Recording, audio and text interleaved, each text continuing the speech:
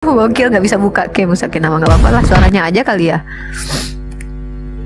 Ustadz, aku udah ini kan Ustadz Kenama, aku udah oke. Tapi Ustadz nggak bisa buka cam jadinya. Tolong dong di follow teman-teman, tolong di follow Ustadz Kenama please. Assalamualaikum, sudah kedengaran suaranya? Waalaikumsalam. Tapi Ustadz tidak bisa buka cam, nggak masalah. Nggak apa-apa lah. Tapi seru lihat wajah Ustadz Ke.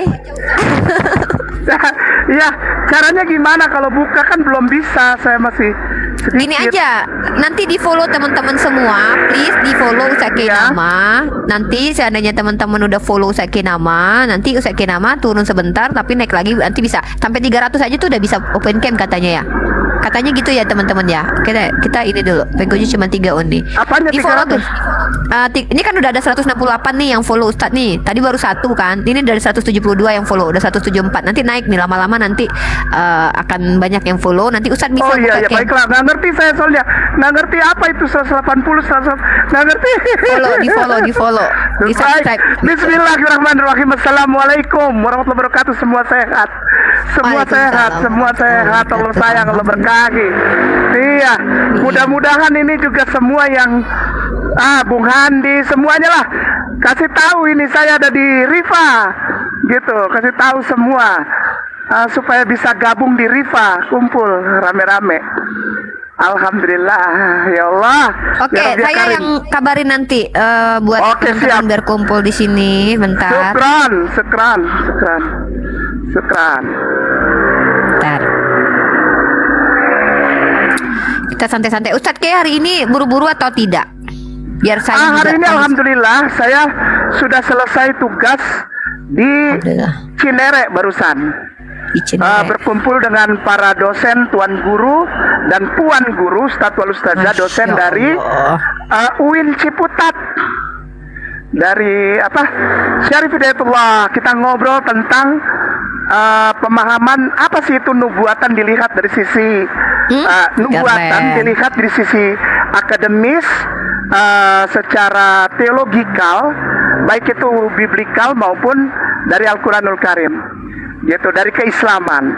Lalu juga dilihat dari sisi apakah memang nubuatan ini atau nubuah ini atau profesis ini juga termaktub di dalam pemahaman akademis historikal. Jadi tadi sempat bikin timeline juga. Alhamdulillah. Ada dosen-dosen dari adab dan humaniora serta dari filsafat dan ada dari sosiologi, antropologi yang di Salemba. Keren Ustadz. Keren banget, Masya Allah. Alhamdulillah. Nggak keren lah orang hitam. Yang itu apa kabar? Alhamdulillah, barakallah, Tuan Guru. Ya, ini kita kajian sama Ustadz Kenama ya guys. Hari ini tuh kita nggak buka sesi debat karena kita mau Ustadz Kenama itu menjelaskan beberapa hal yang memang beliau kuasai untuk dijelaskan kepada kita sebagai ranah ilmu buat kita. Nah, sambil menunggu teman-teman yang lainnya, insya Allah teman-teman yang saya naikin adalah orang-orang yang terbiasa masuk dalam ranah diskusi ini ya, karena nanti buat mengimbangi. Iya, Kristen juga nggak apa-apa. Boleh. Kalau ada pendeta, ada ini ya. Oke, tapi jangan yang buta sama sekali ya, karena selama ini yang saya tahu kalau dialog sama Uni, sama Bung Handi, sama Zuma, sama Nandar, sama siapapun lah, sama Dewa, itu kebanyakan buta ya. Jadi Iya. jadi nggak connect gitu. Jadi nggak asik dialognya gitu. Iya, karena mereka banyak yang tidak paham Bible-nya sendiri. Tema kita kali ini apa Ustadz Ke? Biar aku bikin di YouTube. Katanya Unirifa Tentang itu minta ya? yang tentang itu ya, tentang Iya, apa? Paulus. Ya, Paulus dan koneksitasnya dengan apakah ada agama penjajah atau tidak ada agama penjajah gitu. Ya, sip. Ini ya, aku bikin judulnya thumbnailnya adalah Ustadz Kenama bahas Paulus dan penjajah, gitu aja bagus. Oke. Siap. Oke, teman-teman ya. Tadi tema kita Ini udah 359 bukan yang di kanan ini. udah angkanya. itu jumlah followernya. Kalau seandainya kalau Ustadz bisa jadi akun ada teh TikTok pahit itu di gelas apaan itu? itu koin. Terkait. Itu koin itu Ustadz. Koin itu apresiasi. Enggak, ini dari ada mereka. gambar gelas sama teh pahit sedotan apa ini? Iya, itu adalah apresiasi dari teman-teman yang ada di Minum, apa di dikasih TikTok minum. ya, dikasih minum Ustaz Kenama gitu. Oh, Ya, gimana jadi- caranya minum? Jadi oke, mungkin kita langsung nggak mulai ngerti. Oke, sambil oke, menunggu baik. ya, sambil Baik. menunggu teman-teman yang lain, dan insya Allah ini Ya. teman-teman ini akan kita live-kan juga di YouTube. Kalau teman-teman ada yang ketinggalan diskusi ini, maka teman-teman boleh lari ke YouTube aku untuk menontonnya teman-teman ya. Bismillahirrahmanirrahim, saya mulai di YouTube. Oke. Baik, Assalamualaikum warahmatullahi wabarakatuh. Ya, saya mulai dengan Bismillahirrahmanirrahim. Rabbana la tuzigh qulubana ba'da idh hadaytana wa hab lana min ladunka rahmah innaka antal wahhab. Ya, hari ini teman-teman saya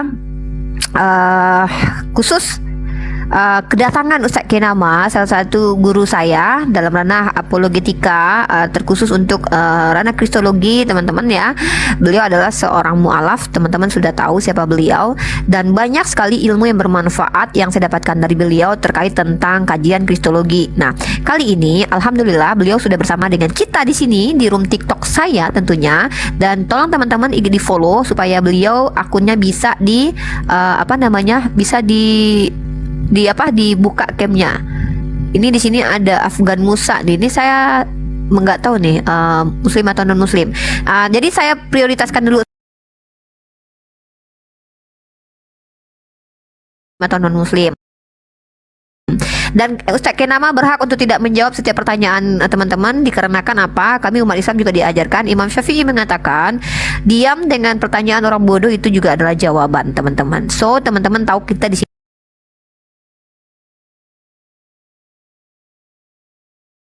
tapi kita mencoba untuk insya Allah ke depan mengedukasi publik dengan memberikan edukasi sesuatu yang betul-betul disepakati secara akademis ada, baik secara tersirat ataupun tersurat. Nah, Masya Allah, kali ini saya akan serahkan kepada Ustadz Kenama, dan judul tema atau apa yang mau kita bahas di sini adalah request saya terhadap Ustadz Kenama.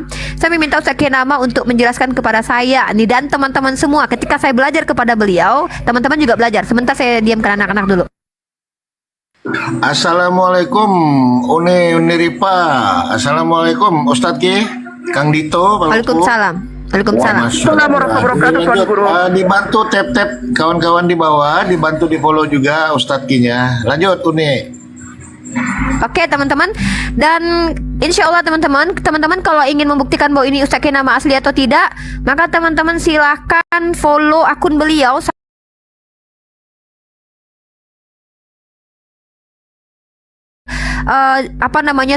Kenapa beliau buka camp? Ini membuktikan keseriusan beliau dalam ranah pendidikan atau akademis ini ya.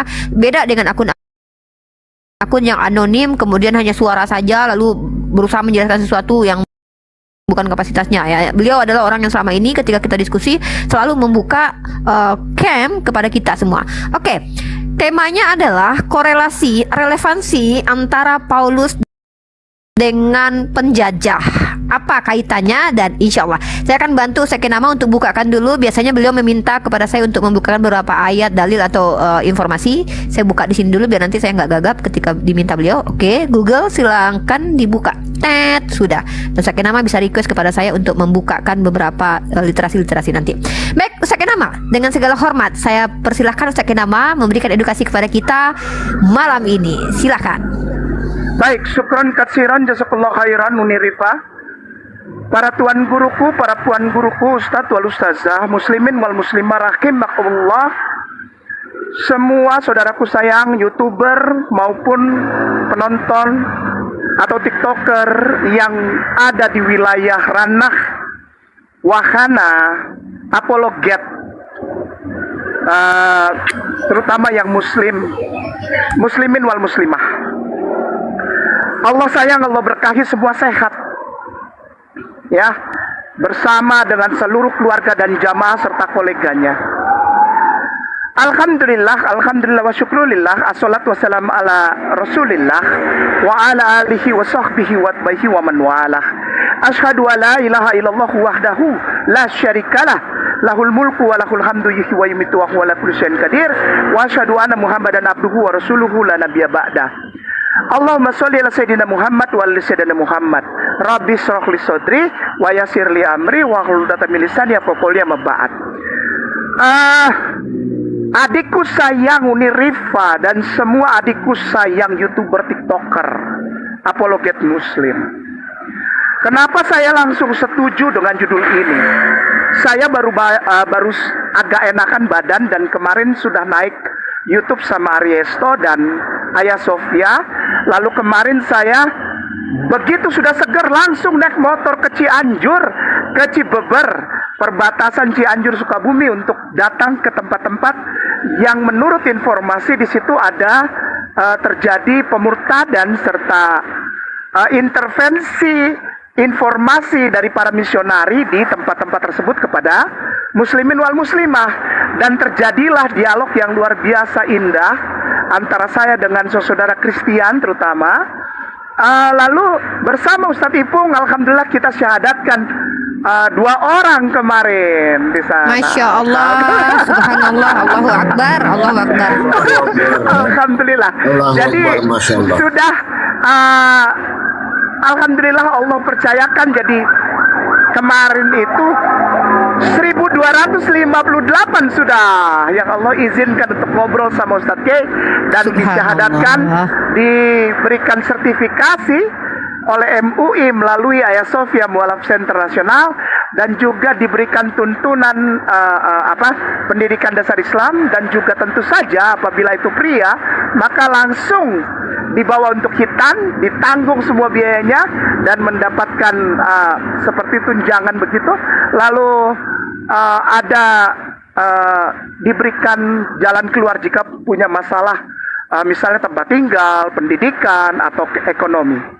Sehingga tidaklah orang yang bersyahadat didiamkan begitu saja, tapi terutama adalah dilihat serta disaksikan kebenaran ID atau identification dari orang tersebut, agar tidak menjadi orang yang abu-abu. Ini benar nggak orang Kristen atau Katolik atau Buddha, Hindu atau Konfutse, saudara kita yang mengucapkan 2 kalimat syahadat, agar ada sertifikat sebagai dasar kekuatan hukum. Begitu. Kok ini kayak nama sombong banget disebutkan angkanya? Tidak.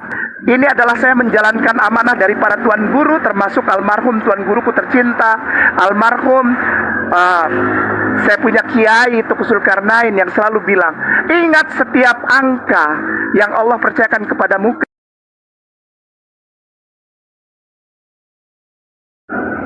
agar ketika engkau melakukan sesuatu engkau pikir di belakangmu ada 1258 sekarang adik-adikmu. Jadi engkau harus tahu diri, jangan ngaco gitu. Nah ini saya sudah jalankan insya Allah. Lalu malam ini kenapa saya setuju Rifa bawa tema ini? Tuan guruku, puan guruku, Ustadz wal Ustazah muslimin wal muslimah rahimakumullah, baik yang ada di room maupun yang sedang menyaksikan sebagai pemirsa dari acara ini.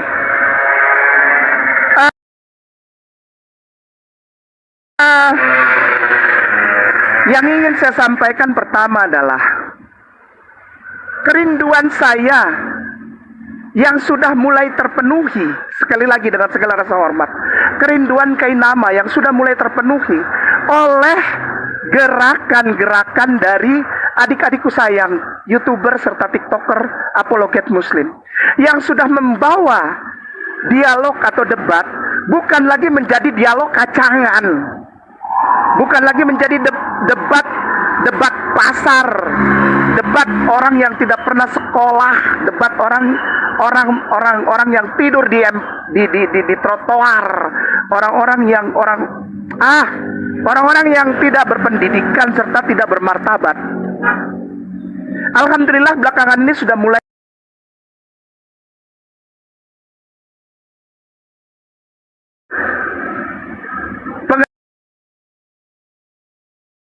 pengajuan data di awal statement dalam sebuah dialog agama hanya dilakukan oleh Muslim. Sekali lagi saya garis bawahi, hanya dilakukan oleh Muslim. Sementara yang saya lihat selama ini Kristen itu asumsi, analogi, terus apalagi alegori, pokoknya yang belakangnya i semua. Ini apa? Ini apa? Kalau memang, wah ini si teteh langsung kasih teh pahit supaya suaranya nggak serak. Allahu Akbar. Baik, syukran teh. Gini, Kepada saudaraku sayang, sekali lagi saudaraku sayang tercinta, Kristen Katolik terutama, yang masuk ke komal-komal apologet Muslim. Kamu itu bukan dihujat, kamu itu bukan dihinakan, bukan. Kamu diajak sayang untuk berada di ranah yang akademis, di ranah dialog yang memang proporsional. Dengan cara apa?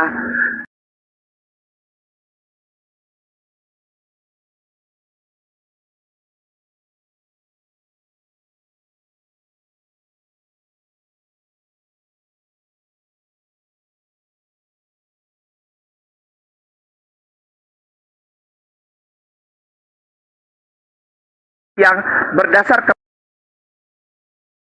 kepada kekuatan literatur gitu. Ini belum apa-apa udah langsung, pokoknya kamu menghujat agama saya dengan mengusik-usik Bible, pala lu bau menyan, nggak boleh gitu. Itu namanya PBM ya, pala lu bau menyan ya, nggak boleh, harus santai. Maksudnya santai di sini apa? Pede gitu loh. PD-nya apa, saudaraku sayang? Saya belum pernah menemukan, sekali lagi, dengan segala rasa hormat dan kerendahan hati, saya Kainama belum pernah menemukan dialog antara Islam dan Kristen di mana Kristen menyampaikan seperti menyampaikan kepada halayak bahwa mereka berdiri di atas paparan yang punya kekuatan literatur. Kagak ada. Beneran. Bisanya curhat, marah-marah, maki, ya. Apa ini? Mari kita tempatkan toh ya, toh Muslimin apologet itu tidak ada satupun yang punya keinginan untuk merasa menang lalu bikin orang Kristen jadi Islam. Kagak ada. Wallahi kagak ada. Kita hanya memaparkan ini loh toleransi yang proporsional. Kita tetap sayang walaupun Anda sembah botol, walaupun Anda sembah tiang listrik, walaupun Anda sembah pelak mobil, nggak pusing buat orang Kristen, buat orang Islam. Ya, kita tetap sayang, kita hormat, kita toleran, dan kita tidak akan ganggu ketika engkau beribadah. Bohong. Selama ini di Bogor tuh ada yang diusir, di Malang, di mana-mana tempat ada yang dibakar. Hei PBM, pala lu bau menyan. Udahlah, keramas. Ya. Kayak peristiwa di Bogor di perumahan waktu itu, ya kan? Katanya ada yang diusir sedang kebaktian Natal. Saya dari rumah ke tempat itu naik motor hujan-hujan. Saya kenal sama, dan itu sudah orang Kristennya sendiri yang sudah tanda tangan surat pernyataan kesepakatan dengan pemerintah daerah setempat bersama warga. Jadi usirlah. Gimana? Orang yang salah antum, yang bikin perjanjian antum, tapi antum yang melanggar. Parkir mobil sembarangan, hampir nabrak anak kecil lagi naik sepeda, ya ngambek orang kampung. Gimana antum? Udah ya, nggak ada lagi yang kayak gitu. Bakar-bakar gereja. Tangkepin tuh murtadin yang bikin pengakuan bahwa dia pernah bakar gereja. Si ini ya, Sin. Iya, Ada tuh benar. murtadin. Ada. Ada kan? Ya tangkep dia. Orang Muslim nggak ada. Orang Muslim sayang dan mengajak orang Kristen menempatkan kehidupan berkewarganegaraan pada tempat yang proporsional. Demikian juga ketika terjadi debat dan dialog. Yuk kita mulai yuk. Paulus dan hubungannya dengan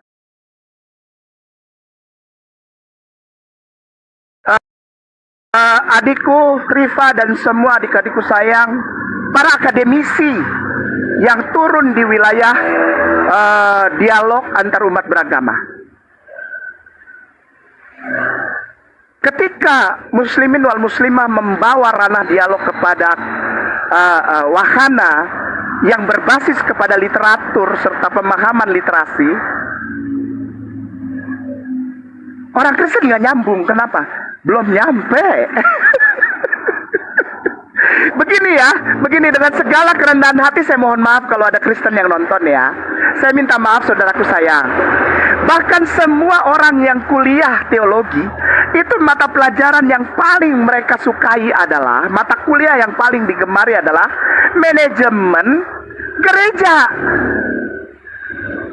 Manajemen gereja. Ada satu mata pelajaran yang bagus sebetulnya, namanya eksposisi ayat di dalam perkuliahan tinggi, sekolah tinggi teologi. Itu ada namanya eksposisi ayat. Itu bahkan tidak disukai, pusing. Apalagi Hebrew, apalagi Greek, apalagi Latin, apalagi Geweldig itu bahasa Holland Spreken atau bahasa Belanda atau Perancis atau nggak suka. Sukanya apa? Manajemen gereja. Kenapa? Karena mereka berpikir untuk jadi seorang pendeta yang adalah gembala sidang yang tingkatannya sama dengan seorang yang mengoperasikan tempat usaha franchise. Ngerti nggak? Franchise. Sistem perkembangan, pertumbuhan, pembangunan gereja di Indonesia itu sistemnya franchise. Jadi yang dipikirkan bagaimana menghasilkan profit, bukan benefit, tapi profit melalui didirikannya satu jemaah gereja. Franchise, mereka bayar ke nama utama. Contoh, dengan segala rasa hormat, kerendahan hati serta permohonan maaf ya, kayak nama bilang contoh.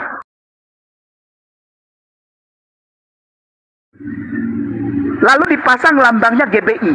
Itu yang di situ, yang di Cibubur, bayar franchise setiap bulan ke pusat.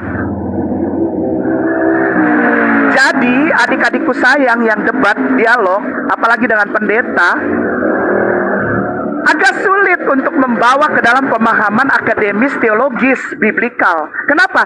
Karena di otak mereka hanyalah membangun kekuatan profitable dari franchise yang mereka bayar.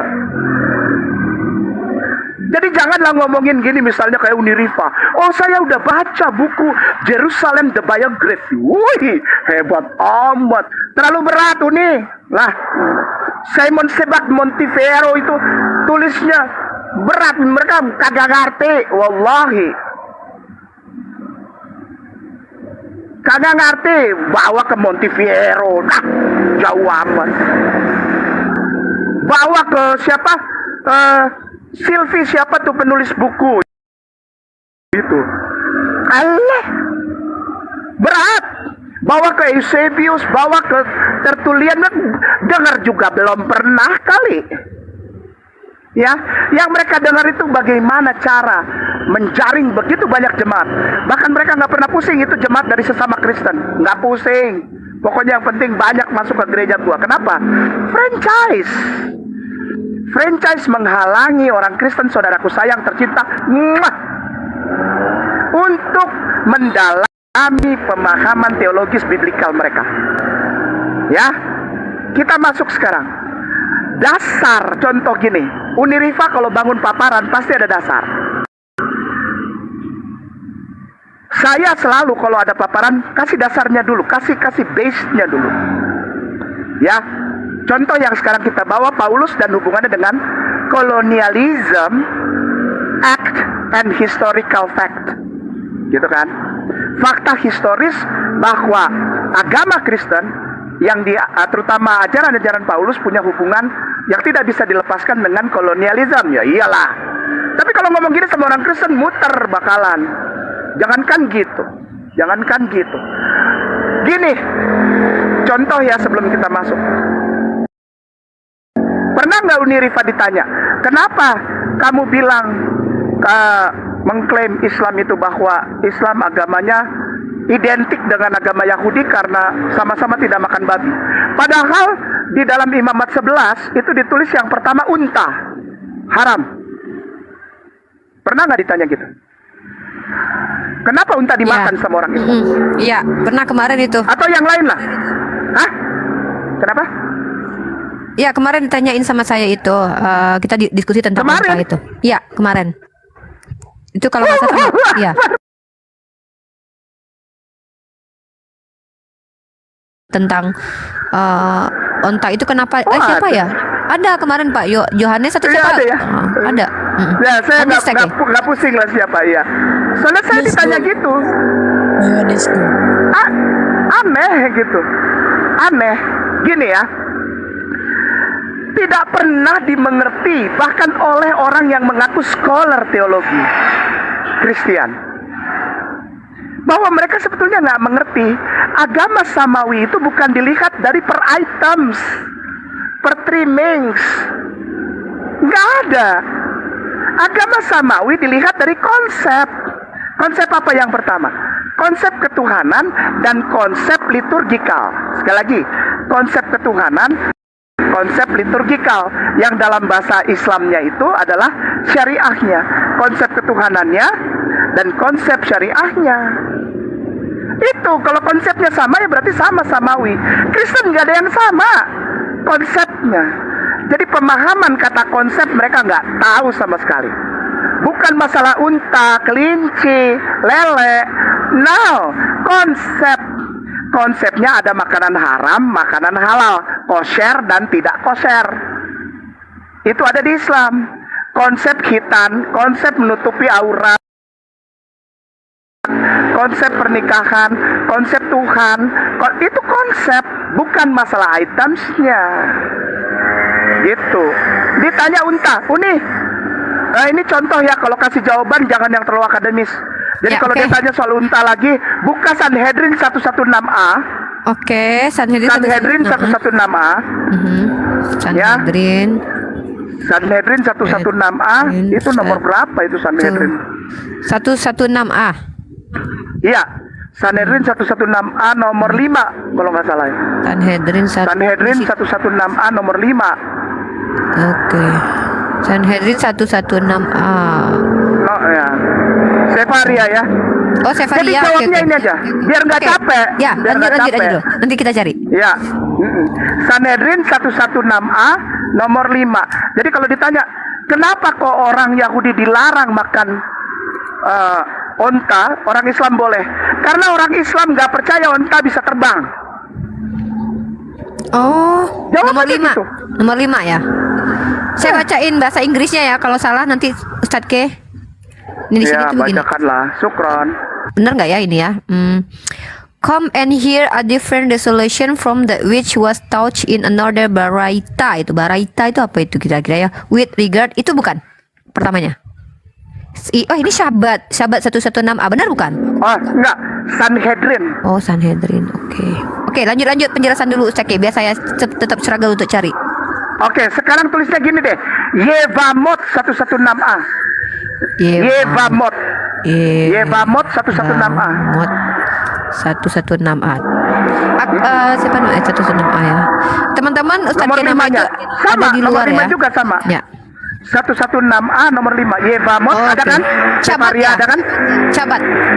Yevamot. Yevamot. Tapi di sini Sefaria. dicabat. Oh Sefaria. Yevamot Sefaria. Sefaria. Jangan dikhabat. Kalau khabat itu hanya dilihat dari sisi rasi Rabbi Shlomo Ishak. Kita ambil Sefaria. Yevamot 116a nomor 5 Sefaria. Oh, Ada ini. kan? Ada Di blok aja di bawah 116. ke Google biar bisa langsung ditranslate. Itu. Siap. Jadi Nomor 5. jangan Nomor 5 ya. Rafa Said depannya. Rafa Said betul? Nomor 5. Oh di sini malah Misna Beit Hillel says gitu. Yevamot Coba Ustaz Ke saya perlihatkan dulu 116a. ya. Mungkin Ustaz Ke bentar. Yevamot Wait. 116a Saya 5 Sefaria. perlihatkannya. Oh boleh. Oh bisa. Bisa saya perlihatkan ini datanya. Oke lah, siap. Nah, ini kan Sefaria nih, Sefaria. Oke. Nah, teman-teman Yevamotnya ya, udah ditulis. kita lihatkan dulu. Ini kitab Yevamot. Udah ini. Wait, sebentar. Ya, saya geser cari dulu. 116a. 116a. 116a. Nih, Yevamot. Oh, 114B ini. Oh, tadi Geser. 116A. Iya, Oke, 116a. 116a. 116A. Ah, ini nih. Nah, 116A. cari Ini angka bukan. 5 di kirinya. Ya, di sebelah kanan kan ada angka Ini ya. kecil tuh. Itu 4, geser lagi. Nih. Satu lagi. Nih ya, 5. 5. Coba lihat. Nih. Rafa Said. Oke ya. Benar. Itu lihat tuh, ya benar. Nah, alternatively itu itu dari atas dari Rafaset sampai bawah di blok ya, even betul sampai bawah, sampai bawah. Ya, bawa ke Google Translate, gampang aja. Jadi jawabnya jangan terlalu ini. Mereka nggak nyampe otaknya. Kalau ditanya kenapa Yahudi Oh ya, tidak boleh, tidak boleh lah, karena mereka nggak bisa ngejar-ngejar. Camelnya terbang kok, mereka percaya. Tunggu. Kalau orang Islam enggak, Oke. orang Islam enggak percaya camel bisa terbang. Nah itu cara jawabnya, supaya selesai enggak panjang teing kata orang Sunda. Nggak panjang kali lebar gitu ya. Iya. Ntar. Kenapa orang Islam Teman-teman boleh makan sabar ya, onta? kita buka di sini. Karena orang Islam percaya onta nggak bisa terbang. Orang Yahudi percaya onta terbang. Tuh, gampang aja. Lah. Assalamualaikum. Waalaikumsalam. Ustaz Kainama. Siap-siap Tuan Guru. Salam kenal Ustadz. Siap, Saya siap. baru beberapa hari di perdebatan lintas agama. Wow, Lanjut. barakallah Tuan Guru, barakallah. Siap, syukran. Silakan ini. Ya ini. Bahkan menurut pendapat saya, yang secara umum saya katakan bahwa kami tidak peduli di sini ketika dipastikan ada orang lain dengan nama yang sama, kami prihatin. Benar nggak? Adapun kesaksian yang tampaknya kontradiktif, mungkin ia bepergian dengan unta terbang. Nih, unta terbang nih. Alat transportasi yang sangat cepat. Oh, unta terbang. Alat ini ya Ustaz K. Mungkin ia bepergian dengan unta terbang, alat transportasi yang sangat cepat, dan dapat melakukan perjalanan dari Nerhade ke Surah dalam 1 hari. Wah, ini yang dipakai Nabi Muhammad, jangan-jangan ini Isra Mi'raj, Ustaz. Ustaz K. Wah, jangan-jangan ini dipakai baginda Rasulullah. Waduh. Alternatifnya dia mungkin dibawa melalui jalan pintas yang ajaib. Alternatifnya mungkin telah, wah ini perjalanan siapa yang dibahas ini Ustaz K? Ya, ini gambaran aja, ya. Karena saya sempat ditertawakan, dibilang apa? Percaya dongeng, kayak nama jadi Islam tuh percaya dongeng. Islam Mi'raj tuh dongeng, mimpi. PBM, pala lu menyan anak aja. Kitab lu juga tulis banyak dongeng yang pergi dengan unta terbang, dengan kuda terbang, lalu dengan apa unicorn, dengan the flying ass, tahu the flying ass, the flying donkey ada. Gimana sih? Ya baik, Ustaz kita K udah mulai. bisa open cam loh. Ustaz K udah bisa open cam. Ustaz K mau Caranya nggak open gimana? cam? Turun dulu Ustaz K ya. turun dulu, terus naik Baik, lagi. mungkin- Nanti baru ada kamera di situ. Klik kamera, hadapkan ke wajah. Syukran, siap. Kita turunkan Ustaz K nama dulu ya guys. Nanti kita ajarkan Ustaz K nama untuk open cam. Karena beliau ini suka open cam biar apa? Biar jelas gitu. Onta terbang ya. Jadi teman-teman itu Sanhedrin Jevamot ya teman-teman ya. Teman-teman boleh lihat itu.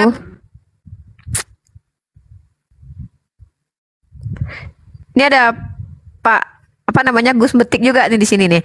Mungkin ada Bang Afgan Musa. Izin minta maaf saya harus ganti posisinya dulu. Nanti antum boleh naik lagi setelah Ustaz K nama apa nanti kita kajian boleh ya Bang Afgan Musa. Assalamualaikum Bang Afgan Musa. Waalaikumsalam warahmatullahi wabarakatuh. Ya izin ya karena saya ya nanti kalau seandainya apa namanya kita naikin lagi antum. Siap. Ada yang mau disampaikan nggak dulu sebelum kita tarik Ustaz K nama naik lagi ke atas? Tidak, saya cuma pengen kajian aja. Oke, nyimak di bawah aja dulu ya Bang. Siap. Oke, terima kasih. Izin saya menurunkannya, mohon maaf tanpa bermaksud kurang ajar, tapi kita biarkan dulu guru-guru kita untuk memberikan kajian. Assalamualaikum Gus Metik. Waalaikumsalam, terima kasih saudariku. Gimana kabar? Alhamdulillah. Kali ini kita lagi ngebahas tentang ini nih dengan Ustaz K nama ini. Ada Ustaz K nama di sini jadi narasumber insyaallah. Mudah-mudahan mana ini Mantap itu. Ustaz K nama masuk lagi di room saya. Ustaz K nama masuk lagi Ustaz. Ustaz naik lagi. Saya nggak menemukan akunnya Ustaz K nama untuk saya jambak. Beliau ini memang tidak suka pakai TikTok, sama seperti Gus Betik. beliau-beliau ini baru hadir di platform TikTok ini dan memang kita harus bantu beliau-beliau untuk lebih memahami regulasi yang ada di ranah per TikTokan teman-teman ya. Jadi agak membutuhkan waktu. Teman-teman sabar dulu. Nah, gini Gus Metik, mungkin sebelum ke Ustaz Kenama, mungkin Gus Metik ada yang mau disampaikan dulu mungkin sebelum kita tunggu Ustaz Kenama untuk naik ke atas lagi. Gini aja. Aku belum mengikuti sepenuhnya. Oh iya, siap. Tapi Kita aku bawa mau tema ketemu ini. dengan- Ini memang Mana Mas Kenama sudah masuk? Belum. ya ini belum. Nanti Mbak moderatornya bisa nyampaikan ke Kang Mas Kainama. Tapi kalau ini misalkan keluar dari topik ya di ujung kajian aja nggak masalah. Gini. Siap. Gus. Ceritanya begini. Kemarin aku ketemu teman lama sih ya, Pendeta Budi Asali. Mhm. Ketika dia ditanya atau dia mempertahankan bahwa Yesus itu Allah, dia mengutip kitab Ibrani 1:8-9. Ya, ayat itu, ayat tambahan. Lanjut Gus. Nah, kan kita tahu bahwa ayat itu kan menukil dari surat Mazmur 45:7-8. Betul sekali. Tetapi Dirubah. ayat itu kemudian dikorupkan. Dikorup, Yang seharusnya tahtamu kepunyaan Allah Kepunyaan. menjadi tahtamu ya Katamu Allah. ya Allah. Ya, benar. Setelah saya kejar ke sana, Pak Budi Asali mengatakan bahwa terjemahan LAI di kitab Mazmur 45:7-8 itu dia bilang salah. Mhm. Lalu aku kejar lagi sama Mas Sugi, nggak salah. Nah, terus terang kami nggak mau dikasih terjemahannya kan, kami minta ke original teks. Nah, ketika lari ke bahasa Ibraninya aku nggak nguasai, mungkin Mas Kainama bisa bantu. Nah itu yang aku mau perlu sampaikan. Oh, sebenarnya nanti aku juga bisa bantu karena kan aku masih study sama More Saprisale bahasa Ibrani, Gus. Nanti kalau Oke. memang iya nanti saya kan belajar dengan More Saprisale bahasa Ibrani. Oke? Nanti saya pun bisa nanti insya Allah nanti kita coba untuk yang mana yang bagian Ibrani 18 itu. Bukan yang Mazmurnya. Oh, karena yang kan- Mazmurnya. Oke, sip. Iya. Mazmurnya, siap. Katanya Mazmurnya salah. Oke, terima kasih. Oke, Siap. tak antri dulu, ngikut aja saya dulu. Monggo.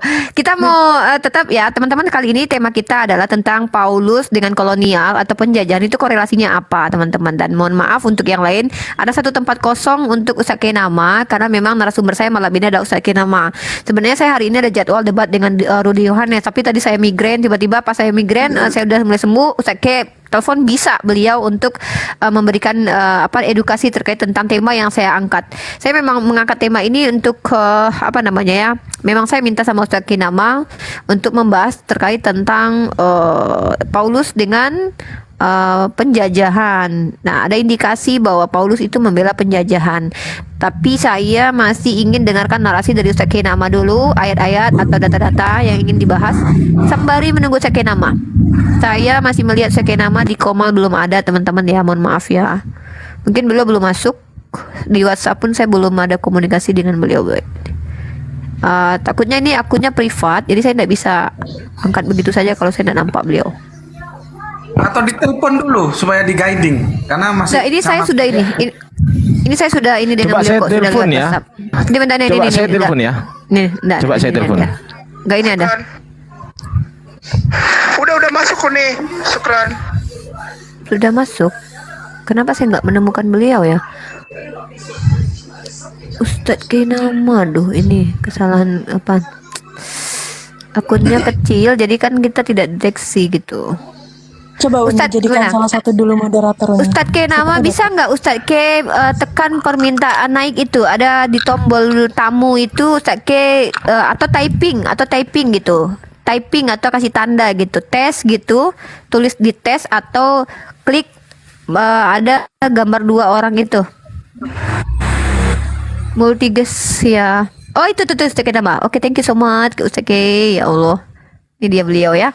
Mudah-mudahan beliau bisa open cam. Kalau open cam kita langsung bisa menyaksikan beliau langsung. Ini bukan anonim ya, tapi Ustaz Kenama. Oke.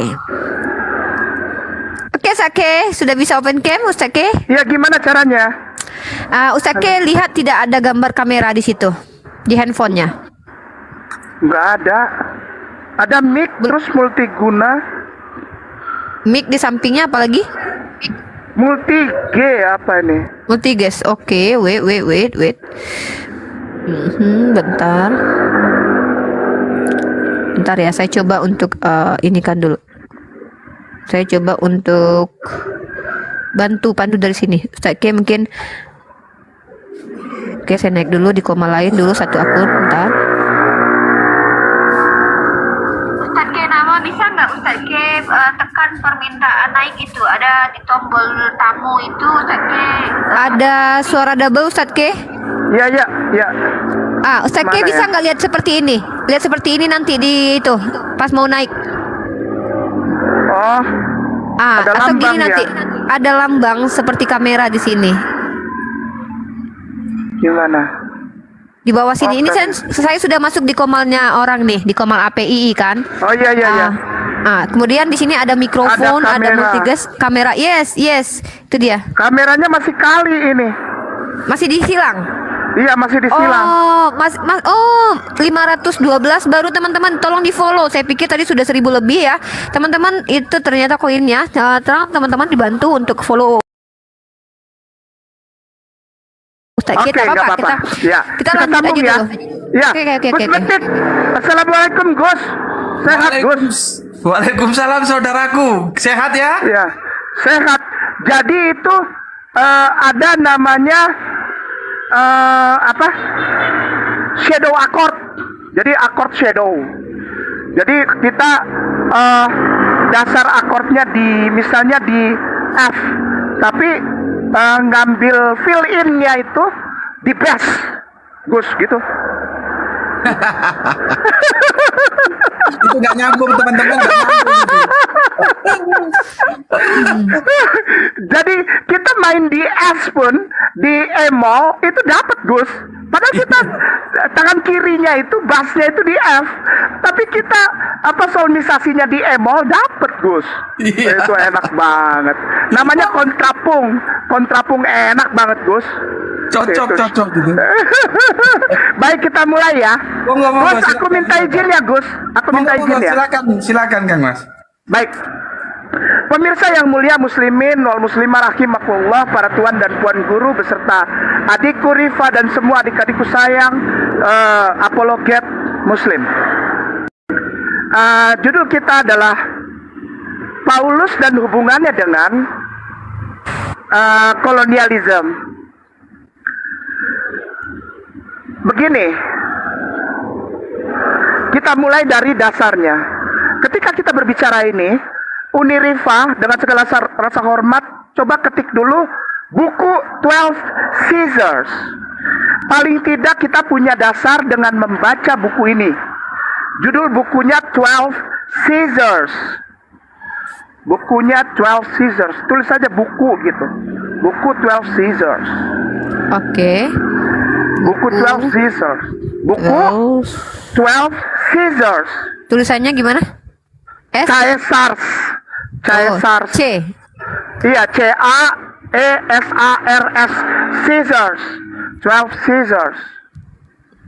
Asik banget tuh buku beneran. Ustaz K, kalau bisa akun TikTok Ustaz K ini jangan dinonaktifkan ya, Iya, karena insya Allah. bagaimanapun juga di sini Insya sudah ada Allah. beberapa apresiasi dari teman-teman kita Muslim yang sudah kasih istilahnya di sini poin ya. Jadi kita Iya, insya Allah.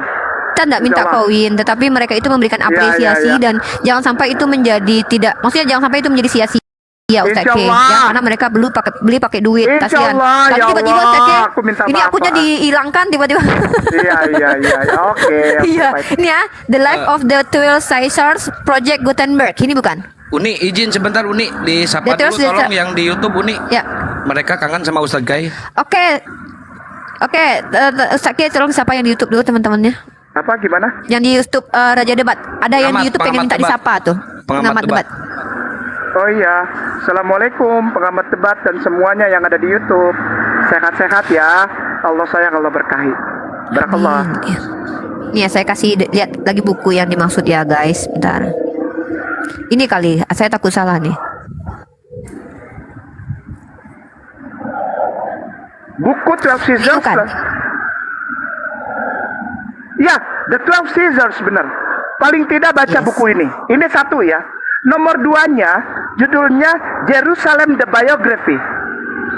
Paling tidak harus baca ini sebelum main di wilayah apologet teologi.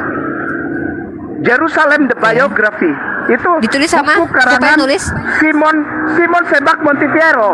Oh, saya punya bukunya. Saya punya bukunya. Montefiore. Oh punya? Oke, saya Hebat. punya ini bukunya. Ntar ya saya ambil bukunya dulu ya. Hebat, canggih kawan. Weh, Saya punya buku sejarah tentang Arab, tentang Yerusalem dan juga peradaban Barat, saya baca itu. Hebat, canggih lah. 12 Caesars. Ya, setelah tahu tadi The 12 Caesars baca.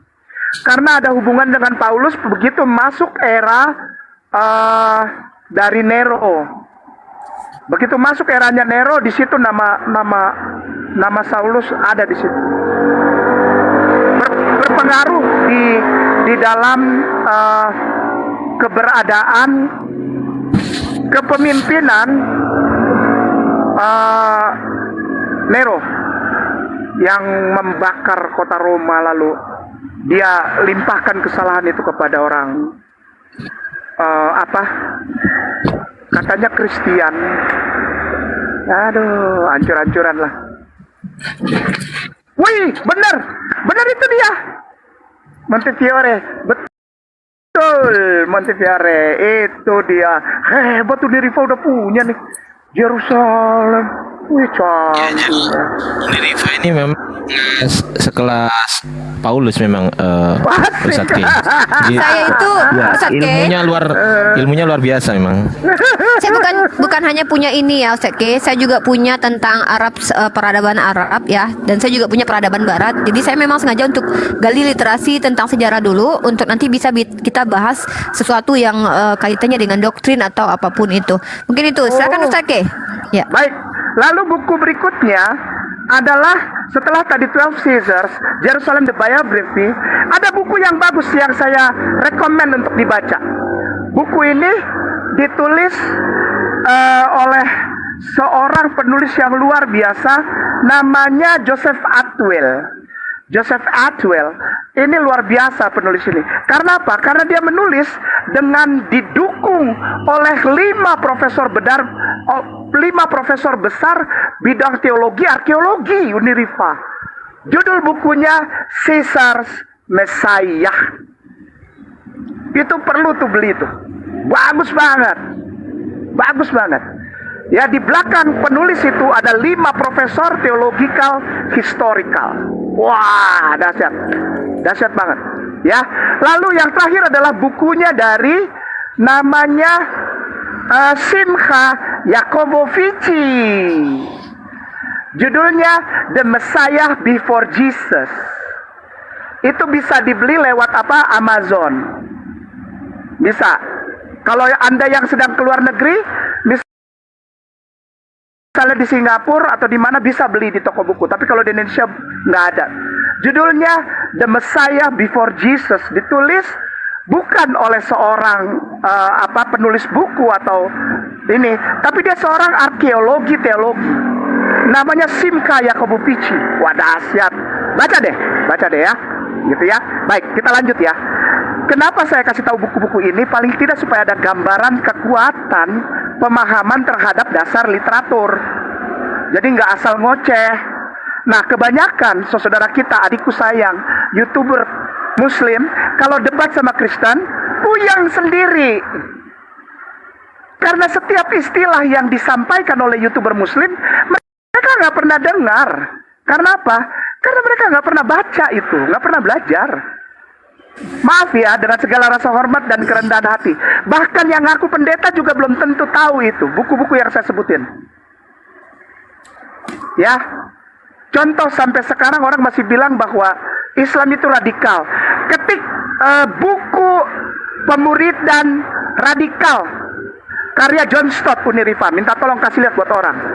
Yang radikalisme yang dipelajari itu justru di dalam kekristenan, bukan di dalam Islam. Ya, Buku apa Ustaz? buku judulnya Pemuridan Radikal, karya John Stott. Itu semua anak teologi tahu itu. Ya, Oke, teolog, pemuridannya radikal, cahaya pengharapan ministry. ada Bukunya. John Stott. Gambarnya PDF. pohon. Gambarnya John? pohon. John? Stott. John Stott. John S. STOTT. John Stott. Gitu. Pemuridan Oh radikal. iya, ada. Ada. John Stott deals on John Stott's book. Ada PDF-nya sih. Oh, udah ada PDF-nya. Tapi ini Hebat. saya nggak tahu nih apa Kalau- bisa di apa. Iya, nggak usah. Gini aja, lihat Ya. aja bukunya, lihat gambar bukunya. Kasih lihat, Uniripa.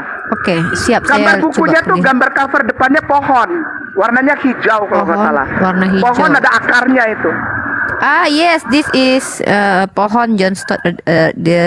Ini kali Iya. maksud Ustaz Kinama ya.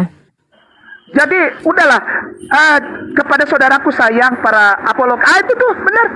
Radical Disciple. Ini buku pelajaran. Jadi jangankan ngomong tentang konteks dan teks dari ayat Alkitab. Ini aja mereka nggak tahu. Jangankan yang di LC suka maki-maki, yang masuk ke Komal aja nggak pernah tahu pembelajaran ini. Kelaut. Jadi jangan terlalu tinggi ya, nanti makan hati sendiri. Jangan makan hati sendiri. Udah, kalau naik itu, udahlah. Kayak tadi ditanya, kenapa unta boleh dimakan, orang Islam, orang Yahudi nggak boleh? Karena orang Yahudi percaya untanya terbang, boro-boro mau dipotong, dikejar aja susah orang dia terbang. Gitu bilangnya. Ya, jadi jangan terlalu masukin hati gitu. Aduh, pengen kita dialog yang akademis, nggak bakalan dapat, nggak bakalan. Kenapa? Nggak nyampe mereka ke sana. Bisanya di LC maki, ngetawain, fitnah, menyebarkan hoaks. Itu jago mereka, menghujat hadits dan Al-Quran. Itu bisanya itu. Pemahaman teologis secara akademis nol, kagak ada. Udah ya, diajak main aja. Yuk kita masuk sekarang. Kenapa Paulus ada hubungannya dengan kolonialisme? Karena kita mulai dari sini. Kita mulai dari sini ya. Itu di suratnya dia sendiri kalau nggak salah. Roma 13 ya, Ustaz Uni ya. Roma 13 1 sampai 4 ya. Yuk kita mulai yuk supaya jangan terlalu lama. Ya. Oke, Roma 13. 1 sampai 4 kalau nggak salah tuh. Iya. Roma 13 1 sampai 4. Oke, kita baca. Saya bacakan saja ya. Ya. Syukran. Oke, bentar. Saya ambil yang ini sabda.org. Ada bakso. Wayahe. Oke, saya buka di Roma pasal 13 nomor 1 sampai 3, teman-teman. Saya akan bacakan, dan konteks ayat ini adalah kepatuhan kepada pemerintah, teman-teman ya. Nah, jadi tema kita kali ini adalah Paulus dengan penjajahan atau pemerintahan yang menjajah. Mungkin itu temanya, dan konteks ayat di sini adalah kepatuhan kepada pemerintah. Adik dikecilin sayang. Nah, saya akan bacakan dari ayat pertamanya, teman-teman. Tiap-tiap orang harus takluk kepada pemerintah yang di atasnya, sebab tidak ada pemerintah yang tidak berasal dari Allah dalam penyebutan kekristenan, teman-teman, walaupun menggunakan lam aha ll maksud saya. Dan pemerintah yang ada ditetapkan oleh Allah. Sebab itu barang siapa melawan pemerintah, ia melawan ketetapan Allah, dan siapa yang melakukannya akan mendatangkan hukuman atas dirinya. Sebab jika seorang berbuat baik, ia tidak usah takut kepada pemerintah, hanya jika ia berbuat jahat. Maukah kamu hidup tanpa takut terhadap pemerintah? Perbuatlah apa yang baik dan kamu akan peroleh pujian daripadanya. Karena pemerintah adalah hamba Allah untuk kebaikanmu. Tetapi jika engkau berbuat jahat, takutlah akan dia, karena tidak percuma pemerintah menyandang pedang. Pemerintah adalah hamba Allah untuk membalaskan murka Allah atas perbuatan jahat. Monggo, Ustadz Kinama, mengerikan sekali sih kalau aku baca. Lanjut. Syukron. Pemerintah dalam perspektif Paulus pada saat itu adalah pemerintah Roma. Ayolah, ya. Jangan terlalu OON. Ya, baca, makanya baca. Maka itu jadilah muslim. Kenapa? Muslim dipaksa ikro. Ikro itu bukan hanya pengetahuan agama Islam. Tapi dasar-dasar historikal, dasar-dasar sosial, antropologi, etimologi, semua dipelajari dalam Islam. Bahkan ada bagian-bagian dalam pelajaran agama Islam, filologinya ada. Aduh, alhamdulillah. Islam itu luas dan kaya banget sumber ilmunya. Bagaikan lautan yang, aduh, kalau dapat setetes saja udah hebat banget. Ayat nomor 1 sampai 4 dari Roma 13 ini menyatakan bahwa Paulus adalah seorang yang pro Roman Empire kolonialism. Karena kolonialisme di tanah Yudea Galilea dimulai lebih mencengkeramnya itu sejak tahun 164 sebelum Masehi. Sekali lagi 164 sebelum Masehi. Ketika terjadi peristiwa namanya Antiochus Epiphanes. Saudaraku sayang, YouTuber dan TikToker Muslim apologet, jangan ngomongin ini sama orang Kristen, nggak ngerti, nggak kenal dia. Namanya Antiochus Epiphanes, yang pertama kali memotong babi dan darahnya dicurahkan di altar Bait Suci Yerusalem, Beit HaKodesh. Itu namanya Antiochus Epiphanes. Dan setelah Antiochus Epiphanes itu dikalahkan oleh Judas of Galilee, yang dia itu bersama anak dan cucunya disalib. Nah, ini yang oleh John Atwell itu diambil sebagai dasar bahwa peristiwa penyaliban Yesus itu sebetulnya adalah copy paste dari kisah penyaliban Judas of Maccabe yang dikenal dengan Judas of Galilee, yang pertama kali mematok atau mendirikan tugu yang disebut penyucian kembali Bait Suci yang dikenal dengan Hari Raya Hanukkah. Itu. Jangan ngomongin ini sama orang-orang Kristen yang nggak tahu ke laut, nggak tahu mereka. Nah, Paulus adalah seorang yang murni, sekali lagi murni. Dia adalah seorang yang pro Roman Empire.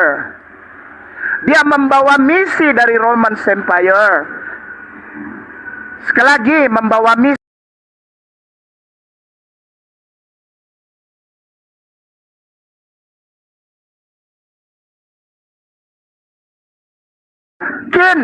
Sebagai keluargaku.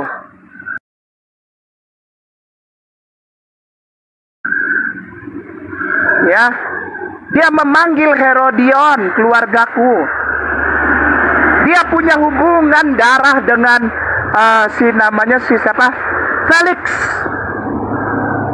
Lewat istrinya Felix. Istrinya Felix itu masih sepupuan sama Paulus. Felix, ya, itu istrinya itu masih sepupu sama Paulus. Nah, ini bisa kita baca di mana? Jangan cuma ngecap aja kayak nama. Baca makanya bukunya Flavius Josephus. Itu ada di Jewish War, buku 20, chapter 9, baca. Makanya, tahu Flavius juga kagak orang-orang Kristen itu. Ya Allah. Apalagi Jewish War. Ada 2 bukunya beliau. Namanya The Jewish War, satu lagi The Jewish Antiquities. Gitu, ya. Nah, sekarang yang kita lihat dari nomor 1 sampai nomor 4, Paulus ini membela keberadaan pemerintah kolonialisme Roma di Yudea Galilea. Dia bilang, ikutin. Itu yang pilih Allah itu, ya, yang pilih Allah itu Allah. Tuhan itu yang pilih. Mereka nggak percuma dikasih pedang. Jadi jangan takut buat mereka. Kenapa? Orang yang takut kalau salah aja. Yang salah penjajahnya kok. Hal-hal seperti ini yang diadaptasi untuk kemudian, maaf ya, jangan marah. Di ayat, sekali lagi jangan marah. Adaptasi dari nomor 1 sampai nomor 4 Roma 13 ini, maaf ya, diadaptasi untuk ayat yang sebetulnya Yesus tidak pernah katakan. Apa itu? Kasihilah musuhmu. Maaf ya, jangan tersinggung ya. Jangan tersinggung. Kasihilah musuhmu. Maaf ya. Satu orang bapak gereja yang menulis tafsir namanya siapa? Eli Kots. Pernah dengar nggak? Eli Kots. Namanya Eli Kots. Itu adalah uskup Bristol, Inggris. Dia juga penulis tafsir Alkitab Perjanjian Baru. Dia bilang ayat ini meragukan. Kenapa? Karena ayat ini adalah adaptasi dari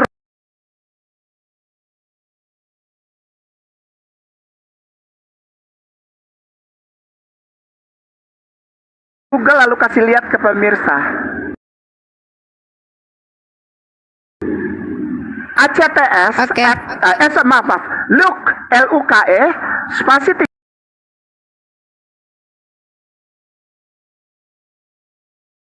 musuhmu. Ini dasarnya ini, ya, Ellicott, the Bishop of Bristol, Inggris. Tulis ini di buku beliau, tafsir. Baca Ellicott. Saudaraku sayang, sekali lagi jangan bawa hal-hal seperti ini di dalam debat dengan Kristen ya. Nggak nyampe otaknya. Ya. Bible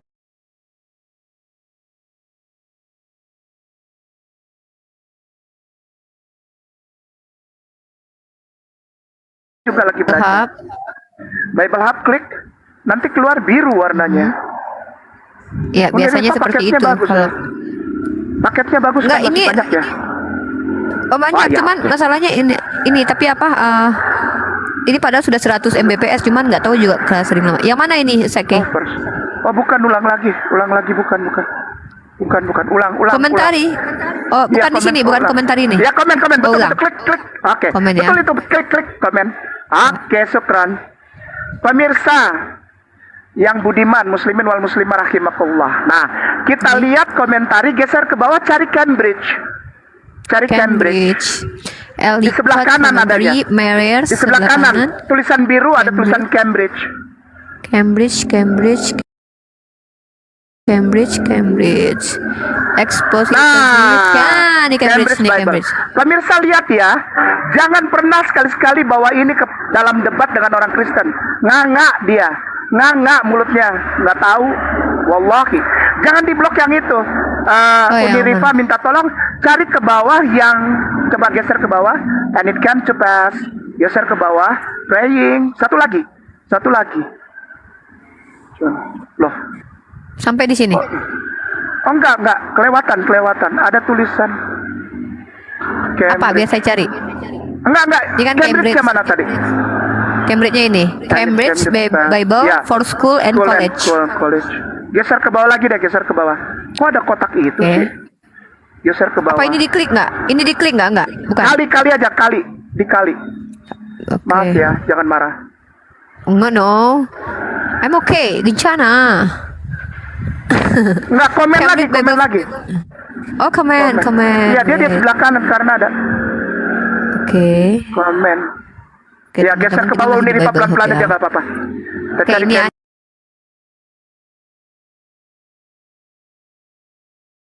kan ada paralel, sermon, audio, Ya. visual, komen. Saya klik komen. Iya, Ini komen, Luke klik. 11:1 ya. Luke Iya. 11:1, bener ya? Pantesan 13:1. Maaf. Oke. 13:1. Siap. Pemirsa Siap jangan ya. ini ya, Lu- marah ya. Pemirsa minta Enggak maaf. dong. Ustadz kayaknya yang salah. 13:1. Gencana. Uni layarnya bisa digedein lagi nggak Uni biar partisipannya yang kecil, layar Uni yang gede biar kelihatan. Ini kan layar aku yang gede nih. Iya, maksudnya ada kan yang lebih gede lagi tuh. Enggak dong, nggak bisa. Oh nggak bisa, oke. Udah nggak apa-apa. Nggak bisa. Ini aja. Luke 13:1. ini ya 13:1. Luke 13:1. Luke 13:1. 13, ya. Nih. Oke. Oke, Cambridge. komentari. Ya, Cambridge. Komentari, ya komentari. Ya, komentari Cambridge. Mana dia Cambridge? Oke, ini Nah, dia. ini Cambridge. Geser ke bawah pelan-pelan, Uni. Maaf. of the Galilean. Nah, Uni minta tolong yang itu tuh. Whose blood Pilate had mingled with their sacrifice. Itu satu paragraf di blog. Bagaimana mungkin Yesus mengatakan kasihi musuhmu ketika ada kejadian ini di zaman itu? Itu loh maksudnya. Bawa lalu baca di Google Translate Uni. Syukron. Ini langsung ditranslate. Ini langsung Iya. ditranslate. Oh langsung, sialan. Nah, apa? Silahkan dengan segala kerendahan hati. Martir, namun sebagai korban kemarahan ilahi, laporan mereka menunjukkan ini ya, kita baca dari sini. Tadi mana itu? Ini ya, ini bukan. Wait. Ya, orang Galilea Oke. teratur. Tuh, dari itu tuh, dari martir mungkin pada yang darahnya. Oke, syukron. Yang darahnya sebelah kanan. Oke, ini ya yang Oke, darahnya. syukron Uni Rifa. Oke. Yang darahnya dicampur Pilatus dengan pengorbanan mereka, mungkin pada suatu wabah Paskah ketika tentara Romawi bergegas turun dari benteng Antonia. Peristiwa ini yang sangat mengerikan bagi imajinasi orang Yahudi seringkali terjadi pada masa pemerintahan Pilatus dan Romawi yang penuh gejolak di Lukas 23 ayat 1, Kisah Para Rasul 21:34.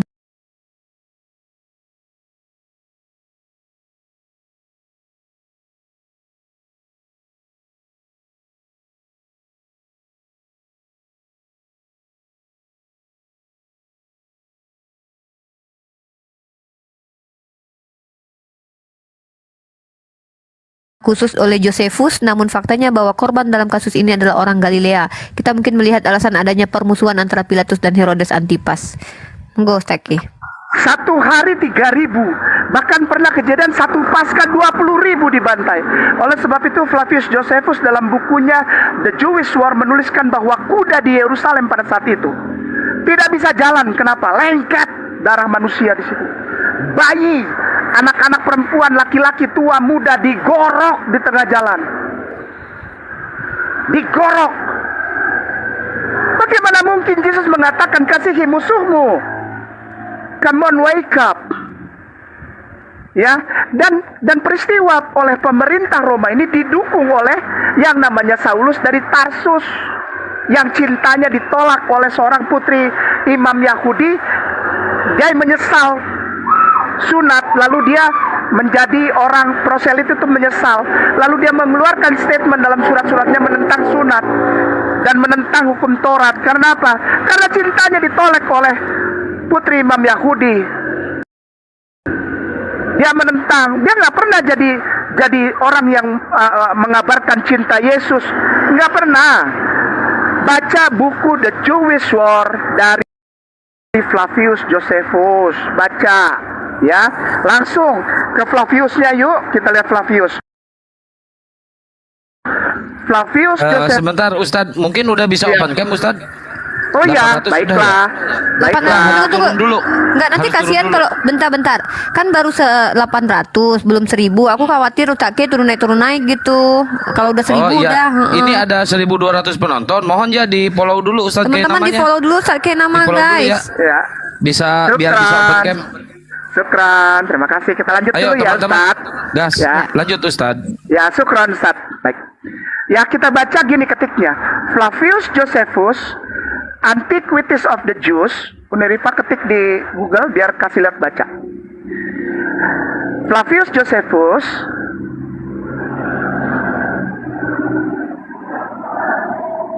Antiquities of the Jews. Antiquities, tulisannya Antiquities. Antiquities of Jews. Iya. Book 20 of Jews. Book 20 Book section 211. Section 211. Oke. Ha-ha. Uni dicek followernya udah 1.000 itu kayaknya. Masa? Udah ya. Udah 1000 Ustaki. Oke, baik, kita turun Ustadz dulu ya. turun dulu. Siap, Iya Pak Syukran. Ustadz. Apaan? Ya teman-teman tunggu, kita tunggu Ustadz Gay naik lagi ya. Karena alhamdulillah berkat bantuan teman-teman udah bisa nyampe 1.000. Ini juga ada Subandi Sukoco, mohon teman-teman di follow nih, guru besar saya ini, Gus Betik. Anjir. Oke, izin teman-teman sambil menunggu Ustadz K juga bisa dibantu tap-tap layarnya. Ustadz K diulangi lagi seperti tadi. Ustadz K bikin typing test gitu. Silakan Gus Betik sebelum Ustadz K. Mungkin ada tambahan dari Gus Betik ini analisanya mungkin. Bismillahirrahmanirrahim. Assalamualaikum warahmatullahi wabarakatuh. Waalaikumsalam warahmatullahi wabarakatuh. Dari apa yang disampaikan oleh Kang Mas Kainama, kita bisa simpulkan bahwa politik itu selalu bersinggungan dengan agama dan tidak menjadi sesuatu yang aneh ketika politik bersinggungan dengan agama. Yang jadi masalah lagi biasanya kita mengatakan ketika politik itu main mata dengan agama, nah itu yang berbahaya. Jadi kalau kita lihat ke Konsili Nicea tahun 325 Masehi, itu kan penyelesaian politik sehingga Arius dikalahkan oleh Athanasius. Itu penyelesaian politik karena Konstantin masih punya kuasa saat itu dan dia bisa menentukan. Konstantin cawe-cawe. Kalau Konstantin nggak cawe-cawe itu ceritanya bisa lain. Jadi keputusan Yesus menjadi Allah itu kan belum Tritunggal Majid Dui Tunggal. Itu juga politik. Sama seperti yang disampaikan Kang Mas Kainama, bersinggungan dengan politik. Jadi artinya kita harus tahu bahwa agama itu juga menjelaskan tentang politik. Contohnya Islam, itu kita tidak boleh buta politik supaya kita tidak menjadi korban politik. Itu yang pertama. Yang kedua, sekarang sejauh apa kita percaya cerita Via Dolorosa? Saya sebelumnya minta maaf kepada teman-teman Katolik khususnya karena Via Dolorosa itu menjadi ikonnya Katolik bukan Protestan. Sebagaimana kita tahu ya, Via Dolorosa itu kan via itu apa ya? Jalan penderitaan gitulah. Via itu jalan, Dolorosa penderitaan, seperti via tol berarti jalan tol gitu. Sebelum dieksekusi kan diarak itu ya, terus nanti ada Simon dari Kinere itu ya, itu kan diarak-arak, itu pasca loh itu pasca itu kalau kita itu 17 Agustus. Sekarang coba logika kita pasang ya. Ketika kita memperingati hari 17 Agustus kemerdekaan kita, tiba-tiba ada saudara sebangsa kita dihajar oleh penjajah, apakah kita tinggal diam? Sama seperti itu, walaupun katanya berita orang Israel menolak Yesus, tapi kan tidak semua. Yesus diperlakukan itu pasca itu.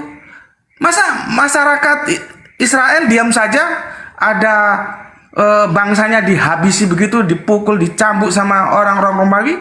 Sebagaimana kita percaya? Kan tidak bisa. Itu tidak mungkin terjadi. Jadi Via Dolorosa itu adalah sebuah cerita yang dibangun dan dimasukkan ke dalam Bible, khususnya Injil. Jadi nggak mungkin lah. Kan mesti terjadi pemberontakan. Jadi yang paling mungkin, misalkan setelah selesai dihakimi itu ya, di gedung pengadilan itu, Yesus itu dilarikan pakai kuda supaya secepat mungkin sampai Bukit Golgota baru dieksekusi. Kalau diarak-arak gitu ya masyarakat Israel berontak dong. Kira-kira itu monggo dilanjutkan Kang Mas Kainama. Ya. Bantu tap-tap layar teman-teman, soalnya ini agak keras sedikit nih, takutnya rungkat. Pelan-pelan Pak Supir, nanti banjir mualaf nih. Ya, ini luar biasa ya kolaborasinya. Ini keren ya. Ya, jadi Masya Allah ya, tabarakallah. Ya teman-teman ya, ini collab yang luar biasa. Beliau-beliau ini adalah guru saya. Saya ini adalah seorang, kalau dalam ranah apologetika, walaupun hitungannya saya 5 tahun itu saya pendatang baru teman-teman. Saya adalah adik-adik beliau ini, adiknya dari Gus Betik, adiknya dari Ustadz Kainama. Mereka ini adalah guru saya dalam ranah apologetika. Banyak ilmu yang saya serap dari beliau yang sudah beliau publish di YouTube atau di platform manapun. Masya Allah, barakallah, hari ini beliau hadir bersama kita dan kita lanjut tentang kajian tadi. Saya sudah bukakan apa yang dimaksud oleh Ustadz Kainama. Mungkin silakan Ustadz Kainama. teman-teman ya, buat teman-teman di bawah, kalau besok banjir mualaf salahin Gus Betik sama Ustadz Kiai Nama ya. Kalau besok banjir mualaf nih.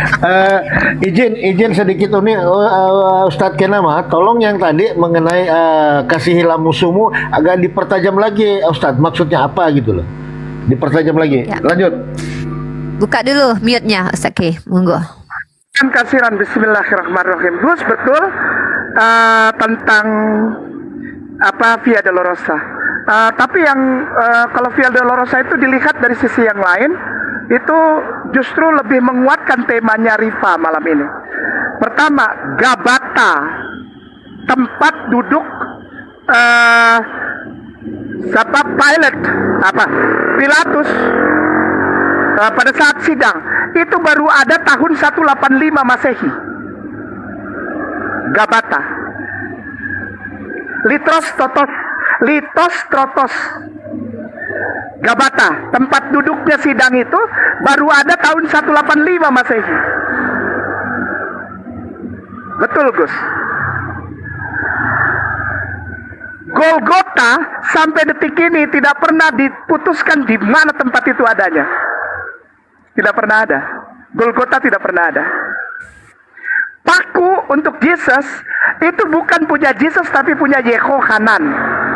Ini kakinya dia, dipakunya dari samping, ditumit itu hancur tulangnya itu, masuk sampai ke kayu. Itu punya Yehohanan. 3, 4. The Shroud of Turin diambil sedikit, dites untuk karbon C14 itu, radiokarbon dating. Itu tahun 927 Masehi. Yang bikin karbon test dating itu siapa? Vatikan. Lalu di atas tulisan Titulus itu buatan tahun 1100. Mahkota Duri itu tahun 872 dibawa oleh Raja Inggris pulang dari tanah Yudea setelah Raja Inggris itu ikut perang salib. Nggak ada semua, Gus, betul. Apalagi Via Dolorosanya, orang tempatnya aja belum ada. Gimana? Oke, Gus, kita lanjut ya. Oke, moga-moga. Syukran. Mantap, Gus Betik. Ya, saudaraku sayang, Kristen dan Katolik aku sayang, betul, aku hormat. Kenapa gue jadi punya kumis? Kaget. Itu apresiasi dari orang-orang yang nonton. Wih, kaget lu, Sam. Kaget gue. Takut salah pencet. Enggak.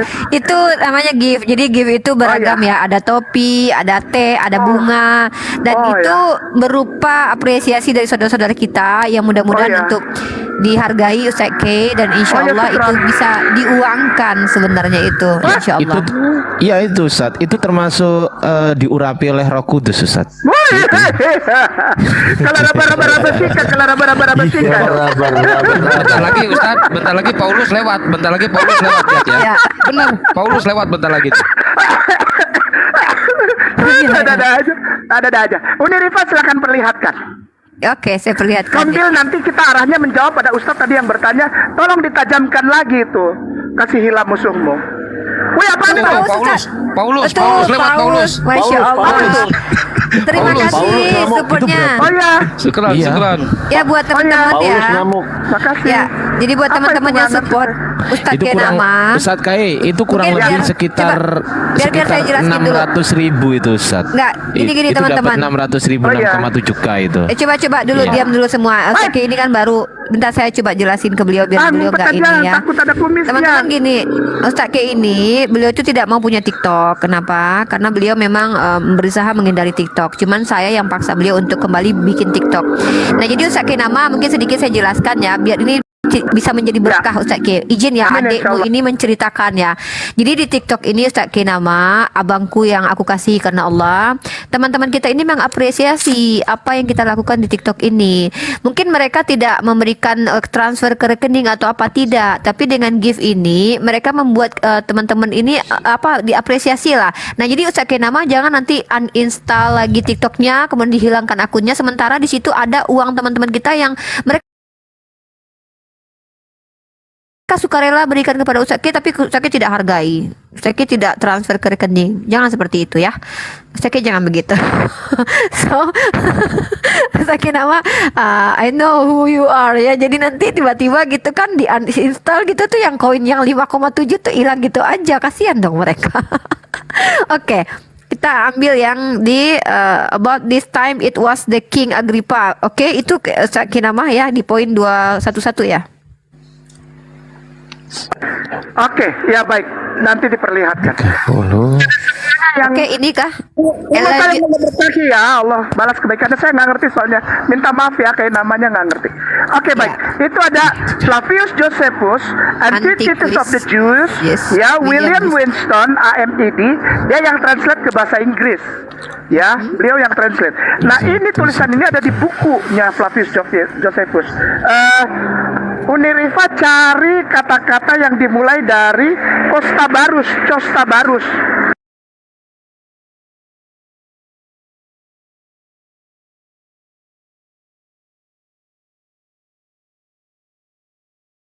Costa Barus also and Saulus tuh. Geser ke bawah tangannya Uniriva. Ini 433. Sukses Gamaliel Tuh. Bikang. Tuh Costa Barus also and Saulus. Also oh ini Costa Barus. Oke. Oh, ini dia. Di blok itu 3 baris saja. Sampai baris saja. Ada Agrippa. Oke. Oke, silakan kita baca yuk siapa Saulus. Saudaraku sayang Kristen Katolik, masa 1700 tahun Anda nggak pernah baca buku ini gitu loh. Sehingga ketika Anda berdialog dengan para YouTuber, TikToker, apologet Muslim, Anda punya bahan gitu loh. Ya, Oh ini dia. silakan. Costa Barus juga dan Saulus mengumpulkan banyak orang jahat dan ini karena mereka berasal dari keluarga kerajaan. Bang Ardiansa suaranya kedengaran, di mute dulu. Dan dengan demikian mereka memperoleh kemurahan hati di antara mereka karena mereka berkerabat dengan Agrippa. Nih, benar? Ya. Mereka berkerabat dengan Uniripa. Agrippa. Sebentar saya potong Uniripa. Ini Ustadz Donditan. Mana? Mana Sir Dondi? Ustadz Dondi. Mana Sir Dondi? Ini ada Ustadz Gainama di Komalnya Uniripa, Ustadz Dondi. Sama Gus Betik bilang. Ada Gus Betik, Ustadz Gainama, Bang Ardiansa di Sir atas. Dondi, sini Sir Dondi.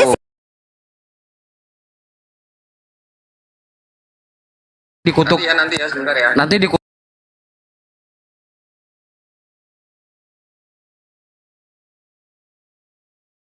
katanya kata Uniripa. Jakal Hair. Pokoknya kalau nggak mau ke sini biasanya aku kutuk jadi pohon ara, biasanya kering Udah. gitu nanti. Oke. Ini mau naik, ya. udah saya share nih. Ya, 5 menit lagi. Jadi ini jelas ya di sini teman-teman yang dimaksud jadi teman-teman Kristen ini Ustaz K sedikit saya tambahkan. Ustaz K ingat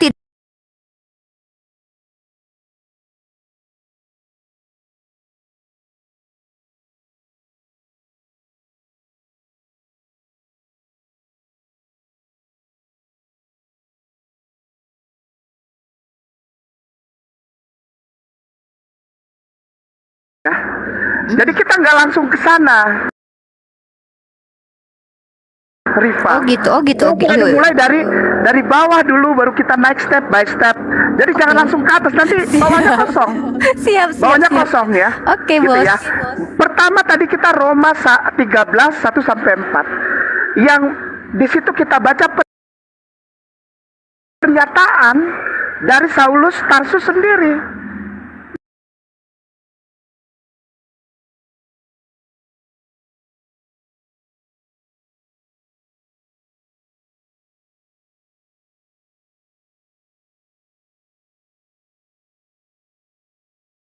Ada cerita tentang orang Kreta sebagai nenek moyangnya orang-orang yang akan masuk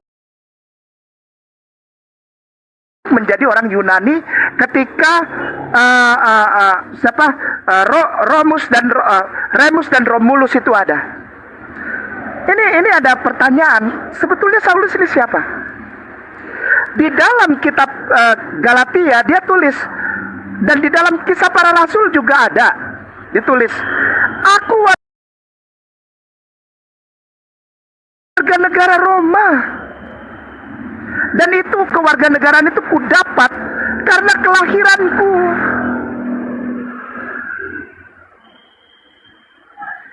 Rabai Shlomo Yitzhak dan Rabai namanya Ibn Ezra menulis demikian di dalam Jewish Encyclopedia. Nah, Jewish Encyclopedia menulis tentang Saulus begini, dia nggak pernah jadi muridnya Gamaliel, nggak pernah diketahui dia dari Benyamin, nama bapaknya siapa nggak pernah tahu, mamanya orang tahu, bule mamanya tahu. Dan Rabai Gamaliel Hakohen Hagadol itu tidak pernah mengajar orang dewasa. Ya, contoh seperti yang disampaikan oleh Rabai Tovia Singer kepada ada pengalaman dari Bunda Etika. Bunda Etika punya pengalaman bahwa Rabai Tovia pernah cerita, Rabai besar Hakohen Hagadol Gamaliel tidak pernah punya murid.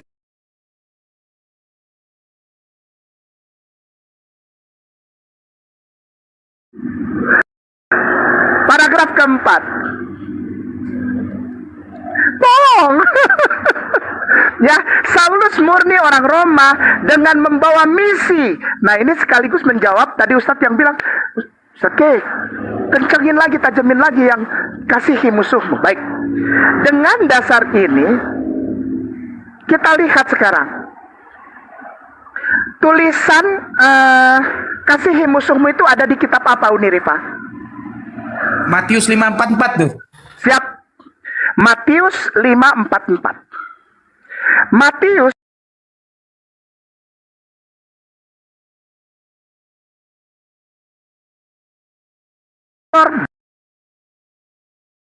Barton dari Universitas Inggris, Liberty Inggris, PhD sampai sekarang masih ngajar. Dikatakan bahwa Matthew ini tidak pernah diketahui siapa penulisnya dan diperkirakan ditulis pada tahun 65 sampai dengan 75 Masehi, betul ya? Diperkirakan. Nah, kitab Matthew itu ada setelah surat-surat Paulus. Pada masa Paulus serta murid-murid Yesus hidup, tidak ada Matthew, Mark, Luke, John. Tidak ada. Paulus mati digergaji bersama Simon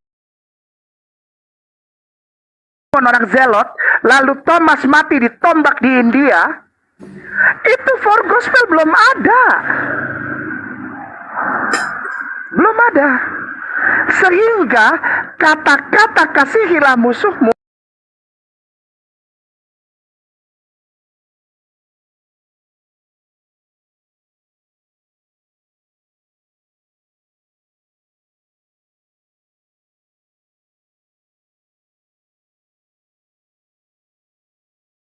mensahkan kolonialisme serta mensahkan pembunuhan bayi, anak-anak, kakek-kakek, nenek-nenek, orang dewasa, perempuan, remaja, laki-laki digorok di tengah jalan di Yerusalem agar disahkan itu menjadi sebagai pekerjaan perang suci dari Roma yang masuk ke tanah Yudea Galilea.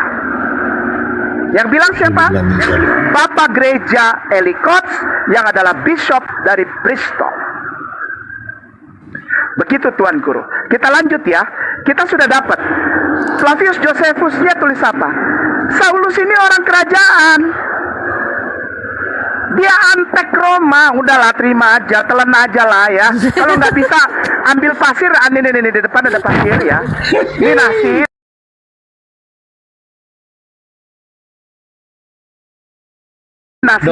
Nih pasirin ya.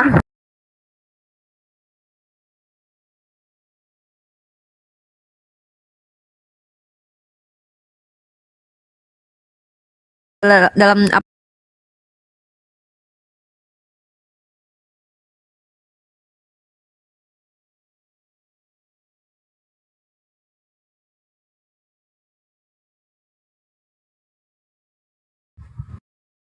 Waalaikumsalam warahmatullahi wabarakatuh. Ustadz Kanama, jaketnya tolong balikin dong.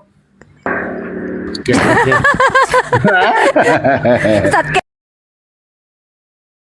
Masya Ustadz Dodi Allah. minta jaketnya dibalikin. Gua nungguin topi aja 2 tahun sampai sekarang belum dikasih-kasih. Udah dikasih. Ngomongin jaket. Orang Belanda kirim nih, orang dari Hilversum kirim. Nungguin Kodondi 2 tahun. Rasain lu, Sar. Itu tolong Ustadz Dodi pakai filter Tunggu, Uniripa, Gurunda Ya. ini di komalnya Uniripa ada Kodondi, Ustadz Kenama, ada Gus Betik, Gus Gurunda Betik. ditunggu di sini katanya. Siapa?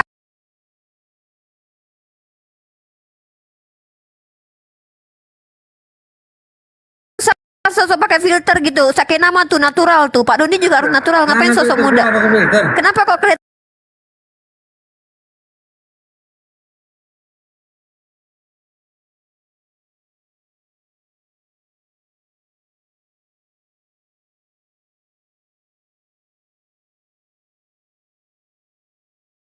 kelihatan?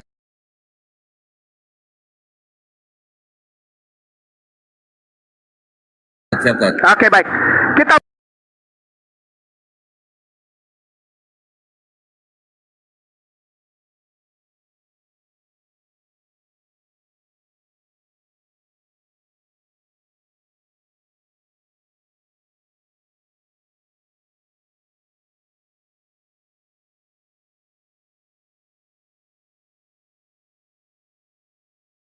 suatu saat yang membawa ini ke ranah publik adalah bapak-bapak gereja sendiri, bahwa Paulus maaf sama sekali tidak ada hubungannya dengan Kristus Yesus. Dia adalah seseorang yang membawa misi. Misinya apa?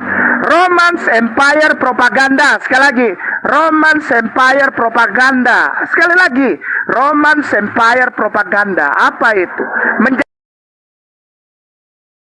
Menjadikan semua tindakan Romans Empire benar di mata orang Yahudi. Pembunuhan, perampokan, pemerkosaan, pengambilan emas serta harta yang ada di Bet HaKodesh Yerusalem dibawa ke Roma dan dibikin ceritanya di Arch of Konstantin dan Arch of Titus. Arch itu apa? Seperti gerbang itu. Excuse me, sir. Ya. Jangan sampai katakan kata-kata perkodok tadi diganti dengan kata lain karena itu banned Apa nanti di TikTok. perkodok tadi? Perkaus tadi jangan diulangi Oh lagi. iya, baik. Enggak, ulang. Enggak. Oke. Baik. Karena kata-kata sensitif akan membuat di ban nanti akunnya Oke. baik. Monggo. Ya, hal-hal yang jahat sebagai kolonialisme itu agar dibenarkan. Roma 13:1-4 sudah langsung kita lihat pendapat dari Bapak Elikot yang menghubungkannya dengan Luke 13:1 yang dituliskan dalam Cambridge Theological Commentary. Di situ dilihat pembunuhan setiap Paskah 3.000 orang Yahudi dibantai, dibunuh. Lalu 20.000 orang Yahudi. Lalu Flavius Josephus menulis dalam bukunya The Jewish War, kuda nggak bisa jalan karena lengket kakinya darah. Lewat ya. Lalu diadaptasikan pemahaman tersebut dengan membaca tadi Flavius Josephus The Antiquities of the Jews, book 20 section 211 yang menyatakan dengan jelas ditulis oleh Flavius Josephus bahwa Saulus ini bukan orang Yahudi. Dia adalah anggota keluarga kerajaan Agrippa yang punya hubungan dengan Roman Empire. Paulus dipenggal oleh Nero. Karena apa? Saya kasih tahu sekarang. Nero memenggal Paulus karena Paulus terlalu banyak uangnya mengalir ke dia, sementara hasilnya tidak ada. Itu membiayai Paulus itu pakai duit. Menggerakkan program itu pakai duit. Dia dibayar sampai dia bisa sewa rumah sendiri ketika dia ditarik dari Yerusalem, diselamatkan dari keroyokan para rabai Yahudi, diselamatkan oleh pimpinan panglima perang, dibawa naik kapal ke Roma, yang dibilang sama bom-bom katanya dia digigit ular tidak apa-apa. Bohong, itu bukan digigit, bahasa Yunaninya itu dililit. Bom, lu kagak ngerti bahasa Yunani aja ngomong. Belajar bahasa Sunda dulu, Bom. Baru lu ngerti bahasa Yunani. Si Bobam udah congor Ustaz. Iya, Si Bom ya, makanya iya. saya kasih tahu. Saya kasih tahu bukan untuk bom Ustaz, tapi untuk jemaat di belakang bom. Kasihan dibohongin terus. Dibilang itu salah satu mujizat Paulus, digigit ular, berbisa nggak apa-apa. Bahasa Yunaninya nggak ada digigit, dililit. Lalu dikebas jatuh itu ular. Lah, anak-anak Cibadak, Pasir Eri, Sukabumi tiap hari kayak gitu. Anak-anak kecil 8 tahun, 10 tahun dililit ular, diginiin. Itu udah hal biasa di Sukabumi, di sawah. Nyari lindung, tahu lindung? Belut. Dapatnya ular. Orayan. Orayan. Tuh, ada lagunya. Udah biasa. Baik, kita sambung ya Paulus ini. Tadi kita udah baca. Nah sekarang gini Uniripa, pengaruh Paulus yang sebetulnya membawa program propaganda dari Roman Empire kolonialism, itu ada hubungannya dengan kekristenan di Indonesia enggak? Ya dong. Ya. Ya.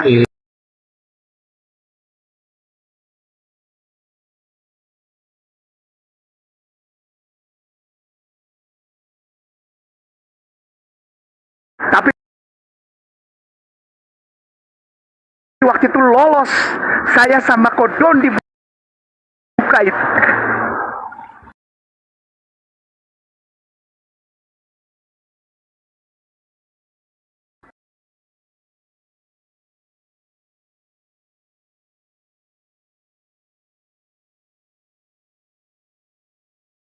Kata domine atau theos atau hot bahasa Belanda itu God menjadi ALLAH.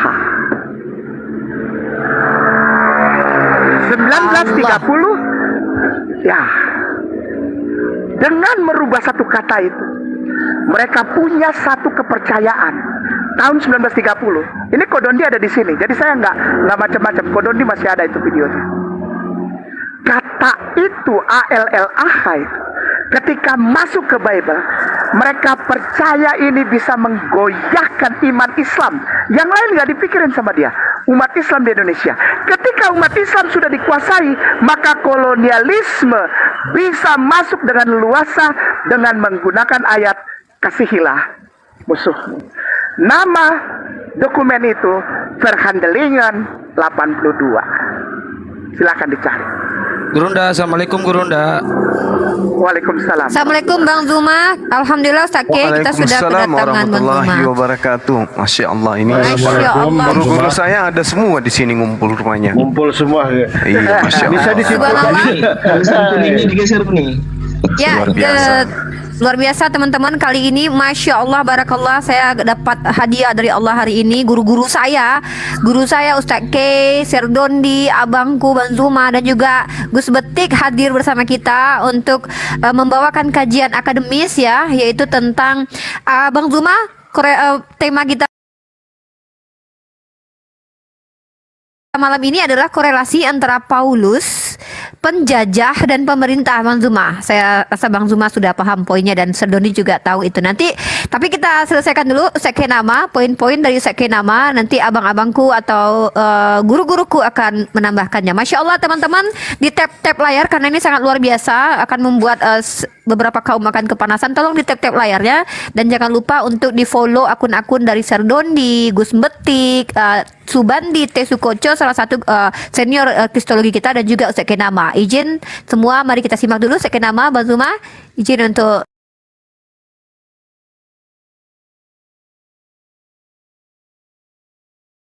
Sekenama Oke, melanjutkan. lanjut. Masya Allah. Assalamualaikum. Silakan.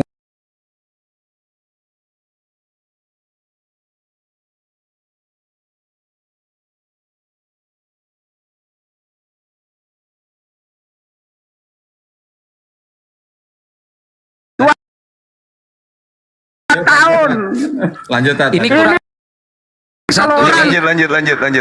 orang dari Belanda ini kirim. kurang nih. Nantilah. Lanjut Baik, baik, baik, bismillah. Ya, kita sudah bangun dari awal dasar supaya ketika kita sampai di dalam mendekati conclusion, kita tahu dasarnya, jadi nggak asal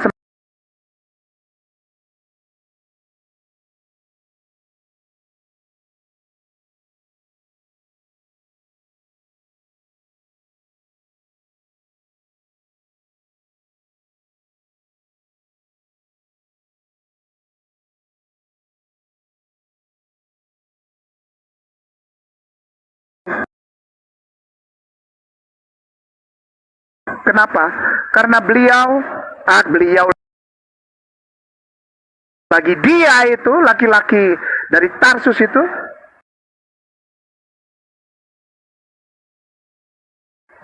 ya menyunatkan dirinya karena ingin menikahi seorang putri Hakohen Agadol, imam besar Yerusalem, tapi ditolak cintanya. Begitu kembali lagi ke lingkungannya, dia menuliskan surat-surat tersebut tentang anti sunat dan penolakan terhadap hukum Taurat. Yang berikutnya, Paulus menulis di Roma 13:1-4 tentang setiap orang harus mendukung pemerintah karena pemerintah itu dipilih oleh Allah. Ini adalah satu gambaran yang jelas yang dibongkar oleh seorang bishop dari Bristol, namanya Ellicott, yang menuliskan bahwa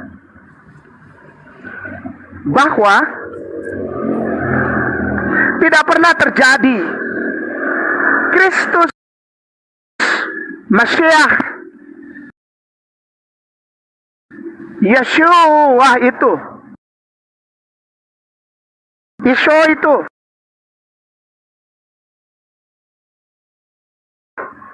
ya mengeluarkan statement kasihilah musuhmu. Lalu bishop dari Bristol ini, Ellicott ini, mengajukan Luke 13:1 di dalam Cambridge Commentary. Tulisannya apa? Tidak mungkin Jesus mengeluarkan setan itu karena pada saat itu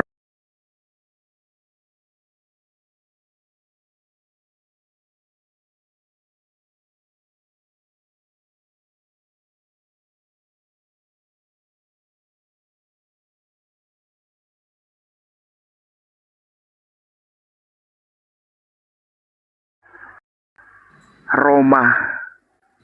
Dia dapat dari mana? Namanya siapa? Felix, punya istri. Ya. Sudah. Nah, kita lihat sekarang ada nggak pengaruhnya dengan kekristenan yang masuk ke Indonesia? Saya sama Kodondi sudah bongkar, silahkan cari namanya dokumen Verhandelingen 82. Ya, di halaman 265. Ya kok, 265 paragraf terakhir, lalu 266 paragraf pertama itu nyambung. Di blok, karena itu bahasa Belanda, blok, lalu translate bahasa Belanda ke Indonesia. Di situ kita tahu bahwa mereka punya misi apa. Enggak akan sukses kolonialisme di Indonesia. Kenapa? Ada Muslim. Hancurkan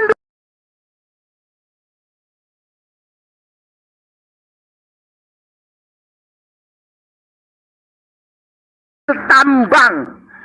Selama ini orang dimiringkan pemahamannya tentang sejarah.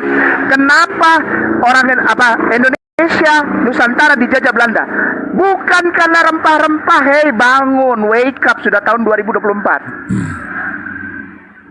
Mereka terutama orang-orang Holanda, orang-orang Belanda itu datang ke sini. Hei, come on, bukan rempah-rempah mereka bisa dapat dari Brazil, dari negara-negara Amerika Latin mereka bisa dapat itu, dari Thailand mereka bisa dapat itu. Ya, kalau timbang nyari pala, kopra, jahe, cengkeh,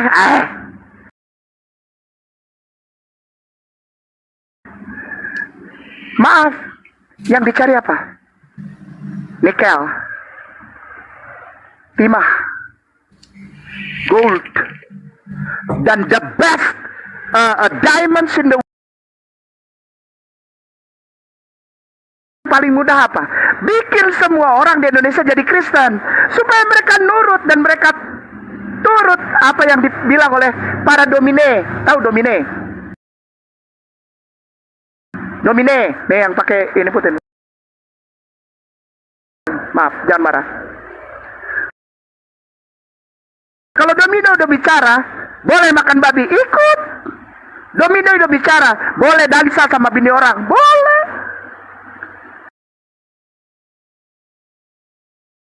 GP dia sampai Lombok, gitu, sambil dansa.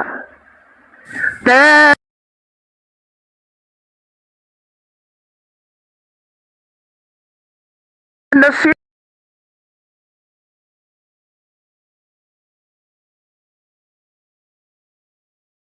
One, two, three. One, two, three. Dansa. Nggak bisa masuk juga. Apa yang mereka pikir bisa meluluhkan hati Muslim sehingga Muslim bisa jadi Kristen dan bisa diatur oleh kolonialisme dan bisa membenarkan kolonialisme itu. Caranya gimana?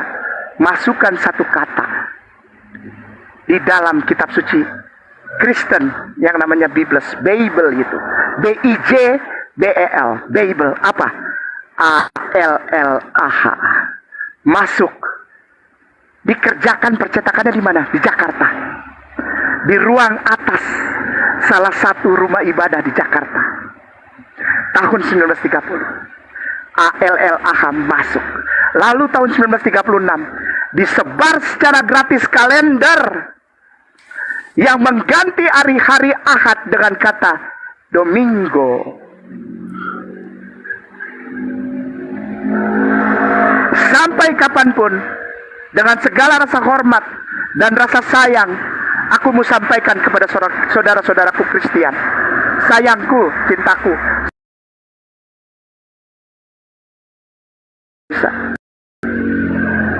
Karena apa? Sudah masuk pemahaman itu kepada Anda. Orang Kristen tidak akan pernah berjuang, tumpahkan darah dan harta dan segala macam untuk membela tanah kelahirannya. Karena mereka punya sisi yang tidak disadari, mendukung kolonialisme. Dari Paulus, orang Tarsus. Demikian Unirifa. Masya Allah, subhanallah, barakallah. Hari ini masih tidak dapat dipercaya ya. Guru-guru aku kumpul pada malam kali ini ya. Guru aku yang umurnya sudah ada sebelum Abraham ada. Sebelumnya, Assalamualaikum Bang Ali, selamat bergabung di Komal Unirifa. Dan kita membahas tentang korelasi Paulus dengan penjajahan dan juga dengan kerajaan. Nah, ini materi yang sering kita diskusikan. Dan saya akan kasih lagi untuk salah satu guru saya. Guru saya yang umurnya ini, oke Bang Ali, saya perkecil, saya besarkan. Jadi Pak Dondi ini umurnya udah sekitar 3.000 tahun ya. Sebelum Abraham ada, dia sudah ada. Lihat aja dari rambutnya kalau nggak percaya. Share dibuka cam tolong ya. Kalau nggak buka cam nanti saya nggak bisa terima cam. Tolong dong liatin wajahnya Sir Dondi yang tidak pernah menua itu. Sir Dondi, tuh. Kan saya udah bilang, kok pakai filter sih? Nggak usah dong pakai filter. Nggak ada filter ya? Buset ya. Mata. Cukup gua aja yang pakai filter, Sir. Oke, Sir Dondi, kita bahas tentang Paulus, kerajaan, dan juga tentang penjajahan. Sir Dondi mungkin nge-lag nih. Teman-teman, Sir Dondi nge-lag ya? Apa gue yang nge-lag ya, Sir? Pak Dondi nge-lag nggak, guys? Pak Dondi yang nge-lag. Oke. Ini Pak Doni masih nge-lag, nggak apa-apa. Ini gara-gara nggak mungkin wifi nggak bayar, tapi ini karena terlalu berat kita. Siapa yang hadir di sini ini memberatkan ini ya, berat nih Sekenama, Bang Zuma, Gus Betik, Pak Dondi ini berat sekali nih ya. Terlihat dari kita kecilkan dulu Sir Dondi ya, biar kita tidak terganggu dengan senyum manisnya Sir Dondi. Sir Dondi nanti kalau udah nggak nge-lag bisa dibuka lagi mungkin. Nanti kita akan persilahkan kepada Gus Betik setelah Sir Dondi baru ke Bang Zuma. Oke, monggo Sir Dondi, apa nih mau disampaikan nih kira-kira? Monggo. Orang gua aja masih terbengong-bengong tadi dengerin Ustadz Kenama. Kok suruh kasih materi gimana sih? Mendingan Ustadz Kenama dulu dah. Selesaiin dulu dah. Ustaz Kenama? Se-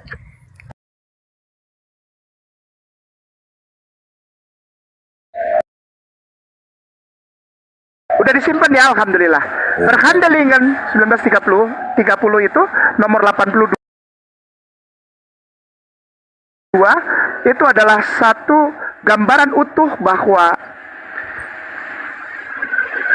kekristenan dibawa oleh penjajah. Udah, telan aja. Kalau nggak bisa telan, saudara kita yang Kristen, sekali lagi ambil pasir tuh ada tuh. Pasir, campurin di nasi, kasih kecap, diaduk, bahkan pakai kerupuk. Pasti ketelan. Itu rasanya apa Tat kalau gitu? Saya nggak tahu, karena saya nggak pernah jadi nggak pernah orang yang makan itu, nggak pernah. Karena saya nggak mau on. Gitu. Ya, jadi ini malam ini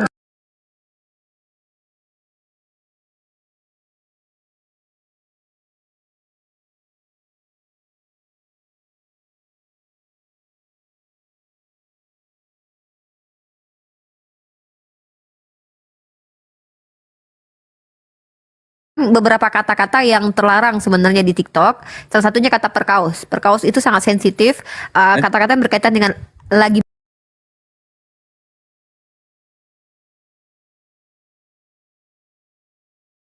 bete.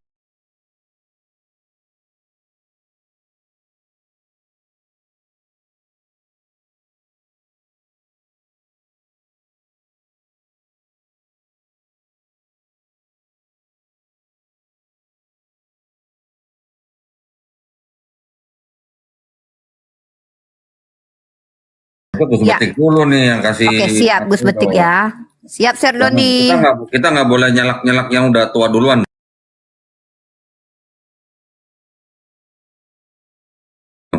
Nggak yang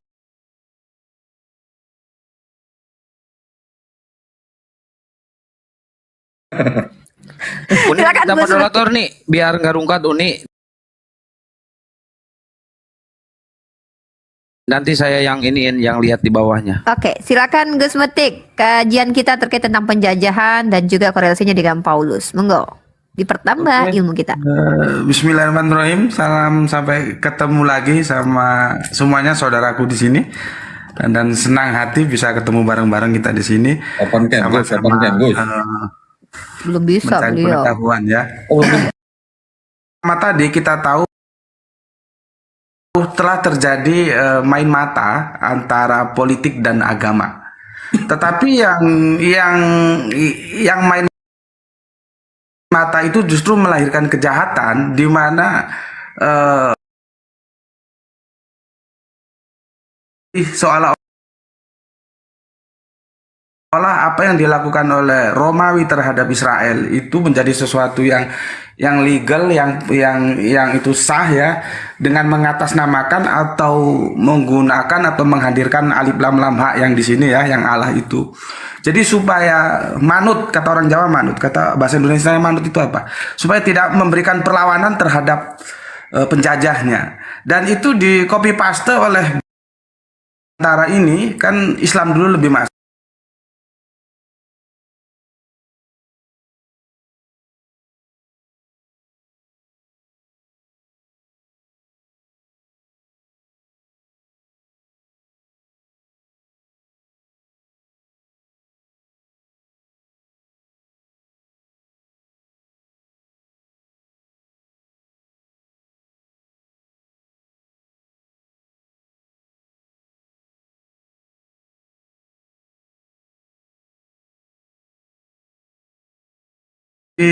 Contohnya di Maleaki itu di awal itu sebetulnya yang tahun 1974 itu adalah di sana ditulis Ka'bah. Kemudian dirubah lagi menjadi Bait Allah. Itu kan sebuah upaya meeting point supaya orang seolah-olah welcome. Karena negara kita itu sudah stereotip antara Islam dan Arab.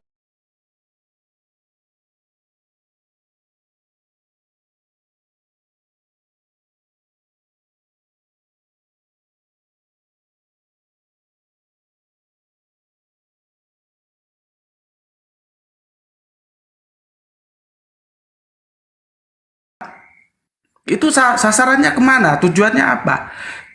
Yang mengkonsumsi Bible bahasa Arab tentunya kalau itu di Indonesia.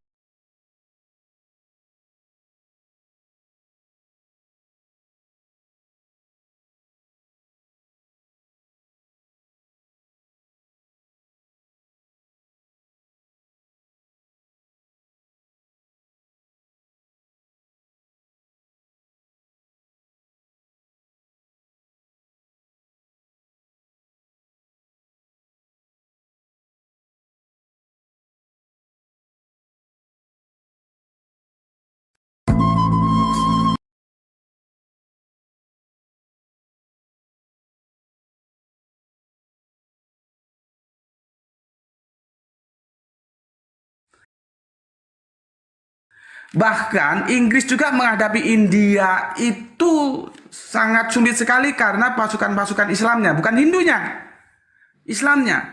Ya, jadi di sini kita tahu bahwa negeri ini adalah negeri yang diperjuangkan oleh umat Islam. Seharusnya umat Islam jangan terpinggirkan, gitu loh. Karena apa? Itu fakta sejarah seperti itu. Dulu yang berjuang itu para ulama, kiai-kiai kita yang membuat kita untuk berani melawan penjajah. Jadi bagaimanapun juga data historis itu seharusnya dipegang dan untuk dihormati, bahwa jasa umat Islam terhadap Nusantara ini tidak bisa dipisahkan begitu saja. Itu dulu dari aku, dan monggo dilanjutkan untuk saudara-saudaraku yang lain. Terima kasih. Oke, ini mohon maaf ya. Sorry, aku tambahkan sedikit. Yes. Sebentar, Yes. aku tambahkan sedikit. Oke, lanjut. Begini, kalau kita baca surat-suratnya Paulus itu kan kata orang Jawa bulet itu apa ya? Seperti hukum Torah, salah satu dia mendukung, salah sepertinya dia membatalkan tapi nggak ngaku. Sunat juga begitu. 16. Hal itu dibuatnya dalam semua suratnya ya. Hal itu dibuatnya dalam semua suratnya apabila ia berbicara, maksudnya si Paulus, tentang perkara-perkara ini. Dalam surat-suratnya itu ada hal-hal yang sukar dipahami, sehingga orang-orang yang tidak memahaminya dan yang tidak teguh iman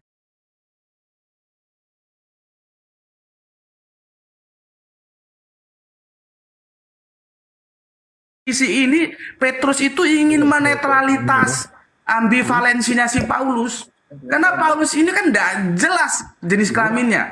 Yang jelas kalau sama orang Yahudi ya dihabisi dia. Oke, monggo dilanjut. Matur nuwun. Assalamualaikum warahmatullahi wabarakatuh. Oke. Masya Allah.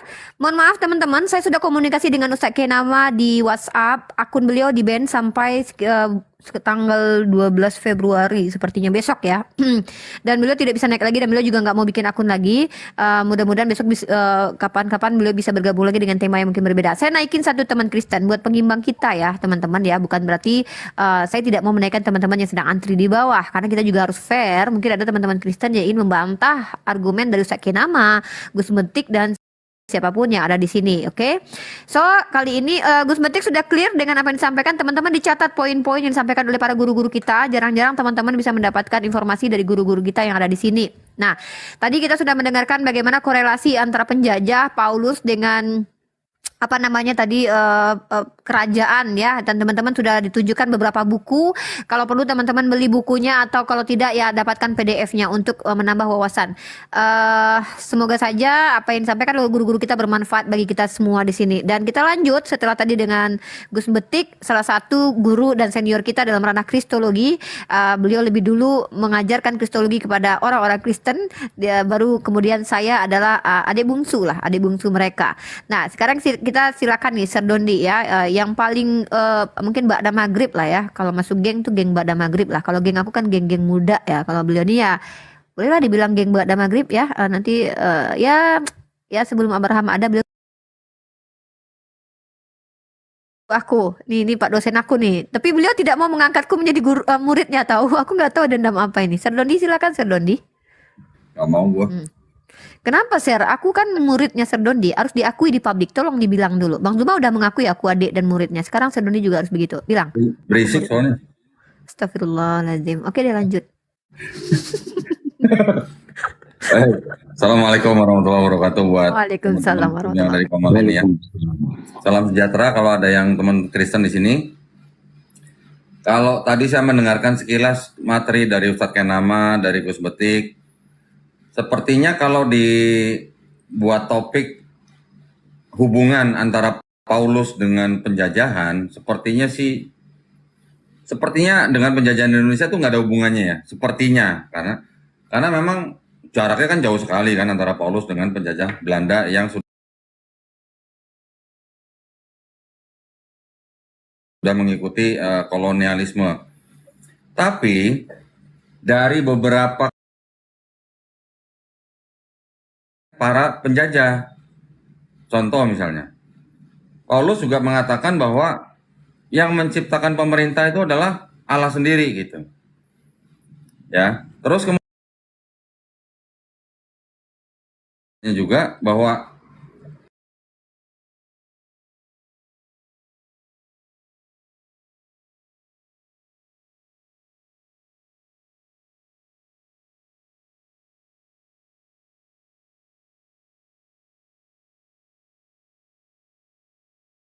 tapi dari ajarannya tulisan-tulisan Paulus itu kok ada yang nyambung.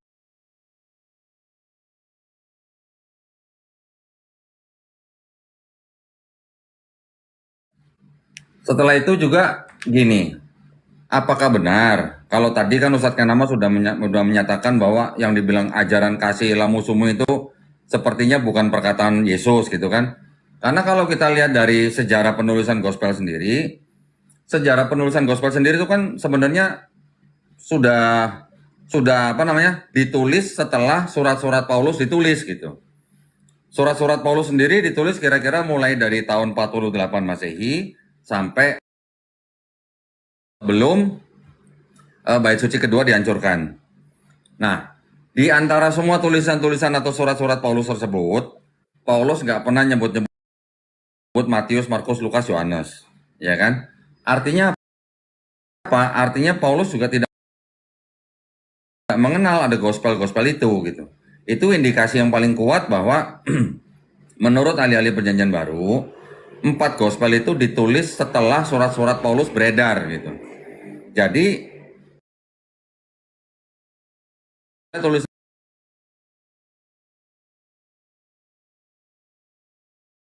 tulisan Paulus yang sudah beredar gitu ya. Itu poin pertama. Nah, kalau kita hubungkan dengan yang penjajahan yang ada di Indonesia, sekarang saya punya poin juga begini.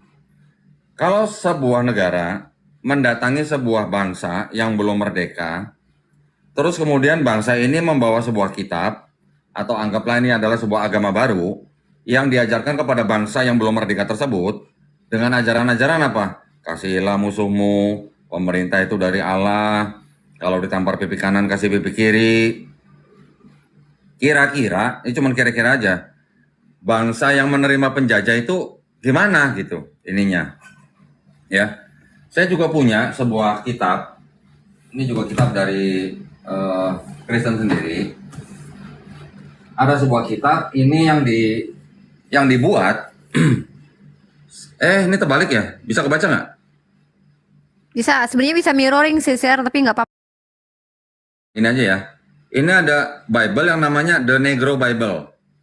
Jadi Bible ini ditujukan kepada siapa? Ditujukan kepada budak-budak negro yang ada di Amerika Latin, kira-kira di awal abad ke-19. Apa bedanya Bible ini dengan Bible-Bible yang lain? Bible yang ini dibuat dengan pasal-pasal di dalam Bible yang standar, itu setelah Setelah dikurang-kurangin pasalnya. Bisa diperhatikan tuh, Genesis berapa tuh? Ini. Ya, yang di atas ya. Genesis berapa Ya, pasal tuh? jenis kebalik sih aku bacanya 50 ya, 14 atau berapa itu? Saya baca aja. Iya, Ini share kebalik ini, share. Kalau di Bible standar itu ada 50 pasal. Untuk Bible budak ini dikurangin jadi tinggal 14 pasal. Exodus tadinya 40 tinggal 2. Leviticus tadinya 27 tinggal 0. Numbers 36 jadi 0. Dan yang lain tuh banyak tuh yang 0000 tuh. Kelihatan nggak tuh? 0000, nih 0000 bawahnya tuh. Ya, jadi tujuannya apa? Sebuah Bible ditujukan kepada budak-budak, tapi banyak kitab-kitab yang ada di dalam Bible mereka tuh dihilangkan. Artinya apa? Artinya si penjajah kan tidak mau budak-budak itu membaca secara komplit, secara full gitu dari sebuah kitab mereka gitu.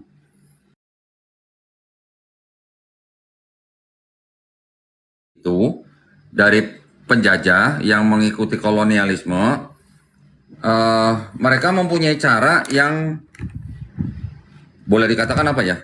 Tidak etis ya untuk menyebarkan agama, tetapi kitabnya bisa diubah sesuaikan gitu. Nah, kalau yang dalam hal kasus yang penjajahan di Indonesia, tadi Ustadz Kanama sudah memberitahukan bahwa ada memang upaya-upaya untuk membuat kaum Islam masuk ke dalam agama mereka.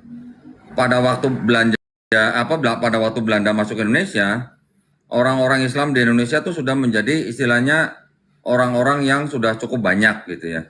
Tetapi memang belum merata. Nah, pada waktu Belanda masuk, pada waktu di Indonesia Timur, memang rata-rata di situ belum orang Islam, atau mungkin sudah ada tapi belum begitu banyak. Nah, maka itulah Kristen dan Katolik lebih berkembang di Indonesia Timur, gitu. Sekarang kalau memang orang Belanda hanya ingin menyebarkan agama Kristen, seharusnya kan tidak perlu gitu membuat Bible, tapi yang terminologinya mengikuti bahasa atau terminologi orang Islam gitu. Contoh yang paling nyata adalah kata Allah yang dimasukkan ke dalam kitab mereka. Kalau tadi Ustadz Kanama menyebutkan ada Bible yang berbahasa Arab, Gus Betik, itu memang diupayakan atau ditujukan kepada orang-orang Islam. Saya punya lagi begini. Ini sebuah Bible yang sudah cukup lama. Bible ini diterjemahkan kira-kira di tahun 1896 dan dicetak tahun 1916. Ya.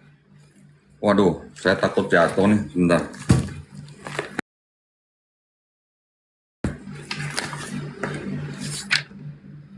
Di sini bisa teman-teman lihat kata Isa Al-Masihnya gede banget tuh.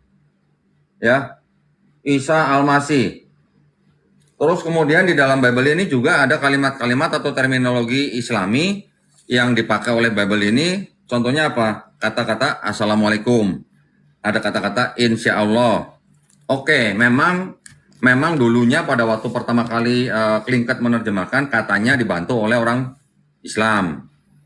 Tetapi ada juga catatan dari Klingket bahwa dia menulis di sebuah buku bahwa kalau Bible yang ditujukan kepada orang-orang Kristen, dia menggunakan nama Yesus Kristus. Tetapi kalau kepada orang-orang Islam, dia menerjemahkan dengan kata Isa Al-Masih. Berarti kan ada perbedaan tujuan gitu dari penjajah Belanda yang istilahnya dia membuat Bible tuh khusus orang Kristen, dia membuat Bible juga khusus untuk orang Islam. Itu semua adalah yang disebut dengan kontekstualisasi. Kontekstualisasi C1 sampai C6. Memang itu program mereka gitu. Jadi untuk masuk ke dalam sebuah kaum atau bangsa yang memang agamanya sudah kuat seperti Islam di Indonesia, ya mereka akan berusaha menyusup gitu. Menyusup apa? Menyusup dengan cara misalnya apa? Mulai dengan kitab sucinya, dengan mulai mengikuti tradisi dan budaya orang Islam, dengan mengikuti nama daripada Tuhan orang Islam. Kurang lebih seperti itu gitu ya. Ya memang jadi kalau mau dikatakan hubungan langsung antara Paulus dengan penjajah Indonesia memang tidak ada hubungan langsungnya. Tapi kalau dilihat dari ajarannya, kita bisa melihat gitu, ada kesamaannya gitulah. Ya. Kalau tadi Ustadz Kanama bicara mengenai sejarah sebelum istilahnya tulisan-tulisan Paulus itu atau mungkin setelah tulisan Paulus dimasukkan tetapi ada konspirasi di belakangnya, walau alam. Itu memang ada data-datanya yang tadi Ustadz Kanama berikan gitu ya.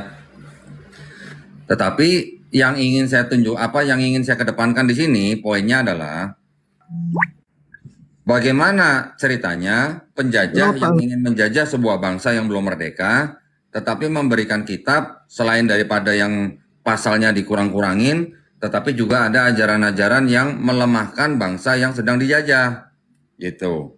Ya, contohnya kasihlah musuhmu, ditampar pipi kanan kasih pipi kiri. Bagaimana gitu loh istilahnya? Mungkin nggak ajaran-ajaran itu memang sebenarnya ajaran-ajaran orang yang ingin menguasai bangsa lain gitu. Ya. Sementara mungkin gitu dulu. Kalau kita bicara nanti, kita nggak bicara teologis kan di sini ya, Uni ya?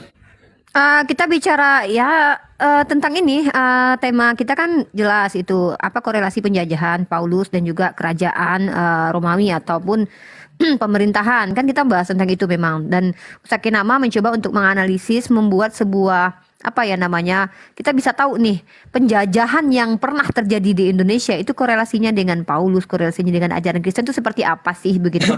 Karena kita juga tidak mau kan seolah-olah kita selama ini mengatakan oh mereka adalah agama penjajah. Ternyata benar nggak sih statement itu menurut kita gitu loh Serdoni menurut data sejarah dan gitu. Gini ya, kita juga harus fair lah ya. Jangan kita menghubungkan secara langsung penjajahan Belanda di Indonesia dengan Paulus. Ya. Oke. Sosok Paulus dengan penjajahan Belanda di Indonesia itu sangat-sangat jauh dan menurut saya tidak ada korelasinya. Tetapi tadi saya katakan bisa jadi korelasinya itu hanya ada di dalam ajarannya. Yang mengembangkan ajaran Paulus sehingga sehingga Bible bisa bisa banyak dalam berbagai bentuk itu adalah gereja. Gereja yang juga pasti didukung oleh penguasa. Coba kita cek bangsa-bangsa Eropa pada abad-abad dari mulai abad-abad sebelum abad 10, abad pertengahan. Negara kan tunduknya sama gereja. Ya kan, negara-negara Eropa tunduknya sama gereja. Apa kata gereja, mereka ikutin gitu. Karena Ini Kores asli bukan? Tunggu bentar. Takut palsu ini. Kelvin? Assalamualaikum warahmatullahi wabarakatuh. Nggak mau. Palsu berarti. Udah, tunggu dulu. Saya turunin aja ya. Bentar dulu, Akang. Yang lain bentar dulu, sabar. Ih, berisik. Si Kelvin, aku udah pria nama dia di WhatsApp, tapi benerin dulu suaranya. Nggak boleh gitu. Cek 1 2. Nggak mau gitu. Yang bener. Cek belum. Pin, sekali lagi Uni turunin ya. Cek. Lanjut. Lanjut Serdoni. ya, Cool. jadi saya ulang ya. Kalau hubungan secara langsung antara Paulus dengan penjajahan Belanda di Indonesia, saya rasa tidak ada hubungan langsungnya. Tapi kalau ajarannya yang dibawa dari Bible, kemudian dipakai oleh penjajah Belanda atau penjajah manapun di negara manapun, itu mungkin ada korelasinya gitu. Ya. Korelasinya apa? Ya ajaran-ajaran yang tadi dibilang sama Ustadz Kenama tentang kasihlah musuhmu, ditampar pipi kanan kasih pipi kiri, bisa jadi itu adalah ajaran-ajaran yang memang dikembangkan oleh gereja untuk menguasai bangsa atau negara lain gitu. Ya, tapi kalau aku bilang gini, Sir, kita tahu lah Eropa itu kan mulai melakukan ekspedisi ke benua-benua lain mencari daratan baru itu kan gara-gara melihat Ottoman yang sudah mulai masuk ke Eropa. Ya, artinya kan secara nggak langsung mereka berhasil menemukan daratan Indonesia itu gara-gara ingin menyebarkan agama kan, ada semangat penyebaran agama. Saya potong sebentar, sorry. Kalau tadi Julius bilang negara-negara Eropa mulai mencari negara-negara lain untuk dikuasain, itu setelah mereka merasa Islam sudah berkembang setelah mereka kalah di dalam perang salib. Betul. Nah, ya kan wilayah trans itu kan sudah diambil sama Islam ya. Jadi mereka bilang wah ini udah mulai nih masuk Eropa. Kalau besok Eropa tumbang habis ini kan kalau nggak ada daerah pengganti. Setelah perang salib kan berarti kan kira-kira jarak 200 tahun bangsa Eropa baru istilahnya apa ya? Membelah bumi menjadi dua gitu. Ya. Yang barat untuk Spanyol, yang timur untuk Portugal. Ditemukan dulu kan gara-gara Ratu Isabel menyuruh Columbus kan? Ya, betul. Sebelumnya Vasco da Gama dulu, Vasco da Gama disuruh. Ya, setelah yang timur sudah mulai dijelajah oleh Portugal, yang Spanyol kecewa gitu karena yang di barat tidak terlalu bisa diharapkan gitu. Ternyata yang di timur lebih menjanjikan. Yang Spanyol ikut-ikutan sampai ke Filipina. Itu. Nah, jadi memang boleh dikatakan bahwa setelah terjadinya pembelahan bumi menjadi dua itu untuk Portugal dan Spanyol, mereka memang mencari daerah-daerah untuk dikuasai, tetapi juga dengan dasar apa? Untuk menyebarkan gospel. Makanya disebut 3G gitu. Ya. Ada beberapa oten bilang gini, Indonesia ini beruntung. Coba Spanyol yang menjajah, pasti Kristen Indonesia gitu kan. Karena kita tahu memang Spanyol lebih ngotot dibandingkan Belanda ya. Karena kan beda, Belanda Protestan, kalau Spanyol Katolik ya. Jadi kalau Tunggu, di sini nggak ada oten. Si Julius jadi oten aja lah udah. Di sini tadi ada oten 1. Nah sekarang si Julius jadi oten. Teman-teman hati-hati ya, Julius ini takutnya dia oten menyamar. bahaya nih, penyebar fitnah. Ya, jadi sebelum kita ke Pak Dondi lagi nih, Bang Zuma monitor nggak nih, Bang Zuma? Bang Zuma jangan tidur. Iya, Saya kedengaran. iya dek. Abang jangan tidur, Bang Zuma. Naikin dong, gedein dong. Iya. Ada, tunggu. Iya dek. Enggak, Bang Zuma. Monitor. Ya, Bang, Monitor, ini tema monitor. kesukaan Bang Zuma ini, guys. Lanjut. Mungkin Sedondi lanjut lagi, Sedondi. Apa tuh yang tadi mau dibongkar Sedondi? Sedondi jangan pura-pura tutup cam padahal mau nge-vape. Udah buka aja. Lu tahu aja sih. Taulah, kan aku tahu guru-guru aku sukanya. Aku tahu sukanya Bang Zuma apa? Rendang aku. Ya, jadi apalagi yang mau dibicarain kalau masalah hubungan atau korelasi Paulus dengan penjajahan? Ya paling ya itu ajaran-ajarannya aja.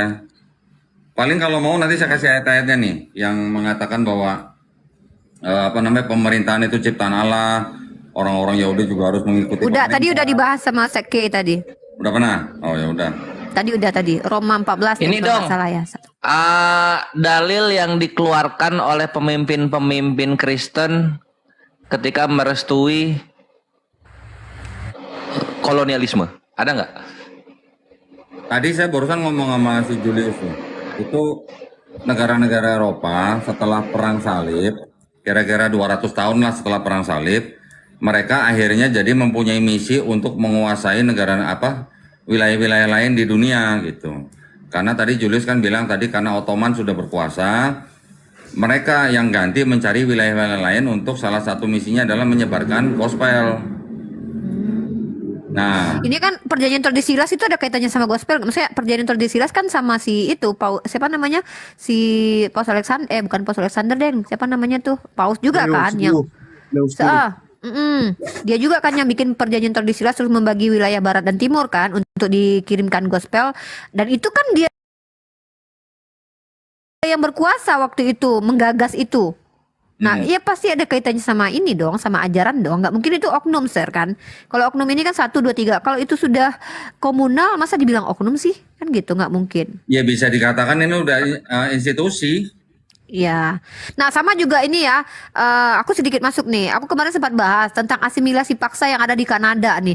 Sekitar ribuan tengkorak anak kecil yang ditemukan di bawah gereja. Yang di bawah gereja itu tuh tidak ada nama makam-makam anak-anak ini. Anak-anak ini ternyata hasil penculikan, pengambilan paksa dari rumah mereka masing-masing suku Indian yang diasimilasi paksa di sebuah gereja, dan ternyata mereka nggak sampai umurnya meninggal di usia dini. Dan ketika diotopsi gitu jenazah mereka banyak yang mendapatkan penganiayaan.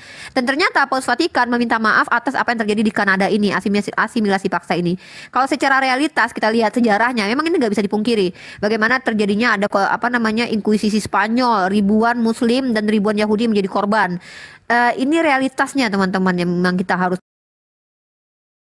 Ini gabungan dari YouTube sama di TikTok, kok pada kangen suara Bang Juma ya? Nggak ada yang kangen suara Bang Jul. Oh udahlah. Nah, aku cuma mau nanya satu pandangan Jangan enggak. gitu. Kita tanya Bang Juma. Kita tanya Bang Juma juga. Jadi apa pandangan teman-teman? Ini aku tanya ya, pandangan nih soalnya. Seandainya kalau yang berkuasa di Indonesia itu bukan Belanda tapi Spanyol, yang kita tahu lebih ngotot memaksa agama Kristen ya. Karena kalau Belanda memang nggak gitu ngotot dibandingkan Spanyol. Kalau Spanyol itu kan lu nggak pindah agama mati gitu kan, inkuisisi. Ya mungkin pandangan teman-teman nih. Kalau Indonesia dijajah Spanyol, apakah kita masih tetap Muslim ataukah kita jadi oten? Ya mungkin kau jadi oten terus. Soalnya kau jadi rentenirnya nanti di situ pemungut cukai. Ya kan Bang Zuma. Nih Bang Zuma nih ya udah nggak sabar nih. Tapi Bang Zuma nggak bisa open cam, nggak asik sebenarnya. Tapi ya udahlah nggak apa-apa lah karena Bang aku takut juga nanti dimarahin. Bang Zuma silakan Bang Zuma. Speak up. Bang Zuma jangan kebanyakan minum kopi campur masako. Temanya apa temanya? Temanya kan Paulus penjajahan dan juga terkait tentang ajaran dalam Roma yang mengatakan setiap warga negara itu wajib untuk patuh kepada pemerintah karena pemerintah itu datang dari Allah. Nah sementara pada waktu itu kita tahu Helenisasi sedang berkuasa, maksudnya kayak penjajahan waktu itu sedang merajalela. Nah ada indikasi bahwa sebenarnya Paulus ini sedang berpihak kepada penjajah. Ini yang menjadi asbab juga Bang Zuma. Dalam ranah diskusi sudah mulai ada diksi-diksi dari teman-teman Kristen yang mengatakan bahwa Belanda itu tidak menjajah, negara-negara itu tidak menjajah gitu. Mungkin Bang Zuma sudah tangkap poin saya. Silakan Sama Bang ini Zuma. Bang Zuma, aku titip. Kalau Indonesia dijajah Spanyol, kira-kira apakah otennya akan jadi mayoritas atau seperti sekarang juga? Sebenarnya ya akan gitu-gitu aja. Kalau Spanyol yang menjajah bukan Belanda. Ya silakan Bang. Yang pengen Gurunda Juma on cam ketik angka 1 ya teman-teman. Ini Bang Zuma open cam. Nggak, Ini Bang Zuma nggak Aku mau, lagi ya. nggak ada ini, nggak ada lagi, nggak pakai mukena ini. Loh kan nempel maskernya di muka Bang. Mukenanya dipinjam bom-bom. Oke. Masya Allah, Masya Allah. Iya Lanjut. baik. Jadi kalau saya sih menyikapinya sama dengan Kodondi ya. Tidak ada kaitannya secara langsung antara Paulus dengan penjajah. Hanya saja bahwa karakter seorang pemimpin itu pasti berpengaruh terhadap bawahan. Apalagi kalau pemimpin ini adalah pemimpin aliran kepercayaan. Apalagi pemimpin agama, maka pasti pola pikir itu akan berdampak kepada pengikutnya. Sementara secara keseluruhan kan kita bisa melihat bahwa penjajah yang datang ke Nusantara itu bukan pengikut Yesus. Sudah pasti bukan, karena mereka bukan Bani Israel. Lalu pengikut siapa? Ya pengikut Nabi Saulus yang pertama kali, kemudian pasukannya atau muridnya disebut sebagai apa? Kristen di Antioquia. Itu yang perlu dipahami. Lalu pola apa yang diajarkan seorang pemimpin kepada jemaatnya? Yang pertama kita lihat ada hal yang menarik di sini, teman-teman. Mungkin para guru saya di sini sudah memahami lebih dulu. Kalau kita melihat misalnya di dalam 2 Korintus 10 nomor 5. Bagaimana seorang pemimpin aliran kepercayaan atau sebuah agama mengajarkan pengikutnya untuk matikan akal sehat demi untuk sebuah doktrin atau dogma. Kita lihat di dalam 2 Korintus 10 nomor 5. Kami mematahkan atau membinasakan, dalam bahasa Yunani kata ireo. Artinya suatu keadaan di mana dari ajaran ini kemudian melahirkan sebuah kondisi bahwa misinya adalah mematahkan, membinasakan setiap pikiran, logismos dalam bahasa Yunani, ya, orang-orang, dan merubuhkan setiap kubu atau ketinggian, ya, dalam bahasa Yunaninya itu adalah hepsoma. Hepsoma artinya ketinggian sebuah ilmu, itu dipatahkan kemudian oleh keangkuhan manusia untuk menentang pengenalan akan Tuhan. Kami menawan, artinya kami menjerat, atau artinya kami memenjarakan, kemudian mengebiri segala pikiran dan kemudian menaklukkannya kepada Kristus. Nah, kalau kita melihat di sini, teman-teman sekalian, di 2 Korintus 10 nomor 5, kalau kita melakukan pendekatan bahasa Yunani, maka itu sudah terlalu jauh melenceng daripada tujuan dari konteks satu data ini. Kami mematahkan, yang harusnya di situ katerio, artinya kami membinasakan setiap siasat. Siasat di sini sebenarnya saya katakan keliru terjemahan, karena harusnya dari kata logismos itu adalah pemikiran. Artinya kami membinasakan setiap pemikiran manusia dan merubuhkan semua ketinggian pengetahuan Tuhan. Jadi pengetahuan Tuhan itu dipatahkan, pengetahuan Tuhan kemudian itu dirubuhkan, pengetahuan manusia tentang Tuhan itu dibinasakan kemudian untuk tunduk kepada Yesus Kristus. Nah, itu dia. Jadi memang ada upaya-upaya yang dimanfaatkan kemudian, yang digunakan kemudian untuk mematikan akal manusia. Sehingga ajaran ini sulit untuk diajarkan kepada orang-orang yang lebih mengedepankan pola pikir daripada ego di dalam berkeyakinan. Makanya orang Indonesia itu sangat-sangat sulit kemudian untuk dikristenkan. Karena orang Indonesia itu ya selalu lebih mengedepankan logika.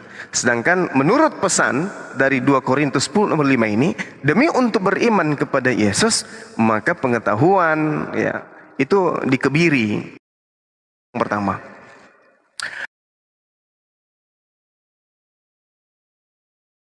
Kemudian kalau kita melihat pola yang dianut ya ajaran saudara-saudara kita, misalnya dalam 2 Korintus 12 nomor 16, aku sendiri tidak merupakan satu beban bagimu, tetapi kamu katakan dalam kelicikanku aku telah mencerat kamu dengan tipu daya. Sebenarnya data-data seperti ini tuh terlalu banyak gitu di dalam kitabnya teman kita Kristen. Terlalu banyak data-data seperti itu. Kemudian Paulus juga menggaungkan dirinya bagaimana kemudian beliau itu melakukan tindakan-tindakan sebelum diajarkan bahwa beliau sudah bertobat. Banyak data di dalam kitab teman Kristen bahwa beliau sebelum menjadi rasul, sebelum menjadi Paulus, tindakan yang lebih dulu diperkenalkan Bible akan Paulus, akan Saulus adalah tindakan yang sangat-sangat kejam terhadap jemaatnya Yesus. Nah, inilah yang mungkin menjadi nilai utama bagi penjajah kemudian untuk ya entah itu latar belakangnya untuk menjajah atau memang tujuannya karena ingin mengambil rempah-rempah, tapi yang pada intinya kemudian adalah mereka mengajarkan agama Kristen Katolik kepada pribumi dengan menggandeng unsur politik dan ekonomi. Nah, sebenarnya bukan di sini permasalahannya. Kalau saya sebagai apologet, bukan di situ permasalahannya. Yang menjadi permasalahan adalah mengapa ada pribumi yang dengan rela, yang dengan ikhlas mengikuti agama penjajah. Itu loh yang jadi permasalahan. Katanya ajaran kasih, tapi pondasi awalnya, agamanya masuk ke Nusantara ini dengan landasan pijakan pembunuhan, perampokan, perampasan dan seterusnya. Itu yang menjadi permasalahan. Kenapa orang-orang hebat, orang-orang cerdas, orang-orang pintar, orang-orang yang mengatakan dirinya adalah orang kasih dan seterusnya, tapi memilih agama di mana agama itu meletakkan pondasi awalnya di Nusantara ini dengan cara penjajahan. Kenapa mengikuti agama penjajah gitu loh? Itu loh yang selalu menjadi pertanyaan kepada teman-teman Kristen. Ajaran kasih katanya. Tapi kenapa memilih agama penjajah? Jadi jongos enak, gaji tinggi. Nah, itu dia. Ini sampai hari ini saya selalu bertanya-tanya. Menggaungkan ajaran kasih. Kristen itu kasih dan seterusnya. Tapi kalau begitu, kenapa justru cerita kisah sejarah Republik ini ya diwarnai dengan tinta darah yang justru ditumpahkan oleh orang-orang terdahulu yang seagama dengan mereka gitu. Nah, saya rindu ingin bertemu dengan saudara-saudara Kristen yang bisa menjawab pertanyaan saya, kenapa orang-orang ini memilih agama penjajah gitu loh. Kan udah diajarkan bahwasanya Nusantara sebelum merdeka itu dijajah oleh sekelompok manusia yang nama Tuhannya adalah Yesus, nama ibadahnya adalah gereja, hari ibadahnya hari Minggu. Mereka melakukan pembunuhan di mana-mana, korban 40.000 jiwa terkubur di mana-mana, hampir di setiap provinsi ada. Rumah ibadahnya ditinggalkan ketika dikatakan bahwa itu adalah cerita yang tidak benar lah. Buktinya ada bukti rumah-rumah ibadah mereka yang mereka tinggalkan. Pertanyaannya sekarang adalah kenapa kemudian orang-orang ini yang mulutnya mengatakan ajaran kasih, justru memilih agama yang berasal dari penjajah, gitu loh.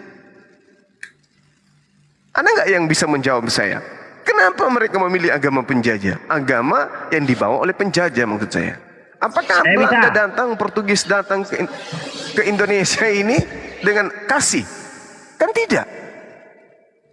Ya kan? Seakan-akan ketika saya melihat mereka ini adalah setelah melakukan pembunuhan, mereka seketika kemudian sembunyi, mencuci tangan, kemudian habis itu nongol. Setelah melakukan pembunuhan nongol, lalu pura-pura berkata, siapa yang melakukan kejahatan seperti ini? Pasti Islam. Kalau kami nggak mungkin, kami ajaran kasih. Pasti nih yang Islam ini yang semua melakukan. Padahal belum juga 100 tahun mereka melakukan pembantaian, pembunuhan, perampokan, perampasan, pemerkosaan dan seterusnya. Lalu adakah yang bisa menjawab pertanyaan saya? Kenapa kalian, jika kalian sehat akal, kenapa memilih agama penjajah? Itu pertanyaan saya. Kalau terkait dengan yang tadi, saya belum berani masuk. Saya belum berani masuk terlalu jauh terkait ajaran Paulus dan penjajah. Silakan. Ya, ini ada yang mau jawab nih, katanya Bang Ali mau jawab sebelum ke Perah nih. Sebelum bentar ke Bang Ali dulu nih. Bang Ali mau jawab katanya. Sepertinya Bang Ali ini paham betul sudut pandang antek-antek penjajah nih. Saya agak curiga nih. Bang Ali silakan speak up Bang Ali. Assalamualaikum warahmatullahi wabarakatuh, Gurunda. Waalaikumsalam warahmatullahi wabarakatuh. Ustadz Donditan dan para asatizah semuanya dan para netizen, Laskar Api dan seluruh penonton. Alhamdulillah. Wassalamualaikum ala Rasulillah. Yang pertama, ayo semangatnya para penonton muslim, tembuskan Komal malam ini 1 juta likes agar gemanya dan syiarnya menembus segala penjuru Nusantara dan dunia insya Allah. Yang kedua, saya ingin menjawab atau masuk sedikit ke tema ini. Kebetulan saya berasal dari Nanggro Aceh Darussalam, sebuah tempat yang menyaksikan dan merasakan benar bagaimana konspirasi misionaris itu adalah salah satu misi utama dalam penjajahan di bumi Nusantara. Saya angkat sebuah fakta sejarah. Ada seorang peneliti Kristen, orientalis dari Leiden University Belanda, namanya Christian Senokronje. Diutus langsung oleh pemerintah Hindia Belanda untuk mengkaji Islam ke Arab Saudi, ke Mekah, menyamar sebagai Muslim, mengganti namanya Abdul Ghafur atau Abdul Jabbar, saya lupa. Bertahun-tahun dia mengkaji Islam di pusat Islam dan munafik atau pura-pura masuk Islam, lalu setelah mendapatkan literasi dan pengalaman yang sangat memadai tentang Islam, dia diutus menjadi konsultan politik untuk menaklukkan dan melemahkan perjuangan mujahid para pejuang Nusantara khususnya di Aceh pada saat itu. Sehingga dia mengeluarkan sebuah resolusi, dia tulis dalam sebuah tesisnya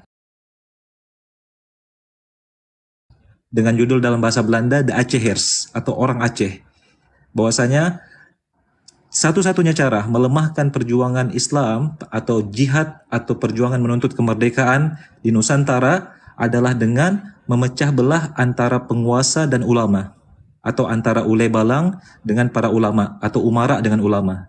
Jadi tidak boleh bersatu antara para ulama dengan para pemerintah atau umara. Sehingga resolusi itulah yang kita kenal akhirnya menjadi dengan politik pecah belah dan diterapkan di seluruh Nusantara oleh penjajah Hindia Belanda di seluruh Kesultanan Islam Nusantara. Jadi memecah belah antara kaum ulama dan umara. Dan itu ternyata ampuh. Bagaimana mereka akhirnya mengakomodir anak-anak umara atau anak-anak darah biru untuk disekolahkan ke Belanda, untuk diberikan fasilitas di atas pribumi pada umumnya. Sedangkan kalangan ulama itu dipersekusi, diusir, ada yang diasingkan ke berbagai wilayah dunia. Ada yang sampai ke Afrika Selatan diusir. Di Penogoro dan seterusnya. Imam Bonjol dan seterusnya. Jadi, kalau ditanya apakah ada hubungan antara ajaran tersebut dengan penjajahan, ada sekali. Faktanya, untuk menekan, untuk membantai, untuk membunuh, untuk membumi hanguskan perjuangan masyarakat Aceh, mereka membentuk satu korps khusus namanya Marsose.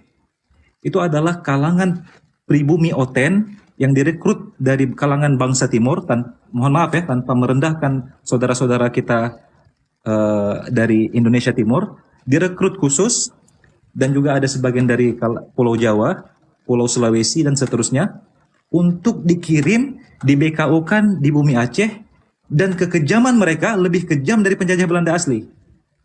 Pembantaian di Gayo, di Takengon, ratusan atau ribuan anak-anak dan wanita tidak kenal bulu itu. Di bumi hanguskan, dihancurkan sampai ke kandang ternaknya nggak ada yang sisa. Jadi ajaran ini memang satu setali tiga uang dengan misi penjajahan. Karena akhirnya dengan mereka merekrut atau memasukkan ajaran ini kepada pribumi, kemudian pribumi tersebut dijadikan kacung dan kaki tangan mereka untuk melanjutkan penjajahan. Akhirnya, bangsa kulit putih Belanda berlindung kepada para konverter dari kalangan pribumi, sehingga mereka melanggengkan penjajahan mereka. Dan satu-satunya antitesis terhadap penjajahan atau misionaris Kristen tersebut adalah jihad, adalah Islam, adalah Al-Quran, adalah perjuangan para ulama dan santri. Nggak bisa kita pungkiri dan tidak bisa kita tolak sama sekali. Jadi jika ajaran sebelah membawa misi penjajahan ke Nusantara, sedangkan Islam membawa misi kemerdekaan kepada Nusantara. Wallahu a'lam bishawab, jazakumullah khairan. Teman-teman, barakallahu fikum, teruskan perjuangan antum semua. Assalamualaikum warahmatullahi wabarakatuh. Allahu Akbar. Waalaikumsalam warahmatullahi wabarakatuh. Makasih Bang Ali. Bang Ali besok ada kerjaan dan beliau akan turun katanya. Nah gitu. Nanti silakan. Ini sebelum lagi ke Bang Zuma nih Gus Betik nih atau mungkin Perah nih, Perah dia mau disampaikan nggak? Oh iya dong. Ini Afwan ya guru-guru. Jadi di sini aku adalah yang kontra. Yang kontra mengenai perkembangan Kristen di Indonesia terutama itu datang dari penjajahan gitu. Jadi memang ada Kristen tapi nggak berkembang di sana karena orang-orang tidak begitu tertarik dengan ajaran Kristen ketika masa penjajahan ini. Kevin berani ngelawan Bang Zuma? Iya dong, bawa data soalnya. Siap. Oke, Uni bantu jadi nanti. ini kores yang bercanda berubah jadi kores pembantai lagi sekarang ya, karena bawa data Ikhwan, dan 3.400 layak untuk melihat data ini. Judul bukunya itu Mengislamkan Jawa. Dia ditulis oleh seorang sejarawan Australia, Kristen tentunya, bernama M.C. Rickleves gitu. Kenapa Kristen bisa berkembang? Dia jelaskan itu di halaman 200. Terguncang Muslim serta Kristen itu sendiri. Seperti apa datanya? Kita lihat. Kenapa Kores bilang bahwa perkembangan Kristen di Indonesia bukan dari penjajahan? Ini bukunya ya, Mengislamkan Jawa. Ini PDF ada, buku ada. Sejarah Islamisasi di Jawa dan penentangnya dari 1930 sampai sekarang gitu ya. Jadi bukunya kayak begini bentuknya.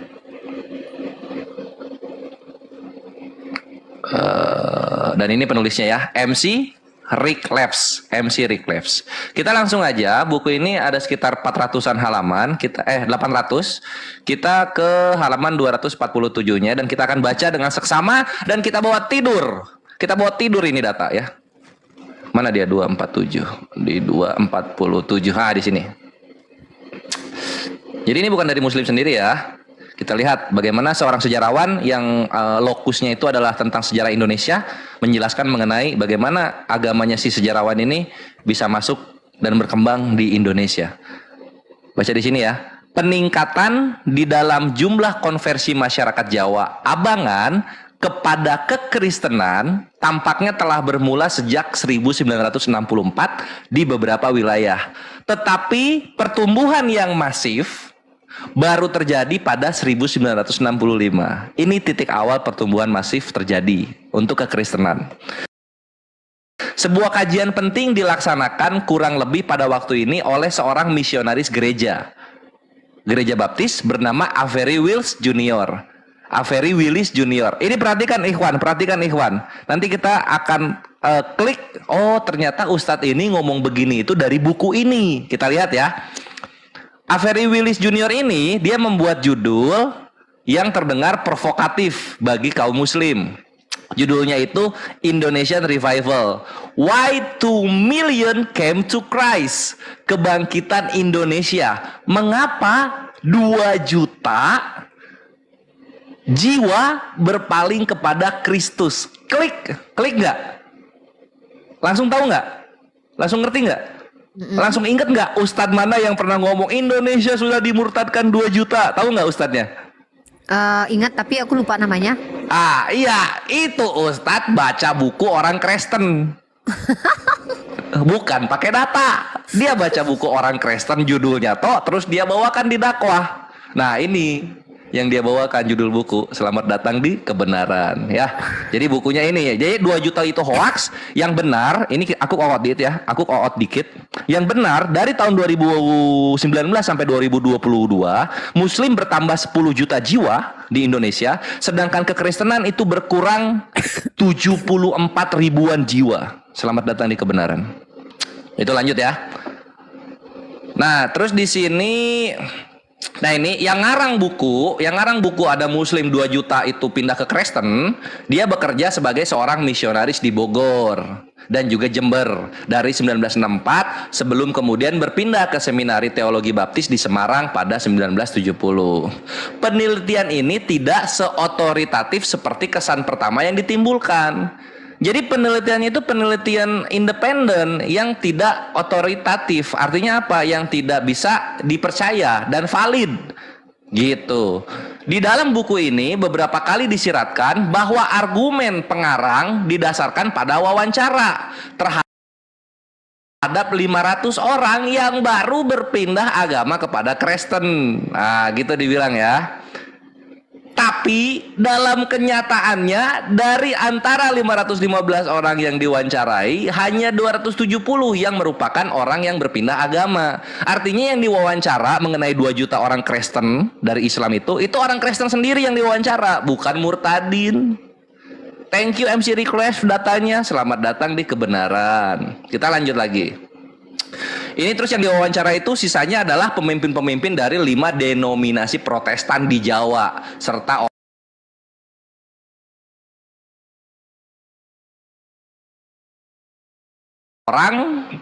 orang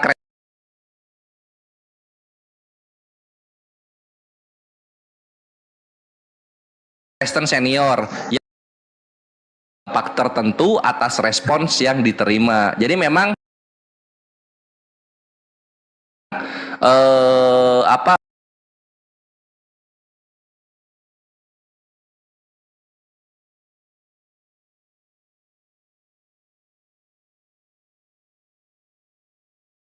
yang ada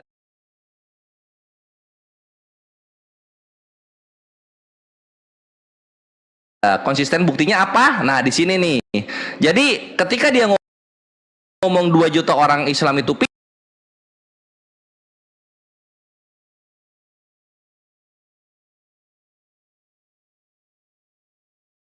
pindah dan yang pada waktu sebelumnya mendukung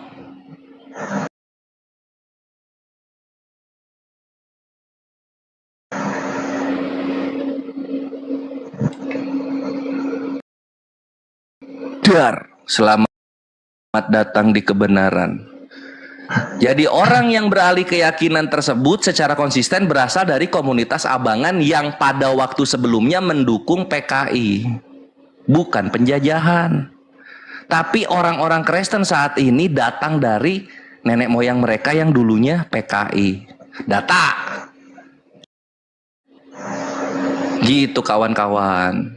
Lanjut ya, kita lanjut ya. Politik jelas-jelas menjadi isu yang sentral di dalam gelombang peralihan keyakinan ini. Politik jelas-jelas menjadi isu yang sentral di dalam gelombang peralihan keyakinan ini.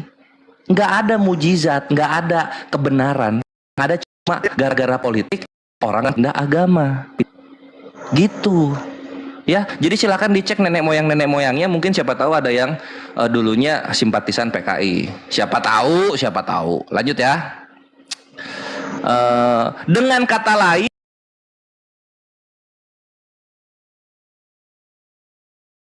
hal tersebut bukan sepenuhnya buah dari upaya penyebaran iman yang ambisius dari kaum Protestan. Jadi ini tuh bukan gara-gara misionaris atau penjajahan, bukan kawan-kawan. Ini gara-gara ada orang pendukung PKI kalah dalam berpolitik, mereka sakit hati, mereka cari agama yang tidak Islam. Gitu. Lanjut lagi. Sebagaimana ditulis oleh Willis, sabit pergolakan politik menuaikan panenan orang Indonesia bagi kekristenan. Jadi pergolakan politik membuat panenan orang Indonesia bagi kekristenan. Ya, jadi nggak ada, jangan jualan mujizat, jangan jualan kesembuhan, jangan jualan edukasi. Kalian kalah politik, kalian pindah Kristen. Zaman itu. Data. Lanjut ya. Nah, terus di sini kita lanjut.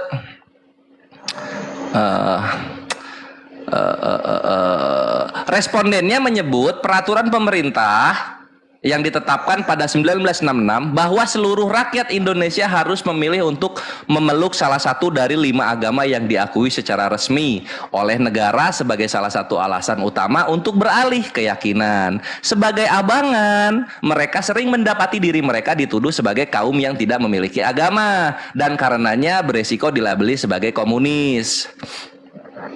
Mereka juga menyebut peran para aktivis Islam di dalam pembantaian 1965 sampai 1966 sebagai alasan utama untuk berpaling dari status mereka sebagai penganut Islam nominal dan bantuan yang diulurkan oleh gereja Kristen bagi keluarga-keluarga orang yang dibunuh atau ditangkap juga membuat mereka semakin tertarik untuk bergabung di dalamnya. Gitu. Jadi kena bantai, akhirnya mereka pilih agama Kristen. Data. Jangan terguncang. Nah, terus di sini kita lanjut lagi.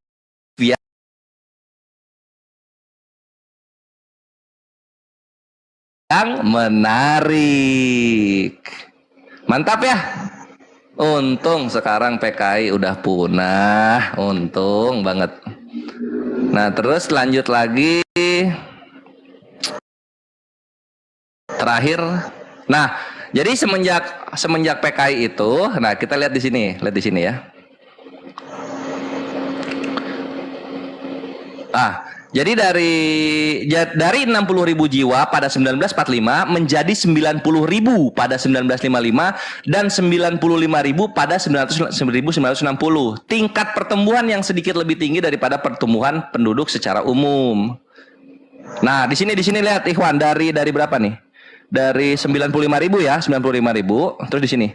Namun demikian pada 1965 jumlah tersebut meledak menjadi sekitar 200.000 jemaat.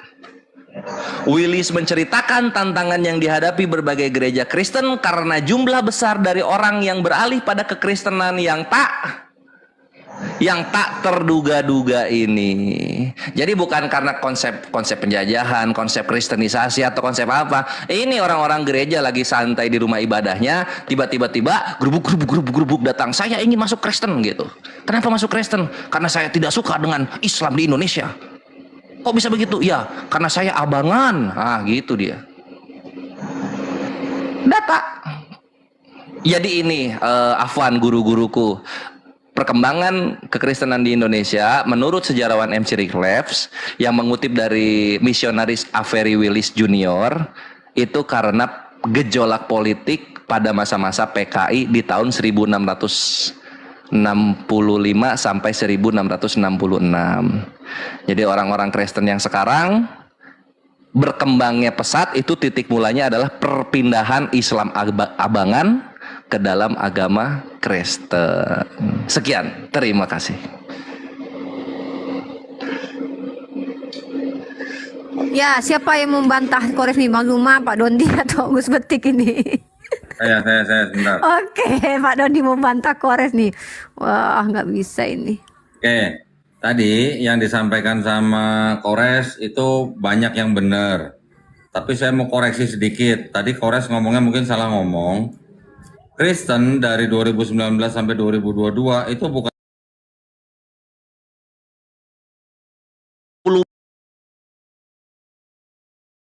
4.000 dari 2019 sampai tahun berapa?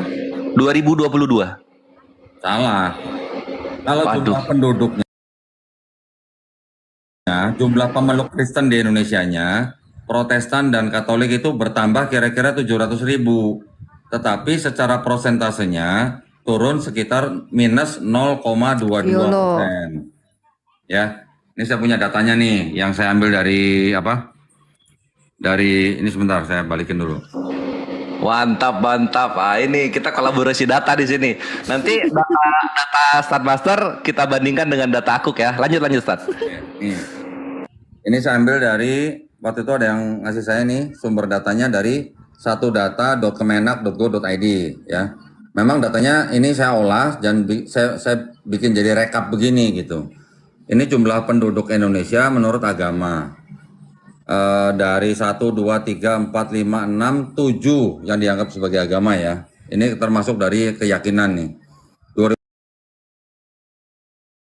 2 menjadi 241 juta. Dari 86,7% naik menjadi 87,02%. Jadi ada kenaikan 0,33%.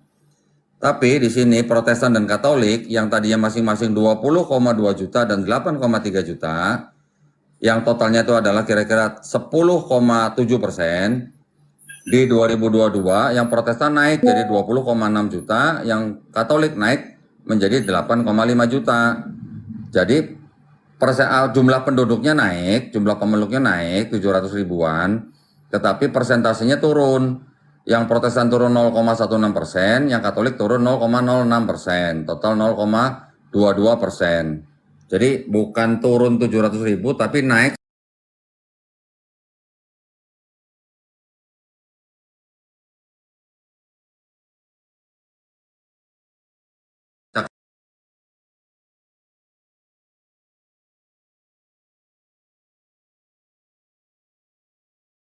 dari buku itu memang juga ada betulnya bahwa kenaikan umat Kristen memang terjadi lonjakan setelah yang tadi ya, yang ada organisasi terlarang itu mulai ditutup.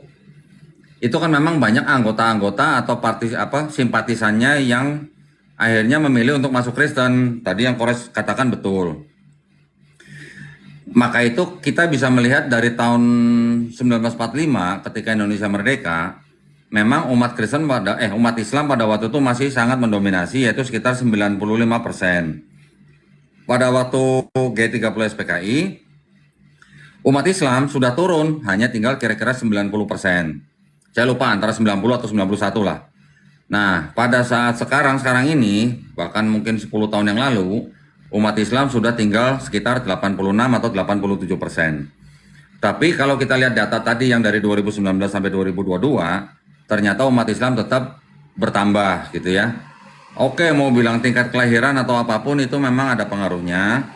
Tetapi kalau menurut pewresearch.org, tingkat kelahiran Kristen di Indonesia itu malah lebih tinggi daripada tingkat kelahiran orang Islam. Tingkatnya ya, Kristen 2,6, Islam malah cuma 2,0. Tapi kalau seluruh dunia memang Islam yang paling besar. Nah, terus saya juga mau menanggapi lagi gini.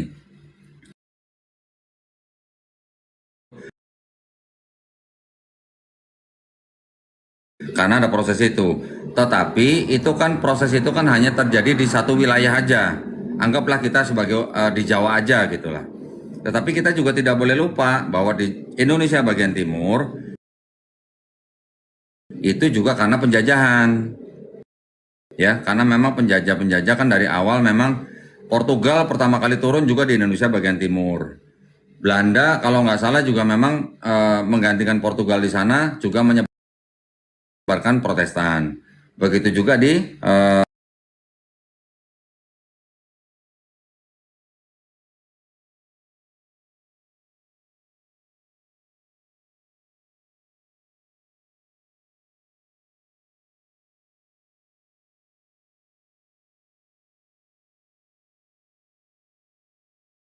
perkiraan aja. Karena begini, yang menjadi simpatisan organisasi terlarang itu, selain daripada orang-orang Islam abangan, juga pada waktu itu saya ingat, setelah kejadian G30 PKI,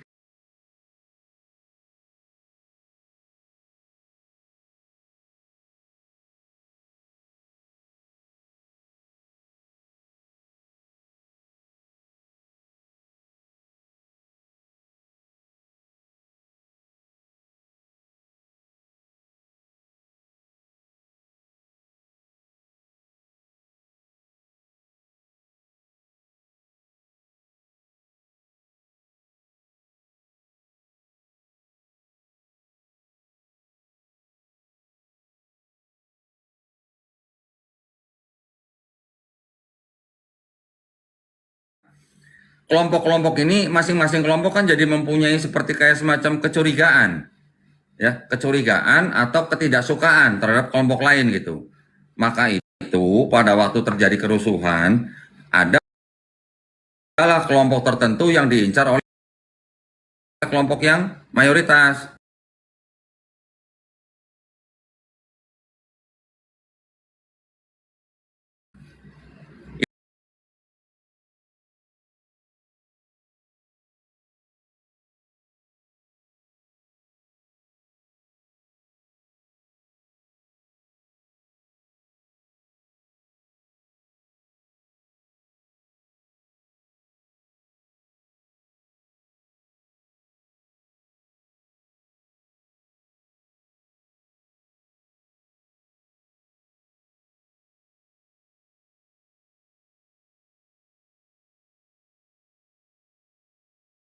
Agama apa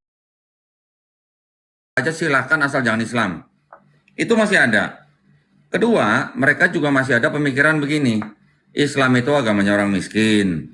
Islam itu agamanya orang-orang yang ngemis di lampu merah. Islam itu agamanya orang-orang yang di penjara. Islam itu agamanya orang yang koruptor. Itu masih ada. Stigma-stigma begitu tuh masih ada. Mungkin memang sudah tidak banyak lagi ya. Nah, maka itu kita nih yang wajib memberikan pemahaman-pemahaman yang harus lebih fair atau lebih adil gitu loh. Kita tidak bisa salahkan mereka karena memang juga semua mereka juga korban daripada penjajahan. Nah, maka itu kita juga, saya sering ngomong sama calon-calon mualaf yang di sini yang memang berasal dari keluarga Tionghoa. Saya bilang kita yang harus bisa memberikan pemahaman kepada para orang tua kita. Coba jangan mengeneralisasi gitu yang namanya sebuah agama. Semua agama tidak bisa dilihat dari pelakunya, tetapi harus dilihat dari ajarannya. Coba suruh mereka mikir atau cari info. Orang-orang kaya yang di Dubai itu orang-orang Kristen atau orang-orang Islam gitu. Atau misalnya coba kita cek di Meksiko tuh yang gembong-gembong narkoba tuh orangnya agamanya apa ya gitu. Atau bisa juga orang-orang di Brasil yang tukang copet itu orang-orang agama apa ya gitu. Atau bisa juga orang-orang yang ngemis di lampu merah di Filipina, di Manila itu kebanyakan orang-orang agama apa ya gitu. Nah, seperti itu yang harus kita memang dengungkan gitu. Jangan semua di generalisasi bahwa Islam itu agama orang miskin dan sebagainya tadi saya sebutkan. Tapi anyhow, data dari siapa tadi, Kores, itu memang banyak betulnya. Tetapi juga tidak bisa ditampikan Indonesia bagian timur gitu ya, Kores ya. Mantap Ustadz Master untuk apa koreksi dan penyempurnaan data yang aku kasih gitu. Terus aku juga mau menyempurnakan datanya Ustadz Master yang mengenai apa jumlah penduduk agama di Indonesia 2019 sampai 2022 gitu. Dari aku juga ngolah data yang diberikan gitu. Nah, ini ya bisa kita lihat di sini. Jumlah penduduk menurut agama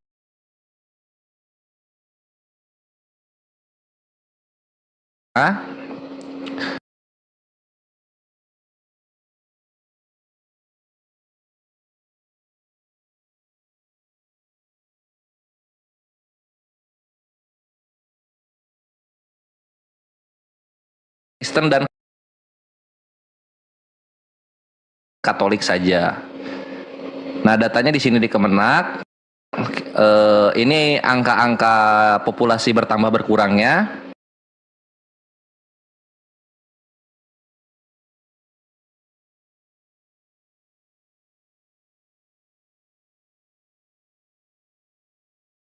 (600 2022). Katolik 8.300.000 menjadi 8.500.000. Jadi Katolik dan Kristen masing-masing bertambah sekitar ini 400, ini 100, 200 kurang lah. Nah, kemudian di persentase fluktuasinya Islam itu bertambah 0,7%, 0,7%. Kekristenan minus 0,13%. Dan juga Katolik ini minus 0,05%. Nah, kalau kita lihat dari minusnya, kita Kristen aja dulu ya. Ini 0,13%. Bisa 0,13% ini provinsi mana saja yang bersumbangsi terhadap minusnya ini. Kita bisa lihat di sini. Pertama kita lihat di Aceh. Nah, di Aceh itu 2019 64.300. Di 2022 menjadi 62.758. Ini 1.542 jiwa telah hilang dari kekristenan Aceh. Ada yang meninggal, ada yang pindah kota, ada yang nggak daftar, dan jangan dipungkiri ada yang syahadat. Ini semua berkumpul di sini. 1.500 ya, baru Aceh. Kita ke Lampung. Berikutnya ada Lampung. Lampung dari 33.080 Lampung. Oh, ini nih. 129.162 menjadi 121.757. Besar ini. Ini artinya berapa? 7.457 jiwa. Coba kita cek-cek ya 4 tahun ke belakang. Apakah di Lampung ada gempa yang besar? Apakah di Lampung ada konflik agama?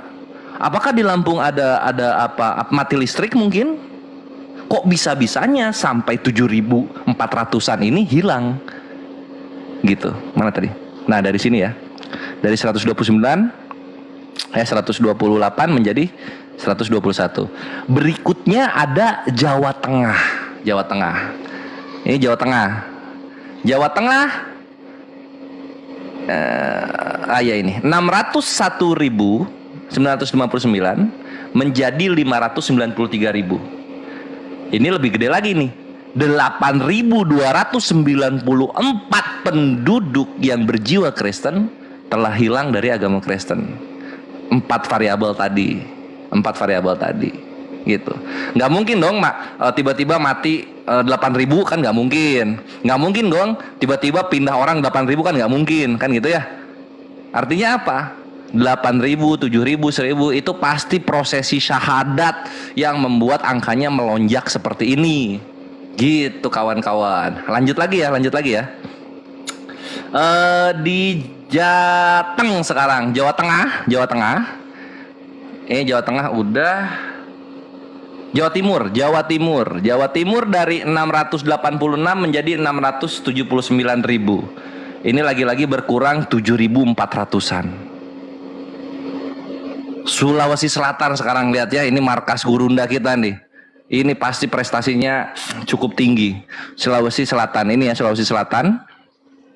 Dari 287 menjadi 688. 11.000 jiwa Kristen telah tiada.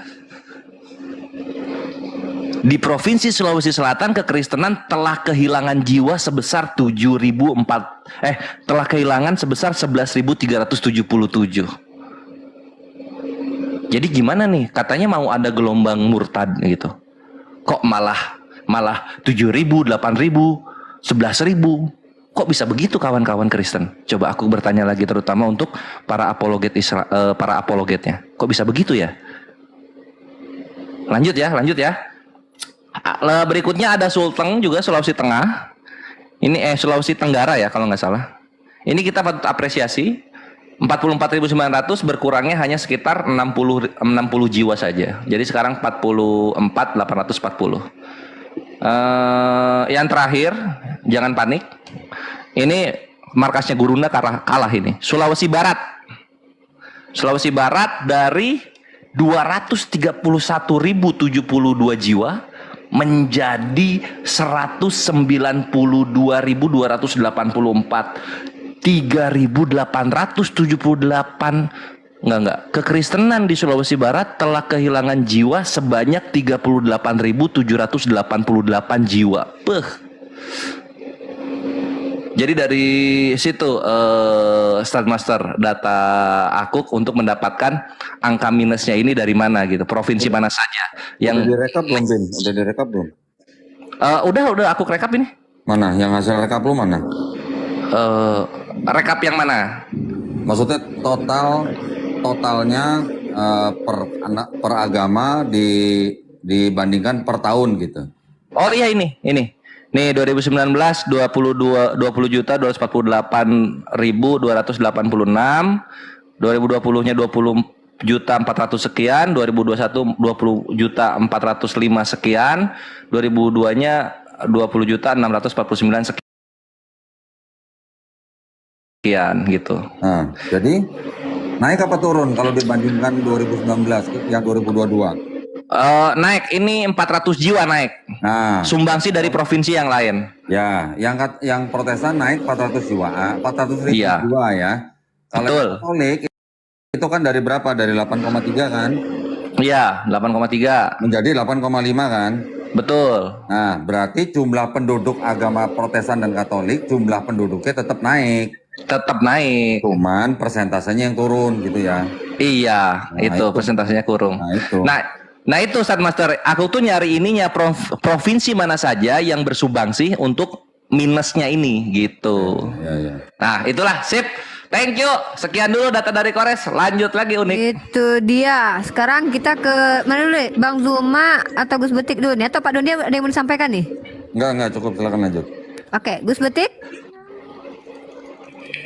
Halo Gus Betik. Ya. Ada yang mau disampaikan sebelum kita ke Bang Zuma? Silakan Gus Betik. Oke, bismillahirrahmanirrahim. Dari tadi yang kita bicarakan itu adalah data sejarah ya.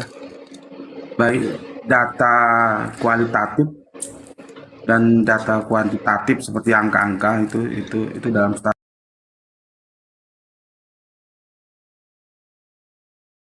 Dan untuk apa dia ditulis?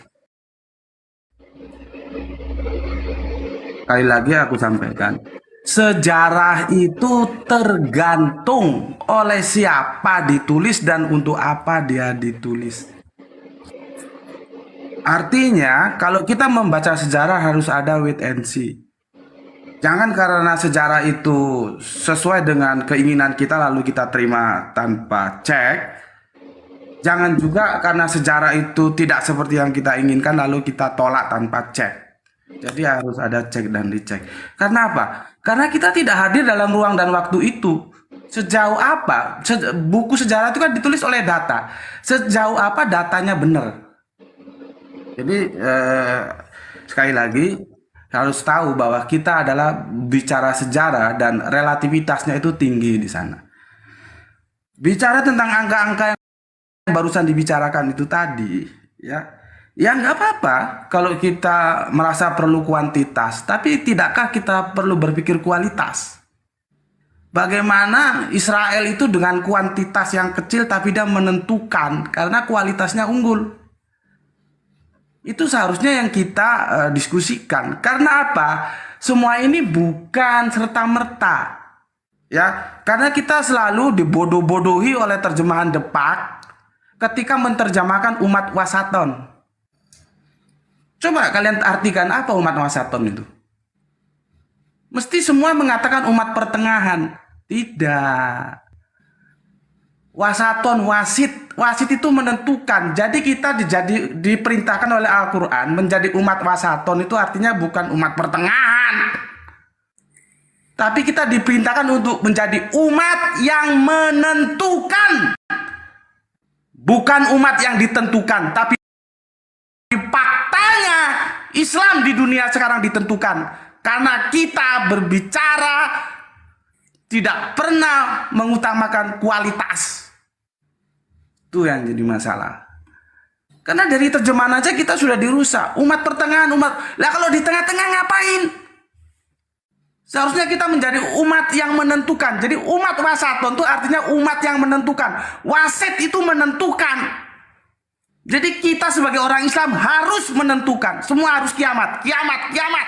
Semua harus bangkit, bangkit, bangkit. Lewat apa? Lewat studi. Ya, oke. Berikutnya yang ditanyakan oleh Zuma, ya, mengapa orang-orang itu kok mau mengikuti agama penjajah, gitu ya? Pertanyaannya begini, apakah orang-orang Eropa itu, entah itu Spanyol, entah itu Portugis, entah itu Belanda, mereka apakah orang-orang yang merasa perlu dengan agama? Enggak. Mereka itu tidak perlu terhadap agama. Seperti yang aku bilang di awal-awal tadi. Di sini terjadi main mata antara politik dan agama. Khususnya politik penjajahan. Jadi kalau kita urai ya supaya lebih gampang untuk dipahami antara gospel, goal dan glory. Ya. Gospel itu bukan tujuan karena mereka mau agama.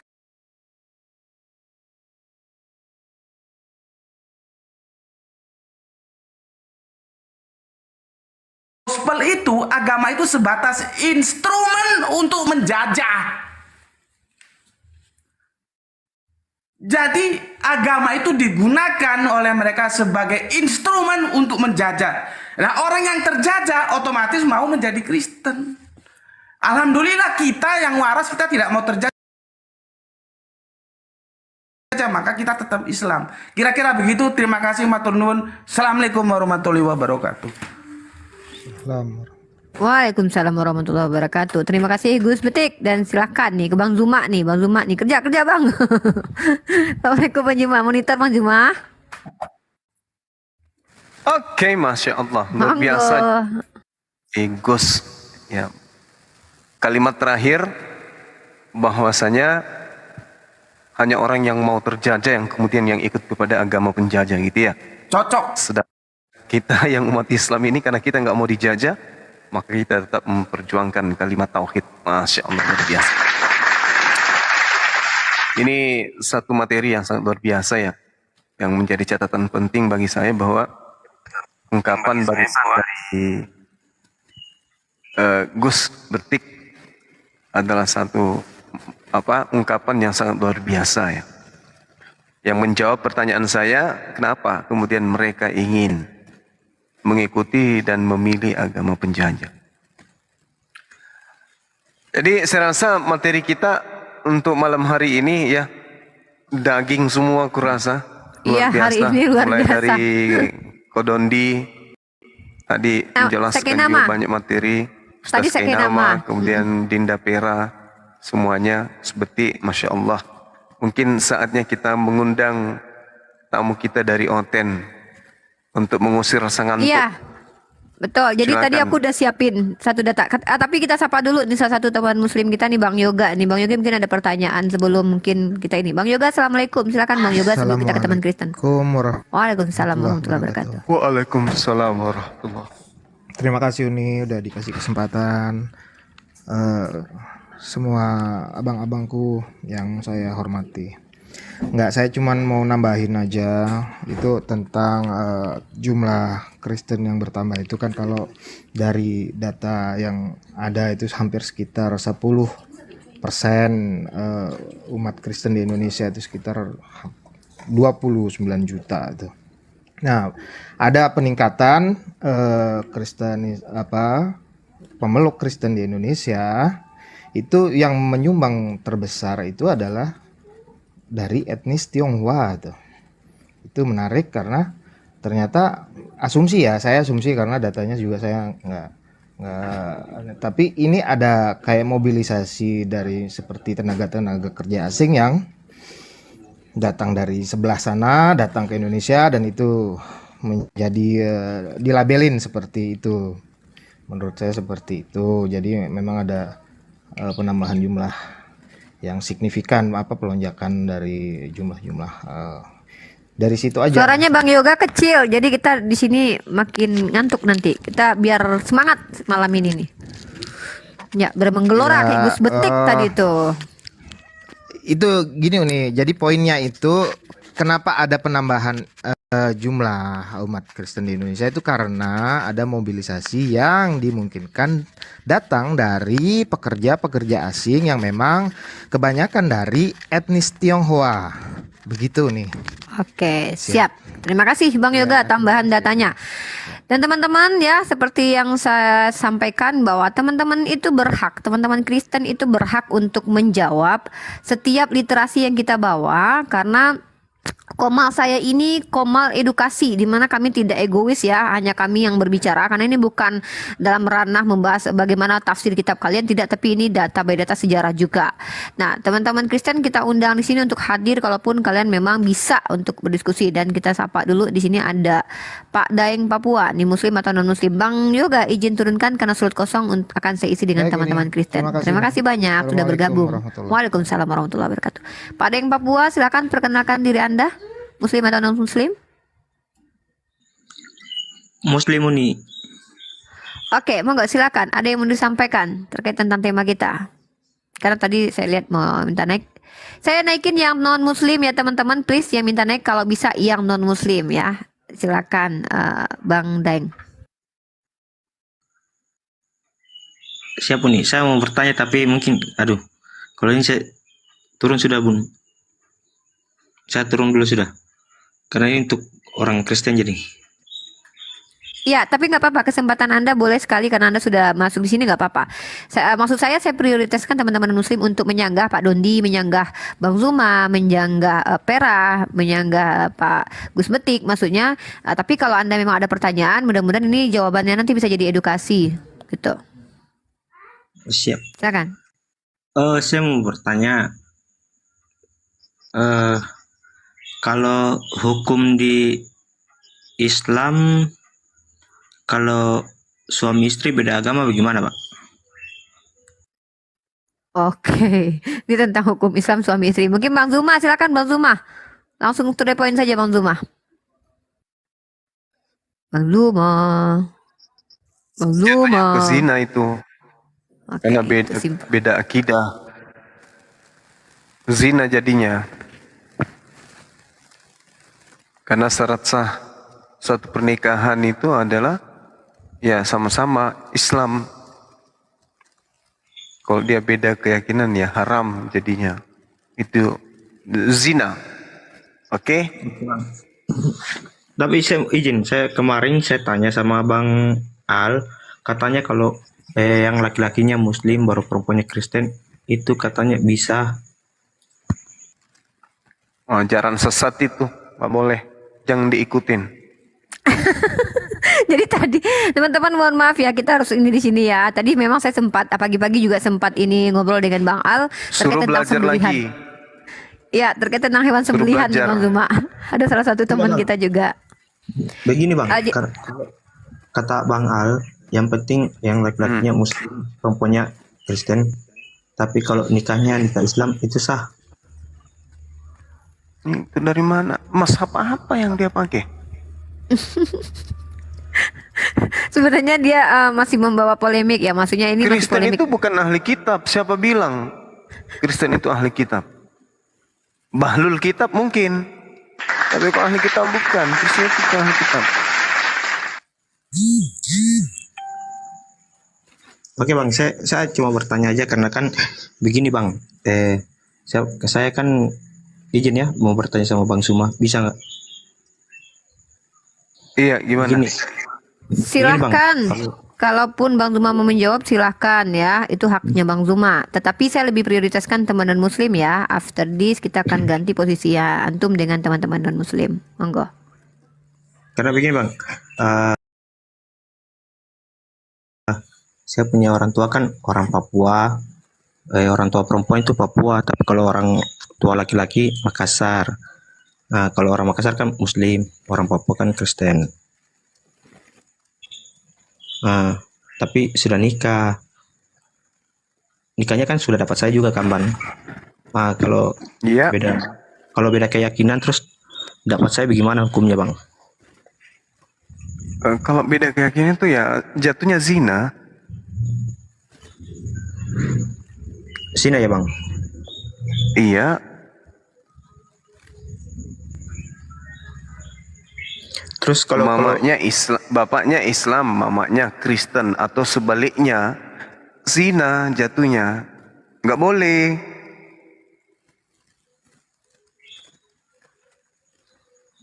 Jadi itu hukumnya nggak boleh, Bang? Iya. Terus kalau kita anak ikut orang tua laki-laki gimana, Bang? Kalau saya kan Muslim, ikut orang tua laki-laki. Ya, alhamdulillah. Masya Allah artinya.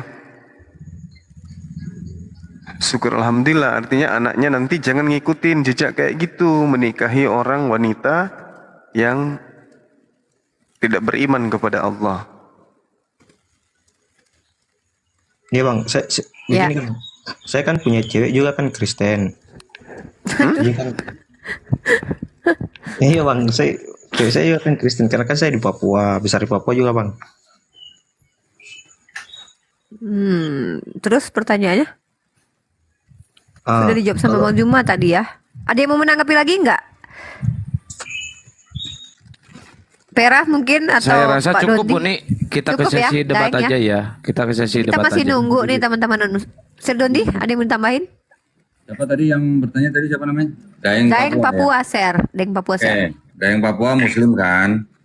Punya calon orang Kristen, ya kan? Siap, Bang. Coba Bang Daeng tanya ke calonnya, suruh buka Bible 2 Korintus 6 ayat 14. Tolong dicatat, Bang. 2 Korintus 6 ayat 14. Oke, siap, Bang. Nah, tanyain ke calonnya, boleh nggak orang Kristen menikah dengan orang yang tidak percaya kepada Kristus gitu. Nanti kalau dia nggak tahu jawabannya, suruh dia buka tafsir Alkitab gitu ya. Tafsir Alkitab, cari yang tafsirnya dari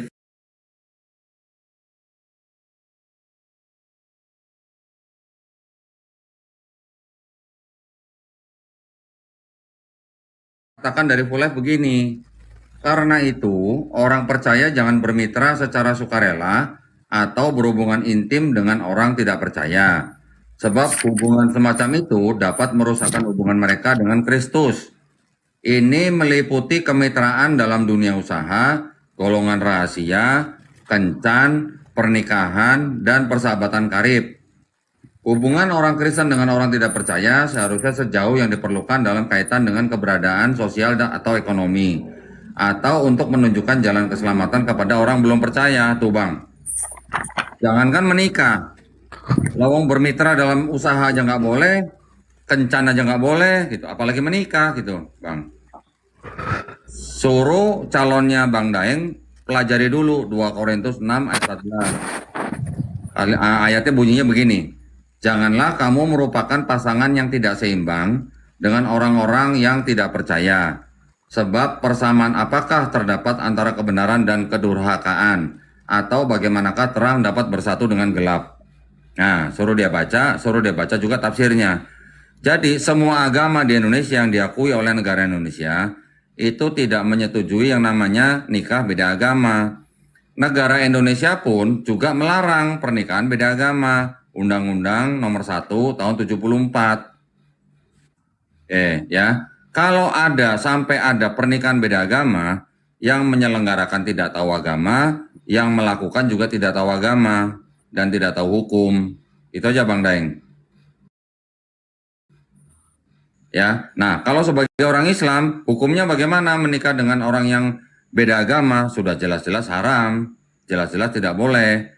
Kalau dengan alasan bahwa yang laki-laki boleh, terus yang perempuan ahli kitab Kristen Ada yang mengatakan boleh. Nah, sekarang tanya ke Ustadz itu, kalau Kristen zaman sekarang itu ahli kitab atau bukan gitu? Karena syaratnya ahli kitab itu harus pertama dia harus punya nasab sampai ke bangsa Israel. Nah, calonnya Bang Daeng ini orang Israel bukan? Kurang tahu juga bang. Orang mana? Orang Papua bang. Nah, orang Papua mah sudah pasti, hampir pasti bukan keturunan bangsa Israel lah ya. Siapa bang? Nah, jadi gitu. Tolong ditanyakan juga dipelajari yang tadi ayat saya kasih. Kalau di Islam jelas baca surat Al-Baqarah ayat 221. Udah nggak boleh. Jadi benar tadi kata Bang Zuma, kalau ada pernikahan beda agama di dalam Islam hukumnya itu udah zina, gitu ya? Iya bang. Paham ya? Oke, makasih ya. Paham bang, karena kemarin juga Bang Andi bilang mending mending putuskan cinta daripada putuskan berhubungan dengan Allah kah? Ya, opsinya cuma dua, Daeng. Opsinya cuma dua. Ajak calonnya masuk Islam atau tinggalkan, cari yang lain. Dunia nggak selebar daun kelor gitu. Ya bang. Ya, makasih. Assalamualaikum. Makasih juga bang. Ya kalau nggak mau diislamkan sama Daeng nggak masuk misalkannya aja ke komalnya Bang Zuma atau Ustadz Dondi gitu. Jadi nanti bisa dibantu nanti, mana tahu diskusi nanti bisa jadi mualaf kan begitu ya. Suruh naik ke komal sini, pacarnya sekarang juga teleponin gih. Coba telepon pacarnya sekarang dulu. Suruh naik ke sini. Pakai akun kamu juga boleh. Siapa nama pacarnya? Telepon sekarang naikin ke sini. Biar diinjili sama Uniriva. Halo Daeng, suruh naik ke sini aja. Ini dipanggil Uniriva gitu. Ini ada Uniriva nih lagi manggil kamu gitu. Ya, suruh ke sini. Oke. Terima kasih Daeng, saya izin turunkan. Nah, Danang Setia, ini muslim atau non muslim nih? Karena kayaknya nggak ada non muslim lagi, jadi kita bisa ini jujur aku juga. Ya, silakan Danang Setia. Ya, Daeng, pacarnya mau ke sini. Assalamualaikum warahmatullahi wabarakatuh. Oke, waalaikumsalam warahmatullahi wabarakatuh. Sebentar ke Danang.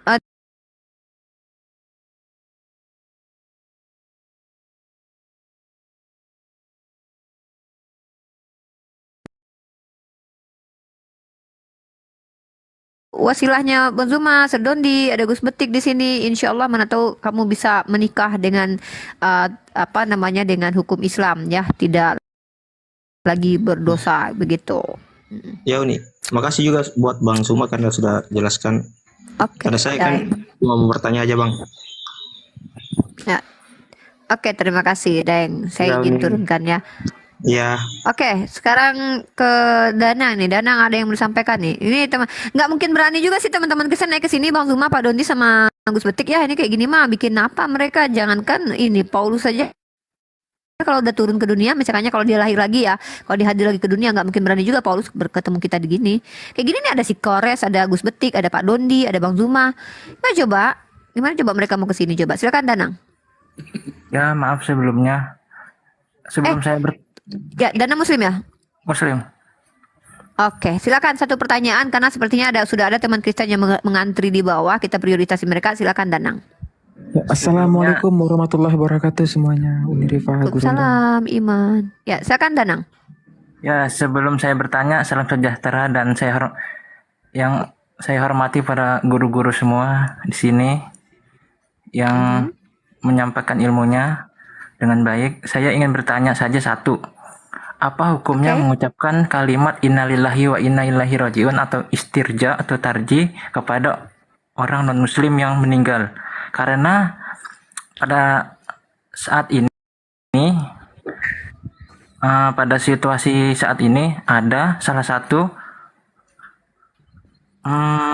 tokoh politik, nggak saya sebutkan ya, menjaga kekondusifan politik saat ini. Ada tokoh politik yang mengucapkan kalimat tarji kepada orang non muslim yang telah meninggal. Itu dalam Islam sendiri apa hukumnya? Apakah diperbolehkan apa tidak?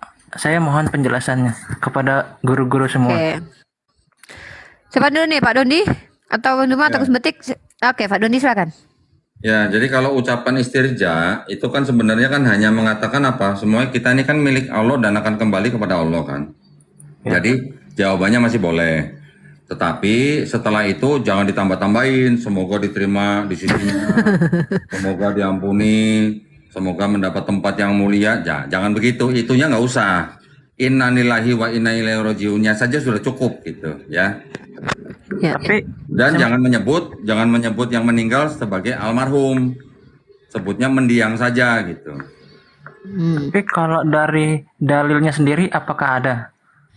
Dalilnya nanti bisa dicari lah. Tapi yang saya tahu seperti itu. Ya. Ya. Oke. Mungkin Danang, kita ada teman Kristen di bawah nih. Christian Immanuel nih mantan Kristen, bukan teman Kristen nih. Danang, izin saya turunkan ya. Nanti kalau terkait tentang dalil nanti saya bantu kamu carikan. Insya Allah saya akan bahas nanti di Komal ya. Terima kasih Danang. Loh, mana itu Oten yang di bawah? Kenapa nggak jadi? Kenapa turun? Aduh, ya sayang sekali. Oke. Terima kasih Danang. Nanti kita bantu Danang untuk carikan dalil yang dimaksud ya. Kita tadi sudah ada beberapa teman Kristen, cuman karena dia lihat, oh ternyata ada Pak Dondi, ada Bang Zuma, ada Gus Betik, nggak jadi deh gue naik. Ya elah, jadi turun lagi deh mereka. Ini kita dulu nih, sapa. Ya hahaha dulu nih. Ya hahaha, halo. Halo. Selamat. Ya, Muslim atau non Muslim? Ya hahaha. Muslim. Oke, Muslim lagi Muslim nggak apa-apa. Satu pertanyaan, insya Allah dijawab sama antara Bang Zuma, antara Sir Dondi ataupun Gus Betik. Silakan. Assalamualaikum Bang Donditan. Ingin saya bertanya. Saya 100% percaya Al-Quran karena saya orang Muslim kan, Pak Donditan. Tapi kalau hadis Pak Donditan ada sebagian yang kurang saya percaya, bukan karena nggak percaya hadisnya gitu, karena menurut yang saya baca itu bertentangan dengan kitab suci Al-Quran. Jadi gimana cara mengapakannya Pak Donditan? Sebagian aja. Maksudnya bagaimana? Saya kurang paham pertanyaannya. Saya percaya 100% bahwa Al-Quran Suaranya kecil sekali ya. Bisa dibesarin nggak ya suaranya? Pak Donditan, saya sebagai Muslim percaya 100% bahwa Al-Quran itu kitab Allah dan saya mengimaninya. Ya. Dan saya percaya juga hadis itu perkataan Rasulullah. Tapi Pak Donditan, ada sebagian hadis yang menurut saya itu bertentangan dengan Al-Quran, Pak Donditan. Itu gimana cara menyikapinya, Pak Donditan? Oke, pertama kali kalau Quran sudah jelas saya firman Allah. Ini suaranya kedobel.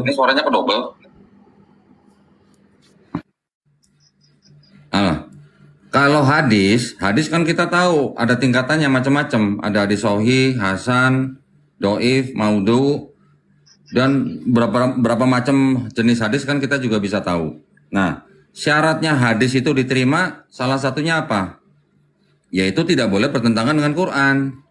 Jadi kalau ada misalnya hadis yang kelihatannya bertentangan dengan Quran, yang kelihatannya ya, jangan langsung menuduh ya. Itu sebaiknya kita baca dulu tafsirnya Quran, tafsirnya hadis. Baru kalau dari itu semuanya sudah jelas-jelas pertentangan, ya kita boleh menolak hadis itu gitu. Nah, kalau mau lebih jauh lagi, sebelum memutuskan atau menentukan bahwa hadis itu bertentangan dengan Quran atau tidak, ya tolong dicek, dipelajari hadis itu benar-benar sahih atau enggak. Terus kemudian baca dari pendapat ulama-ulama tentang hadis itu. Kemudian kalau memang di situ juga tidak ada jawabannya, cari ijtima ulama. Kalau memang di ijtima ulama juga sampai tidak ada jawabannya, baru kita pakai hukum qiyas. Gitu. Kalau semuanya itu kita sudah pelajari dan memang jawabannya itu bertentangan, ya sudah pasti itu hadisnya tertolak gitu. Ya.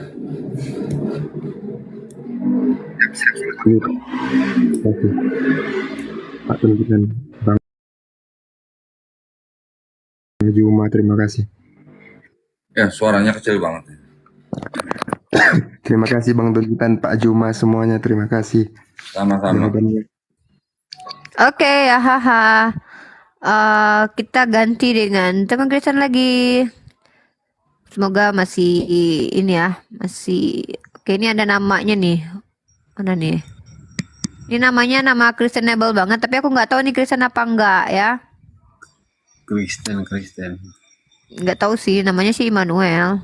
Enggak, ini abad 06 Kristen nih. Oh ya Ini elah, udah saya udah naikin. dinaikin. Oke, silakan dilanjut nih abad ke-6. Ada yang mau ditanyakan dan disampaikan, monggo, mumpung ada guru-guru kita. Selamat malam untuk Uni sama Bang Suma sama Bang Dondi. Mau tanya apa hukumnya kalau dalam satu rumah tapi ada keluarga Kristen sama Islam gitu. Apa ada hukumnya apa enggak gitu di Islam gitu maksudnya.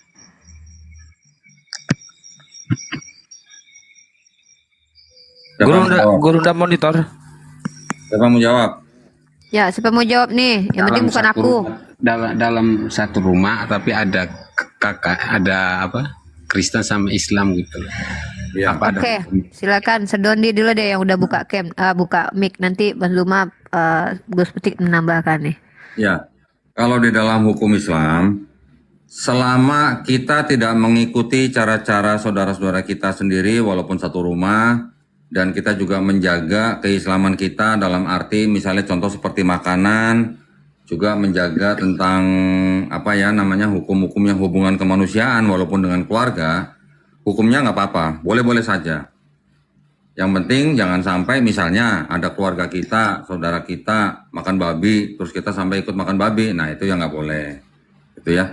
Terus kemudian di tempat kita sholat juga jangan sampai menghadap kepada simbol salib yang misalnya ditaruh oleh saudara kita Kristen.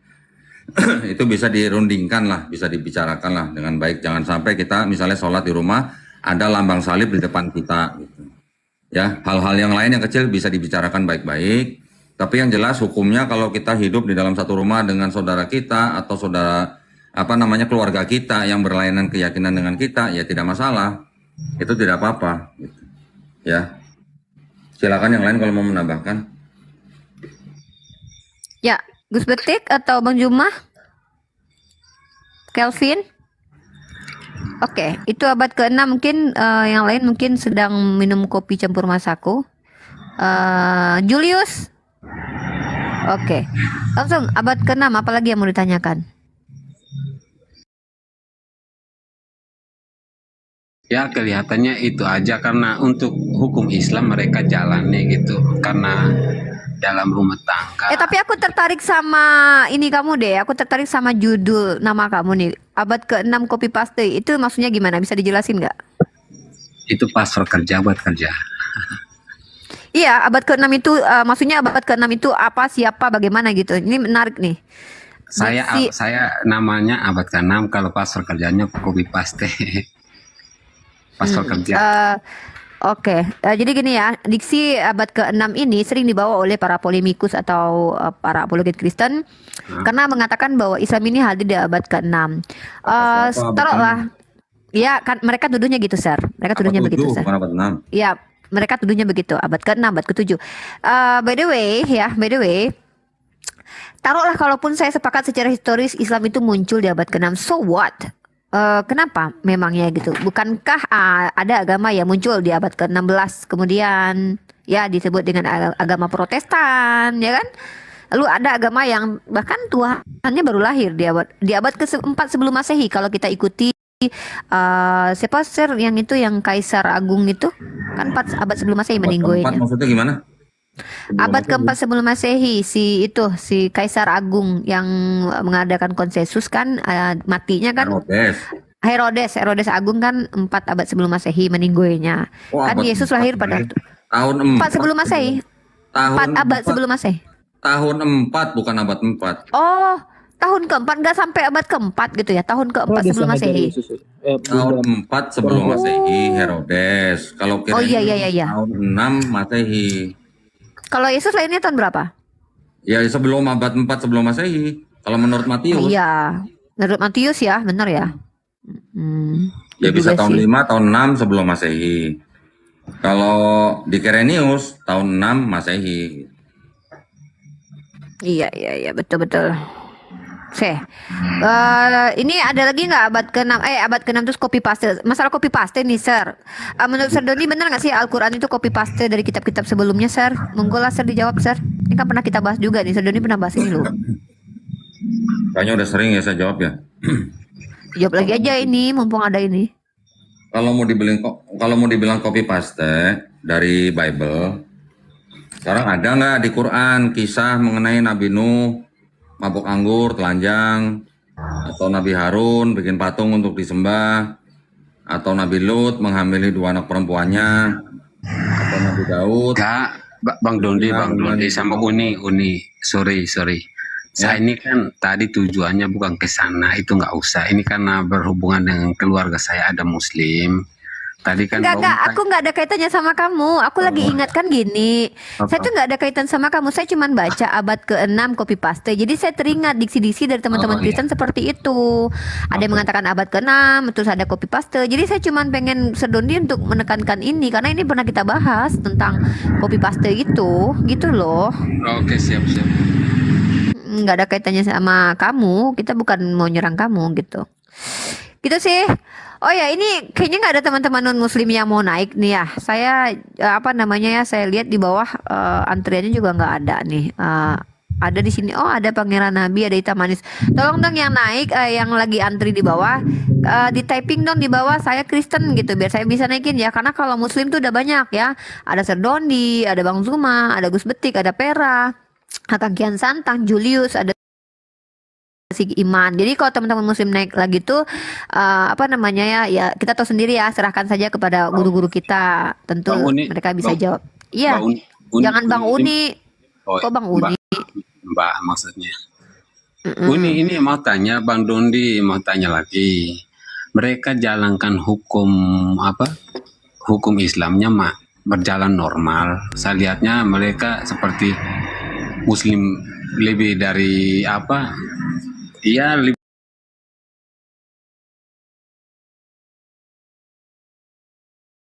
sama masjid gitu, jarang sholat gitu. Kalau mau sholat harus ke kecamatan jauh, di Melaka maksudnya di Kupang.